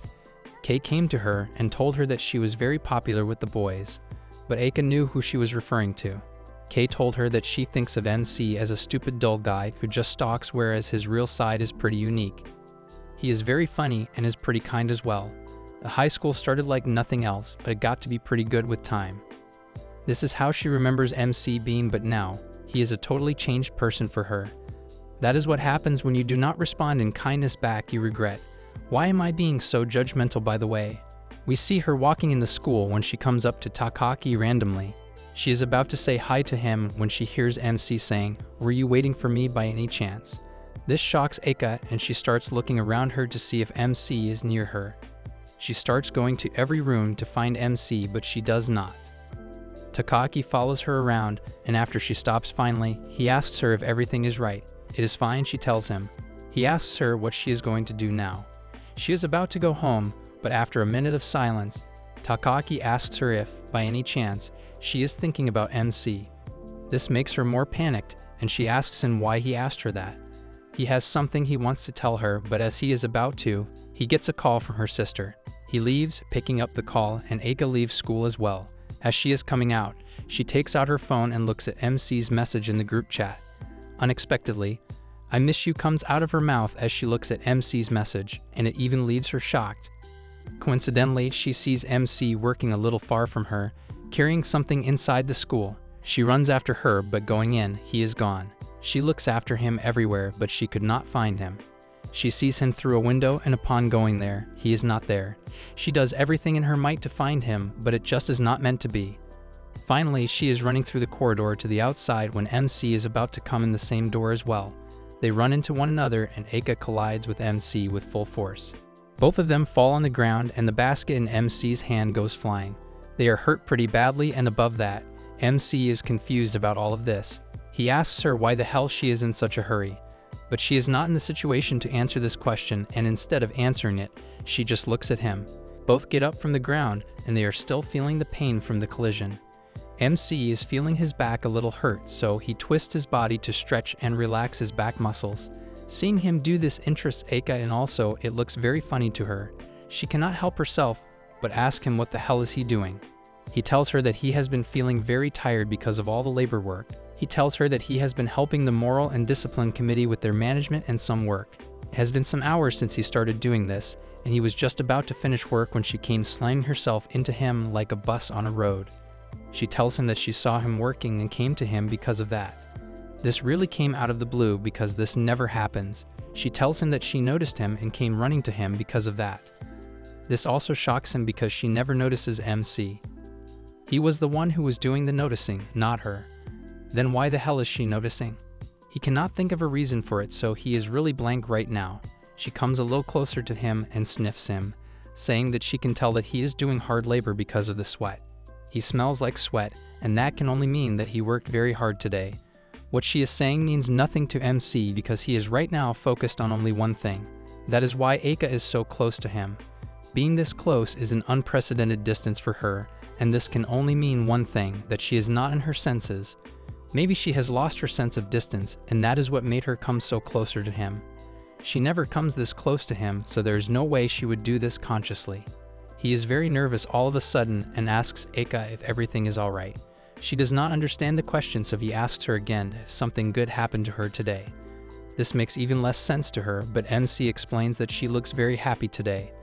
The way she is smiling is something he has never seen. He wished if he could ever see her like this, and today his wish came true. She is way too nice and humble today, and the gentle vibe she has got going is giving him the creeps. He tells her that she is closer than usual, and this is not something that he is used to. She starts making excuses, saying that it is really hot here, and they should go somewhere a little cooler. He looks at her and how she is gesturing with her hands. She never looked so cute to him before, but he could not focus on that right now and asked her why she was in such a hurry. She does not know how to answer this question, but she gathers up her courage and blurts out that she was in a hurry because she saw him. She explodes and tells him bluntly that she came running to him because she saw him. This blows MC right out of the sky because this kind of thing is what MC only heard in his dreams. He never thought he would be experiencing this thing in real life, but this is happening right now. It is very overwhelming for him, so he wants to change the topic. He tries but fails, wanting to ask more about what she just said. He asks her why she would do such a thing, come and see him. She tells him because she saw him and thought that it had been very long since they met each other. She always thought that he was the one that was never going to stop coming to her, but he did, and she never got over that. She wanted to see him, but now that she has, it makes her very sad. MC understands and apologizes for not seeing her before. He tells her that he did not really have the time to come and spend time with her because he was busy with the committee and job stuff. She knows about all that because MC told her in the group chat. She knows he has been busy with his part-time job with Mina and her issues, so she can understand if he was a little busier than usual. Speaking of which, MC thanks Aka for advising him to be a little more comfortable for Mina so he can listen to her more properly. That helped him a lot because he was able to understand her concern a little more perfectly, which in turn solved the issue. Aka is worried about her too and asks MC if she is fine now and also if he and Mina are hitting it off. He explains that it was a lot of help because after that, Mina has been a huge help in the bookstore and she proved herself to be a capable person for his spot. He knows that it is not perfect with him and Mina, but it has been very better than before really. And it is all thanks to Aka. Aka hears this and is glad that it worked out really well. She fell quiet after this, and it makes MC wonder if she is not going to ask him about this topic a little more, and what made it a big issue as it was. He knows she is not a person who likes to gossip a lot, and maybe seeing that this is another family's issue, she is being mannerly not asking about it. But he expected her to be a little more open about this so they could talk a little more. He changes the topic and shares that this is really after a long time since they met. They are meeting after the last end ceremony. He notices a lot of change in Aka and wonders if she got a tan. She tells him that she really did get a tan because she and Kay went to the beach. He tells her that he knows because there was a picture. He is about to finish this sentence when Aka starts exploding on her, saying that she knows there is a picture but Kay unsent it. She wants to know if he has that picture still on his phone or not. MC tries telling her that it is not a big deal and she does not have to worry about it, but Aka chooses to ignore him. She tells him that she would like to borrow his phone so she can make sure he has it or not. He does not give her his phone, but Aka forces him. She tries grabbing the phone out of his front pocket, but MC does not allow her, grabbing her hand. This makes Aka trip a little and fall on MC. She gets closer to him. In fact, she is right by MC's chest. All of this suddenly got very romantic, and both of them did not intend this to happen. The tension is so strong that you can cut it with a knife, and as they are about to proceed further with this romantic moment, Kay comes up ruining their moment. She says that she was not expecting MC and Aka to be here at the same time. Aka looks at her and clings to her as if Kay saved Aka from MC. They go and sit on the bench when MC goes to get drinks for everyone. Aka apologizes to Kay for attaching to her like she did, but Kay is not mad. If something, she is happy in the way she hugs her. MC comes up with drinks for everybody. Giving Kay hers, he asks her if she has club activities like this every day. She tells him that there are certain club activities, but not every day. There is the volleyball tournament coming up and some interleague matches as well. She is going to compete in those, so she has to practice. Aka adds that Kay is expected to become a startup player as well in the next year. Kay is really excited about that, and it impresses MC just seeing how cool she is. He expresses that he sees her as an optimal person for these kinds of things because she is very active and smart. Kay likes his admiration but also asks him in turn what he has been up to. She tells him that he looks very flustered for some reason. He responds by saying that he is not. He is just tired, that is all. She asks him what he has been up to and how his vacation went. He surely got a tan. What is up with that?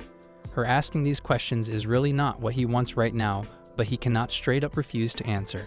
He tells her that he went to the beach, but this is not what he wanted to say. He quickly changes his phrasing and tells her that he has been going back and forth to his part-time job, which is why he got a tan.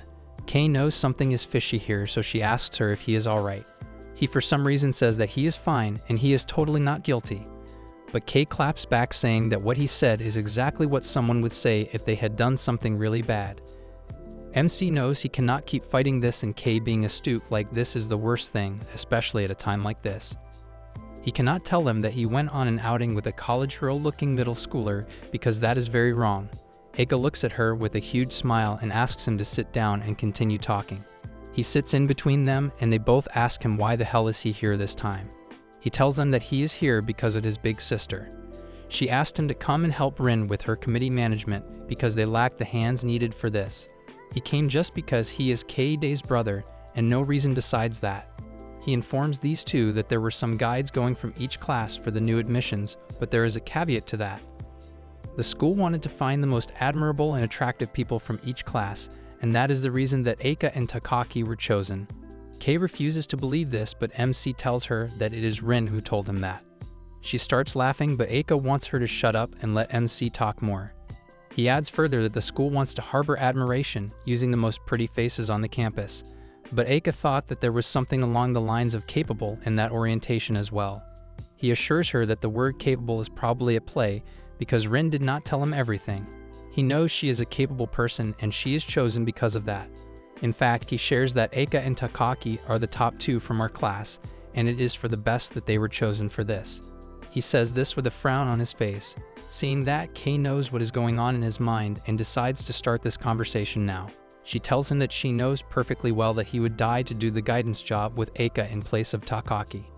This is not what he was expecting, so he straight up says no to this, but he knows he is lying.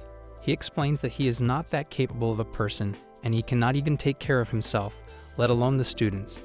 He has also never done club activities, so he will be blank with those things. Seeing him talk like this tells Eika that he is making this stuff up because she knows just how responsible and capable he can be. Kei starts teasing MC, saying that she knows he wants to do this, but he is just trying to show himself as a shy person. She knows this is all his pestering methods and he is best at them. The way she looks at MC while saying this makes MC nervous, and he tells her to not give him that look. Eika assures MC that Kei does not mean anything serious, she is just trying to play with him, and he should as well. I had a friend once who used to toy with me like this. Yeah, she's in the ground now. Eika asks him now what he will be doing from tomorrow, and if he is coming to school. He is not free because he still has a lot of dismantlement work and some administrative work left, so he will be doing those. She asks Eika the same, and she is busy with the club activities, so she is not free as well. Eika wants to get together like old times, so she has to do something about that.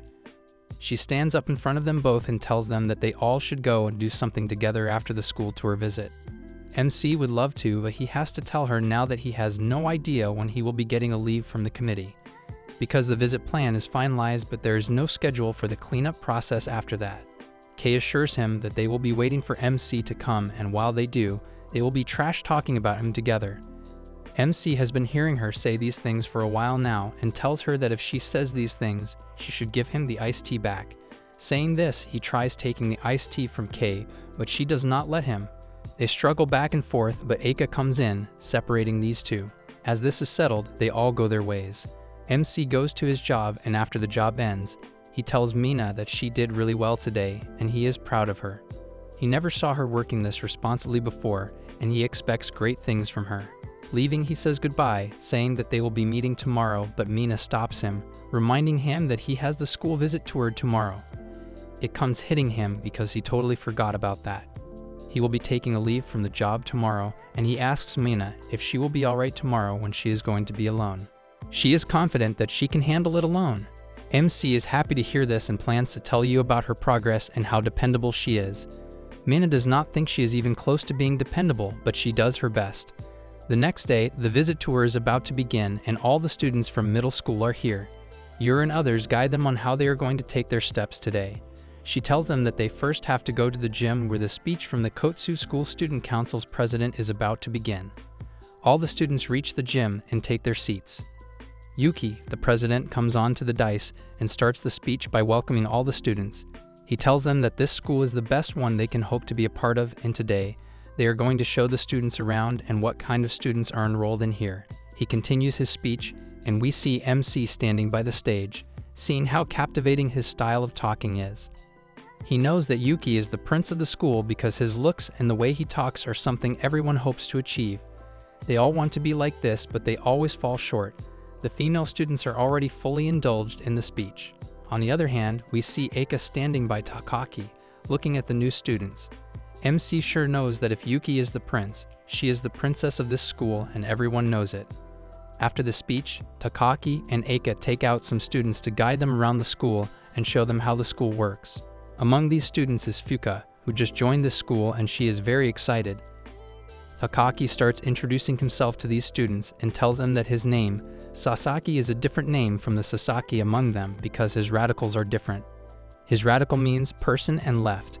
Fuka explains her radicals and that it means bamboo. He tells them that he will be showing them around the school and he will be accompanied by Eika. She introduces herself. Takaki tells them that now they will be heading into the school so they can take a look around, but before they do, is there any questions someone wants to ask? One girl wants, and upon getting permission, she asks them what kind of relationship they have with each other. Takaki gets nervous right away, and seeing how red he got, the girls start saying that they know it, they are boyfriend and girlfriend. But Eika tells them that this is not the case and they are just classmates. Saying this, she tells them that they will be going inside, and from now on, they are going to answer any personal questions. The girls apologize for asking that kind of a question, but Takaki is chill. They are walking, showing the girls around when Takaki starts explaining everything about the school. Like, this school has 650 students per year, and each of those years is divided into 6 classes. So there are around 35 students per class, and you can say that you can put a face on every name. There are rather good activities here, and if some students want to do some other fun things, they can join the vocational school. Also, the popular thing is the club activities where you can have fun and work at the same time. Eika shares with Takaki that his explaining skills are very good. He thinks that Eika is not so bad either. He thinks of Eika and himself as the big brother and big sister of the new students. He asks her how Irie is and tells her that he would love to see her again. Eika remembers what happened the last time he came to see Irie. With that in mind, she says that maybe he can see her some other time, not right now. A girl stops and wants to ask Eika a question. That is why Eika decided to join this school. She tells her that she knew this school was good, and also that the uniforms were very cute. The girl agrees with her, saying that she finds uniforms cute as well. That is one reason to join a school.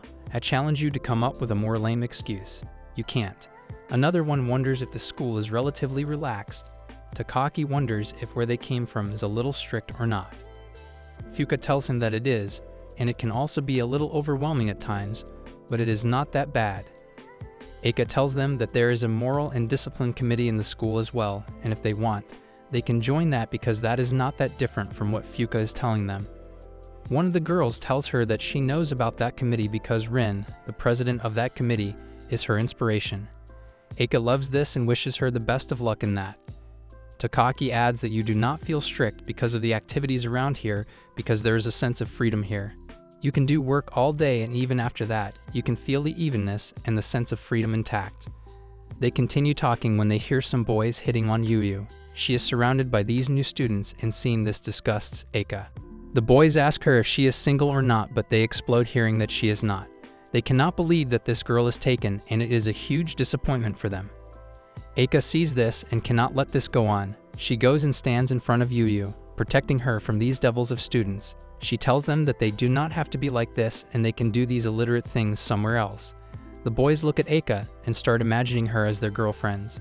They start saying stuff like, she is a little older and that is going to be no issue for them, and stuff like that. Eika shuts them up, saying that this school does not need students like them.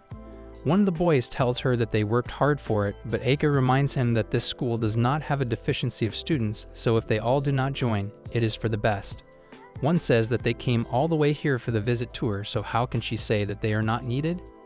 Eika puts them in their place, saying that they are the ones who put their effort into books so they can clear the entrance exam and come here. The school did not ask for them to come here. This hits them right on their ego, and they leave them alone. Eika and Takaki take the students to the basketball court and show them the sports arena. He also lets them know that this school hosts a lot of cultural festivals, which are always the best. The students are very excited to check that out. Takaki looks at Eika and praises the way she handled those boys before. He knows she has a lot of experience handling that kind of situation, so he is glad. Eika did not feel that it was that hard, but she is happy those boys left them alone. The school tour is over and now they head back while Takaki tells them that they can go to the cafeteria now or observe the club activities if they like. Fuka shares that she would love for Sajo to show her around the school the next time. Eika and Takaki do not realize that it is our MC she is talking about. Other girls started teasing her, saying that she started fantasizing again, and she does it a lot. The boys from before are standing here and ready to apologize for how they behaved before. They kneel and ask Eika to forgive them. They want her to treat them as her kuhais when the school starts because they have worked hard to come here. She agrees and wishes them the best of luck. Suddenly, Fuka looks around when she sees MC working. She calls his name and runs to him. Hearing her say MC's name shocks Eika and Takaki. And when they see her running to MC, they lose their minds. They run after her and MC sees them running toward them. Fuka is in front while Takaki and Eika are behind her. He knows it is going to be very bad looking at the lineup they are coming to him in. Fuka comes to him and starts expressing how happy she is, seeing him here like this. She knew he was around here working, but did not expect to see him. MC has no idea how to respond because Eika is watching him. The girls with Fuka come up, asking her if this is the Sajo she talks a lot about. Eika hears this and is surprised. One girl asks if this is the Sajo who taught her how to be a kind person and how to talk politely unlike her real self. The other asks her if this is the Sajo who got her out of the mangas she used to read and introduced her to reality. The last one asks if this is the Sajo who helped her be a stable person because she was so ditzy. Fuka starts defending herself, saying that she is not what they are saying, but all Eika can think is who is this girl and what is her relationship with MC. MC knows this is bad, looking at Eika's expressions. Fuka worsens the situation by ranting about how kind MC is to her and how they enjoyed so much on the outing they did that day. MC wants her to shut up, and she realizes that she has gone too far. This girl did all of this knowingly that it was going to cause him trouble with Eika. I swear, she wants Eika out of the picture, otherwise who would ran out like this man. She takes her friends and gets the hell out of there. Takaki leaves MC, wishing him good luck because he knows MC is done for. Eika looks at him with such killer eyes. MC knows he cannot get out of this one, so he has to face it head on. Eika grabs him by the arm and takes him to Kei. They sit together while Eika tells Kei everything that Fuka said.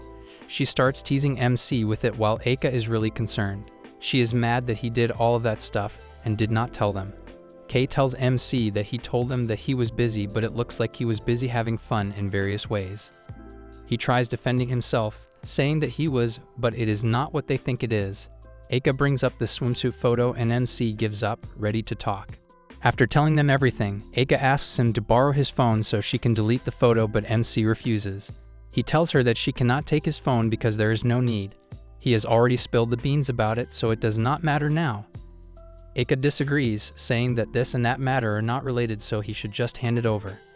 MC does not, saying that he wants to keep it so he can look at it every day. Kei knows he is saying this honestly because he would be the one to do that kind of stuff. Eika gives up but has one condition. He has to spend time with them as well. MC refuses to believe what he just heard, so he asks Eika to say it again. She says it again and MC sparks up with excitement, almost ready to cry. Seeing his reaction, Eika feels like he does not want to, but MC assures her that he would do anything to hang out with them. He is grateful that she wants him to be with them. The weather looks really rough, and it looks like it is going to rain soon. MC and Mina are working inside as usual, and the day is going great so far. MC is doing his work while Mina is organizing the shelves herself. We have a glimpse of a book whose cover says, "Fall in Love Maiden." This is obviously intentionally put to refer to the situation of MC and Eika. Anyway, we get back to MC and Mina working when Mina looks really worried. She calls MC again and again, and after he comes to her, she tells him about the weather and how it is surely going to rain. He has not looked outside to notice the weather, so he goes out, seeing that it sure is going to rain soon. This is not good for anyone, especially the store, because there are some things outside the store which they have to get inside. These would be the carts MC had put out yesterday, and now he wants to get them inside. He politely asks Mina if she is willing to help him get them inside. She is, and so they both go and do the job. After putting in the carts, they get back to working, but MC is standing outside. He is about to go in when he hears Eika's voice. He turns to see her running toward the shop. She looks in such a hurry, and the rain is starting to pour. It is not strong right now, so she is not totally wet. Well, I would love to accompany her as she is now. She reaches MC and says hi, but MC has no idea why she is there. He was not expecting to see her of all people here, but seeing how wet she is, he tells her to come inside the shop. They both go inside now, and as Eika goes in, she is greeted by Mina. Mina knows Eika very well because she observes everyone in the class, but Eika does not. All she knows about Mina is how shy and reserved she is most of the time. But the way Mina greeted her made her think otherwise. Mina even gave her a napkin to dry herself. After handing her the napkin, she goes back to working, and Eika is left surprised. MC comes to her, and Eika is surely curious as to what happened to Mina. She has never seen Mina like this, all kind and caring. MC tells her that she would definitely feel the difference, but he does not anymore because of working by her side every day. He knows she was quiet and all, but that has changed for good. There are still some instances where she is reserved, but for the most part, she is totally changed. If you get to know her, you can see that behind that meek and mild behavior, she is really an attentive and thoughtful person. Eika hears this and cannot control her smile, getting to know how strong MC's effect on a person can be. If a person like Mina can change in the company of MC, then you know how inspiring MC can be. But MC is surprised on the other hand seeing Eika here, so he asks her, "What brought her here today?" She is quiet for a second, but she is thinking what to say. She tells him finally that she wanted to check in on him today, so she came here without thinking about anything else. This is not the thing MC was expecting, but he tells her that she could have chosen some other time. Why today in the rough weather? Eika starts thinking that the way she and MC are getting along these days, if she does not do anything about it, the relationship between them is going to get wider and wider, and that is not good. She tells him that she just wanted to do it, so she came here without a second thought. She wants to change the topic, so she asks MC how his part-time job is going and how long is he planning to do it. She wants to know it because he told them about leaving this job a little earlier, but he has not done it. MC tells her that the job is going better than ever, and he is not planning on leaving before the summer break is over. If she tries to remember it right, his original plan was to leave it after the summer break is over, and he is sticking to that. Mina is hearing MC say things like quitting and leaving this place, and she really does not want to even think about it. MC has been a huge inspiration to her. She would not want him to leave here. Eika on the other hand asks him if he has thought hard about it because she thinks Eika would not be okay alone. MC tells her that this job is not as hard as it seems, and Mina has worked hard to get herself used to things around here. She will be great without him, and he can join the next term without any reserve. Suddenly, Fuka shows up and she is wet as well from the rain. Can't they just stay at home as they are? Do they really want to just get wet for no reason? She tells everyone entering the store that she thought about coming here as soon as the rain started, so she is here. She comes and meets Eika again after that bad interaction, well for MC at least. She tells Eika that she is very grateful for the other day and how informative she was about the school. She wants to come and have another tour with her sometime again. Eika is worried about her clothes though and how wet they are. She tells her to dry them out as soon as possible, otherwise she is going to get sick. Mina calls Fuka and sees how wet she is. She wants Fuka to come to her so she can dry her off. Fuka goes to Mina, and seeing how Mina herself asked a person to come to her, Eika is surprised again. Seeing this, she asks MC what really happened to Mina. MC explains that at first, these two did not get along, but with time, Fuka and Mina had made a good friendship. They are very interactive with one another, and they also talk about books a lot. Fuka comes here often, and Mina, and she have a discussion about different books, as both are avid readers. Hearing the word often tells Eika that MC is really close to both of them. She expresses her frustration, saying that he is awfully close to both of them and he should just go to them if he wants. But MC surprises her, saying that if he goes to them, who is going to be with Eika? He does not want her to be alone any time of the day, not when he is around. This hits Eika in the heart, as whatever MC says nowadays is very thoughtful towards Eika. She wants to say something to MC but does not have the courage to say so, so she remains silent. MC notices the eagerness on her face and asks her if there is something she wants to say. She tries avoiding it, saying that there is not, but MC forces her. He grabs her shoulder so she can face him and say it to his face, but he makes her trip and falls accidentally. Seeing her fall, MC's instincts kick in and he catches her before she hits the ground. It turns into a romantic moment of a lover holding his love. Mina and Fuka are left shocked seeing this, and they cannot stop staring at them. Fuka tells them that they are not staring at them or meaning to eavesdrop. Saying this, they give them space by closing the door. After that, both of them just stand in awkwardness because what just happened now is not a thing they ever thought was going to happen. MC looks away from Eika, and Eika tells him that he should remember what she told him one time. She told MC that she would like for him to come over to her house for fun. MC remembers, but he also remembers saying no to that. Eika tells him that she came here to tell him that again this time because she would love it if he came to her house. MC is confused as to why she came all the way over here to tell him that when she could have said it in text. She tells him that she was nearby and thought she should just drop by. But MC brings up what she said earlier because what she said just now contradicts her own words from before. She told him that she came here to check in on him. But Eika gets a little mad, saying that he should not make this worse as it is. He gets carried away in the details, that is it. So MC asks her if this coming over to her house is still on or not. She wants to know why he is asking that. He feels like it would have been called off since there are so many faults of his being pointed out. But Eika remembers the chat she had with him. She tells him that she wants MC to be Ari's kind older brother. Hearing the word older brother makes it a whole lot weirder for MC, and he freaks out. Eika realizes that her choice of words is very poor and she should not have said that. She tries telling him that she did not mean it that way. MC knows that, but he still feels very weird about it. Eika is very emotional here and tells MC that she really does want him to come over so they can spend some time together. Having this happy and emotional moment, Mina and Fuka open the door, ruining it not knowingly. They close the door again so these two have their space. They just look at each other, and so it is decided. MC is going to come over to Eika's house so they can have some fun together with Ari. The time is here and MC goes to Eika's house. He is standing outside, and this is the time he has been waiting for. He has been thinking about this for the past 2.5 years, and now finally he is here at Eika's house. He is trembling with nervousness. Ringing the bell has never felt so hard to him, and as he is about to do it, Kei shows up quietly behind him. He gets scared and freaks out. He praises Kei, saying, "Fine feathers make fine bird." She is not impressed and tells him that he got 0 points for that. MC tries telling her that she should appreciate at least him giving it a try. She rings the bell and Eika comes out looking very pretty. She looks gorgeous and MC is left speechless. Kei looks at him and waits for him to praise Eika now, but he does not. He does not dare to do so, and Kei cuts 1,000,000 points for him not doing it. They go inside and Ari comes out to meet them. She knows who Kei is because they have met and played before, but she has no idea who MC is. She asks him who is he. MC starts introducing himself very formally, which makes Kei laugh. Eika tells him that he should stop with the formal greeting and just talk casually. People are not happy whatever you do. Kei does it for him and tells Ari that this guy is Eika's friend and his name is Wataru Sajo.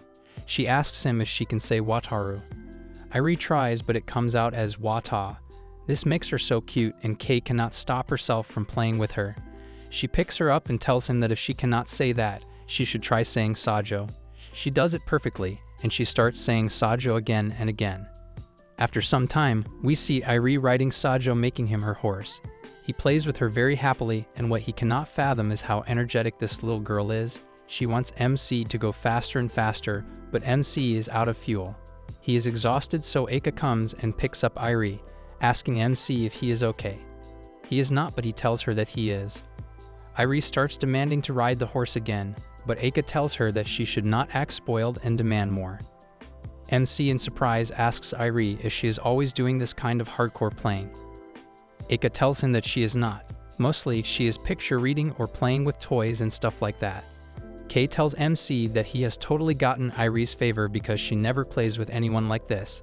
As she says this, Ari jumps on MC and starts teasing him by wrestling with him. Eika brings up the fact that Ari never jumps on people like this, but Kei feels like MC being a younger brother is at play here. He is the younger brother in his house, and maybe Ari feels a little connection with him in some way. Still, Eika cannot believe that the connection is to this extent. Kei is happy about the fact that Ari is not shy like usual with strangers, and she is having a lot of fun playing with someone she just met. She believes that this is the power of MC and his influence on other people. After all the playing, they sit down at the table and drink cola to cool off. MC is happy and enjoys this relaxing time. He is totally flustered, and Kei tells him that he looks very worn out, and it is making her laugh. Eika tells MC that he is the one who went all out with Ari, but MC brings up the talk from before when they were deciding for MC to come here. He tells Eika that she is the one who wants him to play with Ari and be like her older brother. Hearing this intrigues Kei because she has no idea about all of this. She does not know that it was Eika who wanted MC to come here. Eika wants MC to keep quiet because Kei and Ari do not know about this. MC speaks again, saying that when it was decided that he was going to come here, and as he is about to say more, Eika stops him, saying that it is enough of him speaking. Kei and Ari both want to know the complete story, but Eika shuts them up as well. Kei tells Ari that she and Ari got scolded by Eika. In saying this, she picks up Ari. Kei lets Eika know that, like Ari, she too had a time like this in her life. She did not get what Kei said, but MC asked her if she meant like Ari is like Eika but little. That is exactly what she meant, but Eika looks at MC and tells him not to take it as a weird thing. He looks at Irie and thinks about Irie as a little more frolicking Eika. He starts getting some strange thoughts, and Eika can totally tell. She tells him not to think of something very weird, but MC avoids her, saying that he is not. She tells him that he looks way too agitated for a normal thing to say. Anyway, Kay asks Irie if she wants a big brother who she can play with every day. Eika wants Kay to shut up as quickly as possible, but she does not. She continues teasing Eika, saying that she just meant a younger, older person than Irie, not a real big brother. Eika goes and starts punching Kay lightly on the back because she is totally getting to her. MC sees this and giggles. Irie asks him if he is rested. He is, and hearing this, Irie goes and jumps on him again. After some more playing, we see MC turned into white ash because of all the playing. He has never been this exhausted before, but he has to get used to this thing.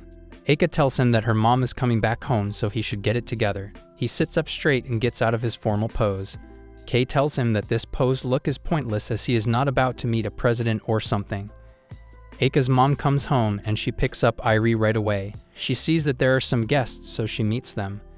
Eika tells her that this girl is Kay, and as she is about to introduce MC to her, he does it himself. She tells him that it is his pleasure to meet him. Eika is way too frustrated with him being this formal toward everyone he meets for the first time. But the thing that is a little weird is that Eika's mom knows about MC. She calls him by his name without asking so. MC asks her how she knows about him when she tells him that she has heard about him from Eika. Apparently, Eika has shared a lot of stories about him with her. Eika wants her mom to stop talking and not say anything further at this point. She tells her that MC and Kay were just leaving, so they should do that. Outside the house, Eika's mom tells them to take care and tells MC especially that she hoped to have a thorough talk with him. But Eika tells her that she can do it the next time he comes. Kay thuds MC on the arm, saying that he has done it. Apparently, there is going to be a next time, and that could not have been a better thing for him. He has no idea what he just achieved, but Eika wants them to get out of here now. Leaving, MC tells Irie to be a little easy on him next time they are playing. They are walking back when Kay shares that she is happy with the way Irie is growing. She is growing very fast, but Eika cannot tell. She feels like she cannot tell because she sees Irie every day.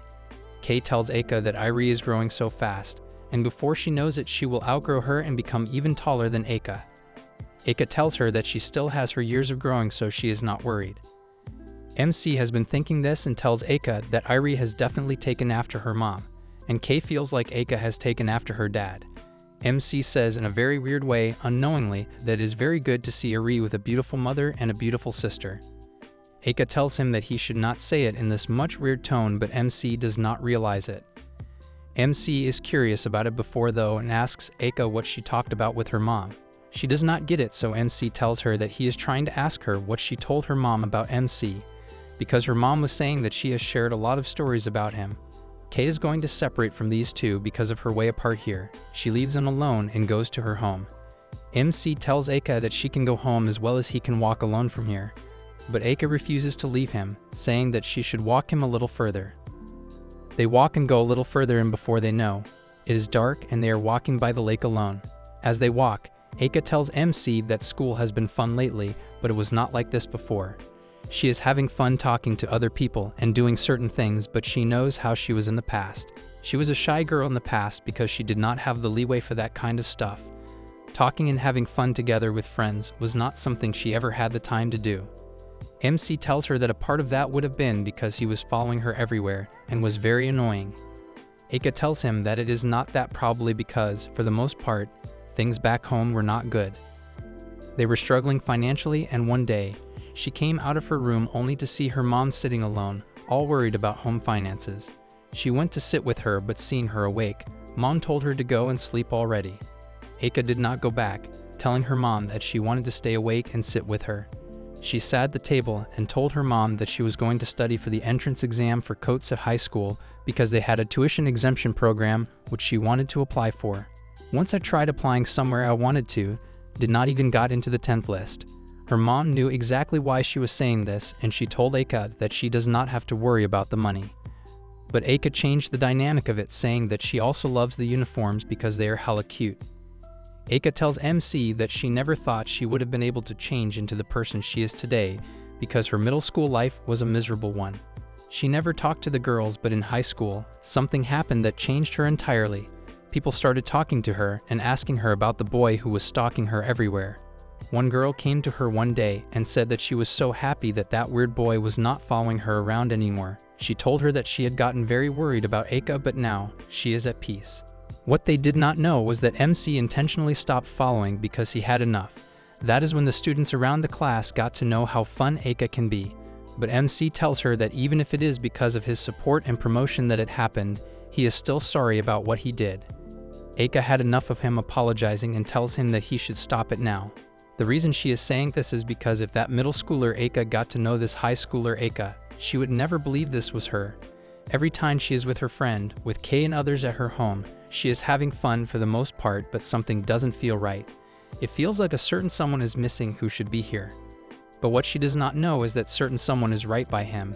He tells her that he wanted to come to her, but he always thought that he would just get in the way. He was never going to do that because he cares for Aka. Aka stops and tells him that he is totally wrong. She is nervous and shakes with hesitance, but she has to say it. She gets it out finally and tells MC that he is where she belongs. She says this and MC just looks at her, unsure what to say. Suddenly, fireworks start exploding in the sky and a huge noise scares Aka. She grabs and gets close to MC in fear, making this a beautiful moment. She tells him that he has to forgive her for doing this, but she is not good with loud noises. She gets back and expects an answer for the thing she said before, but MC is blank. She thinks she has blown it hugely by confessing, so she tells him to totally forget about what she just said. She wants him to never think of it again and just keep talking to her like he usually does. She feels like MC is now going to be very weirded out every time he sees her because of what she said to him. What she has no idea is that that was exactly what he wanted to hear from her, and there is no end to his happiness. MC remembers that today was the fireworks show because he saw a poster outside the bookstore today. This is very awkward between them now, but MC tells Aka to not stress it even a little as nothing is ruined. She is happy hearing this, and now they decide to walk home together. Aka came to escort MC to his home, but MC ended up dropping Aka at her home. As they are walking, MC looks at Aka from the corner of his eye and notices that she looks very cute and even more than normal. But there is a frown on her face that he hates so much. He makes himself a little strong and tries to extend his hand out so they can hold each other's hand, but Aka does not respond. That is because she did not see him extending his arm out, so MC stops with it, getting more sad. After a little while, Aka does the same but completely. She holds on to MC's pinky, and with this, MC goes in full and holds her hand.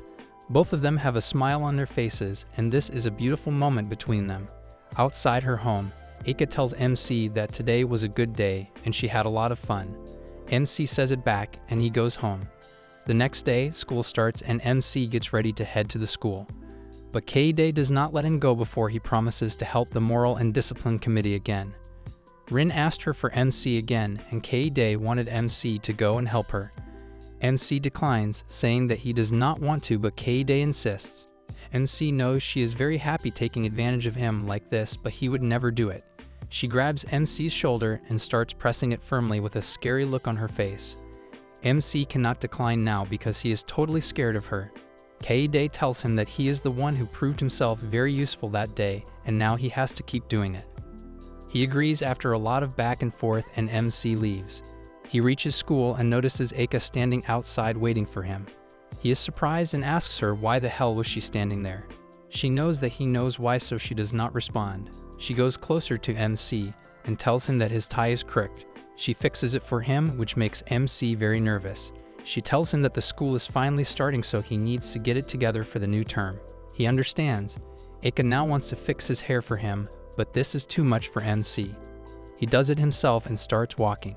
Both of them are walking together with a sensation of love between them. MC asks if she got a haircut. She has not, and MC gets embarrassed asking this question. Both of them now attend school as usual, and it goes perfectly from now on. Aka is happy with the way her school life has gotten, and what MC wanted from his life is finally at his doorstep. He got Aka and the love life he wanted.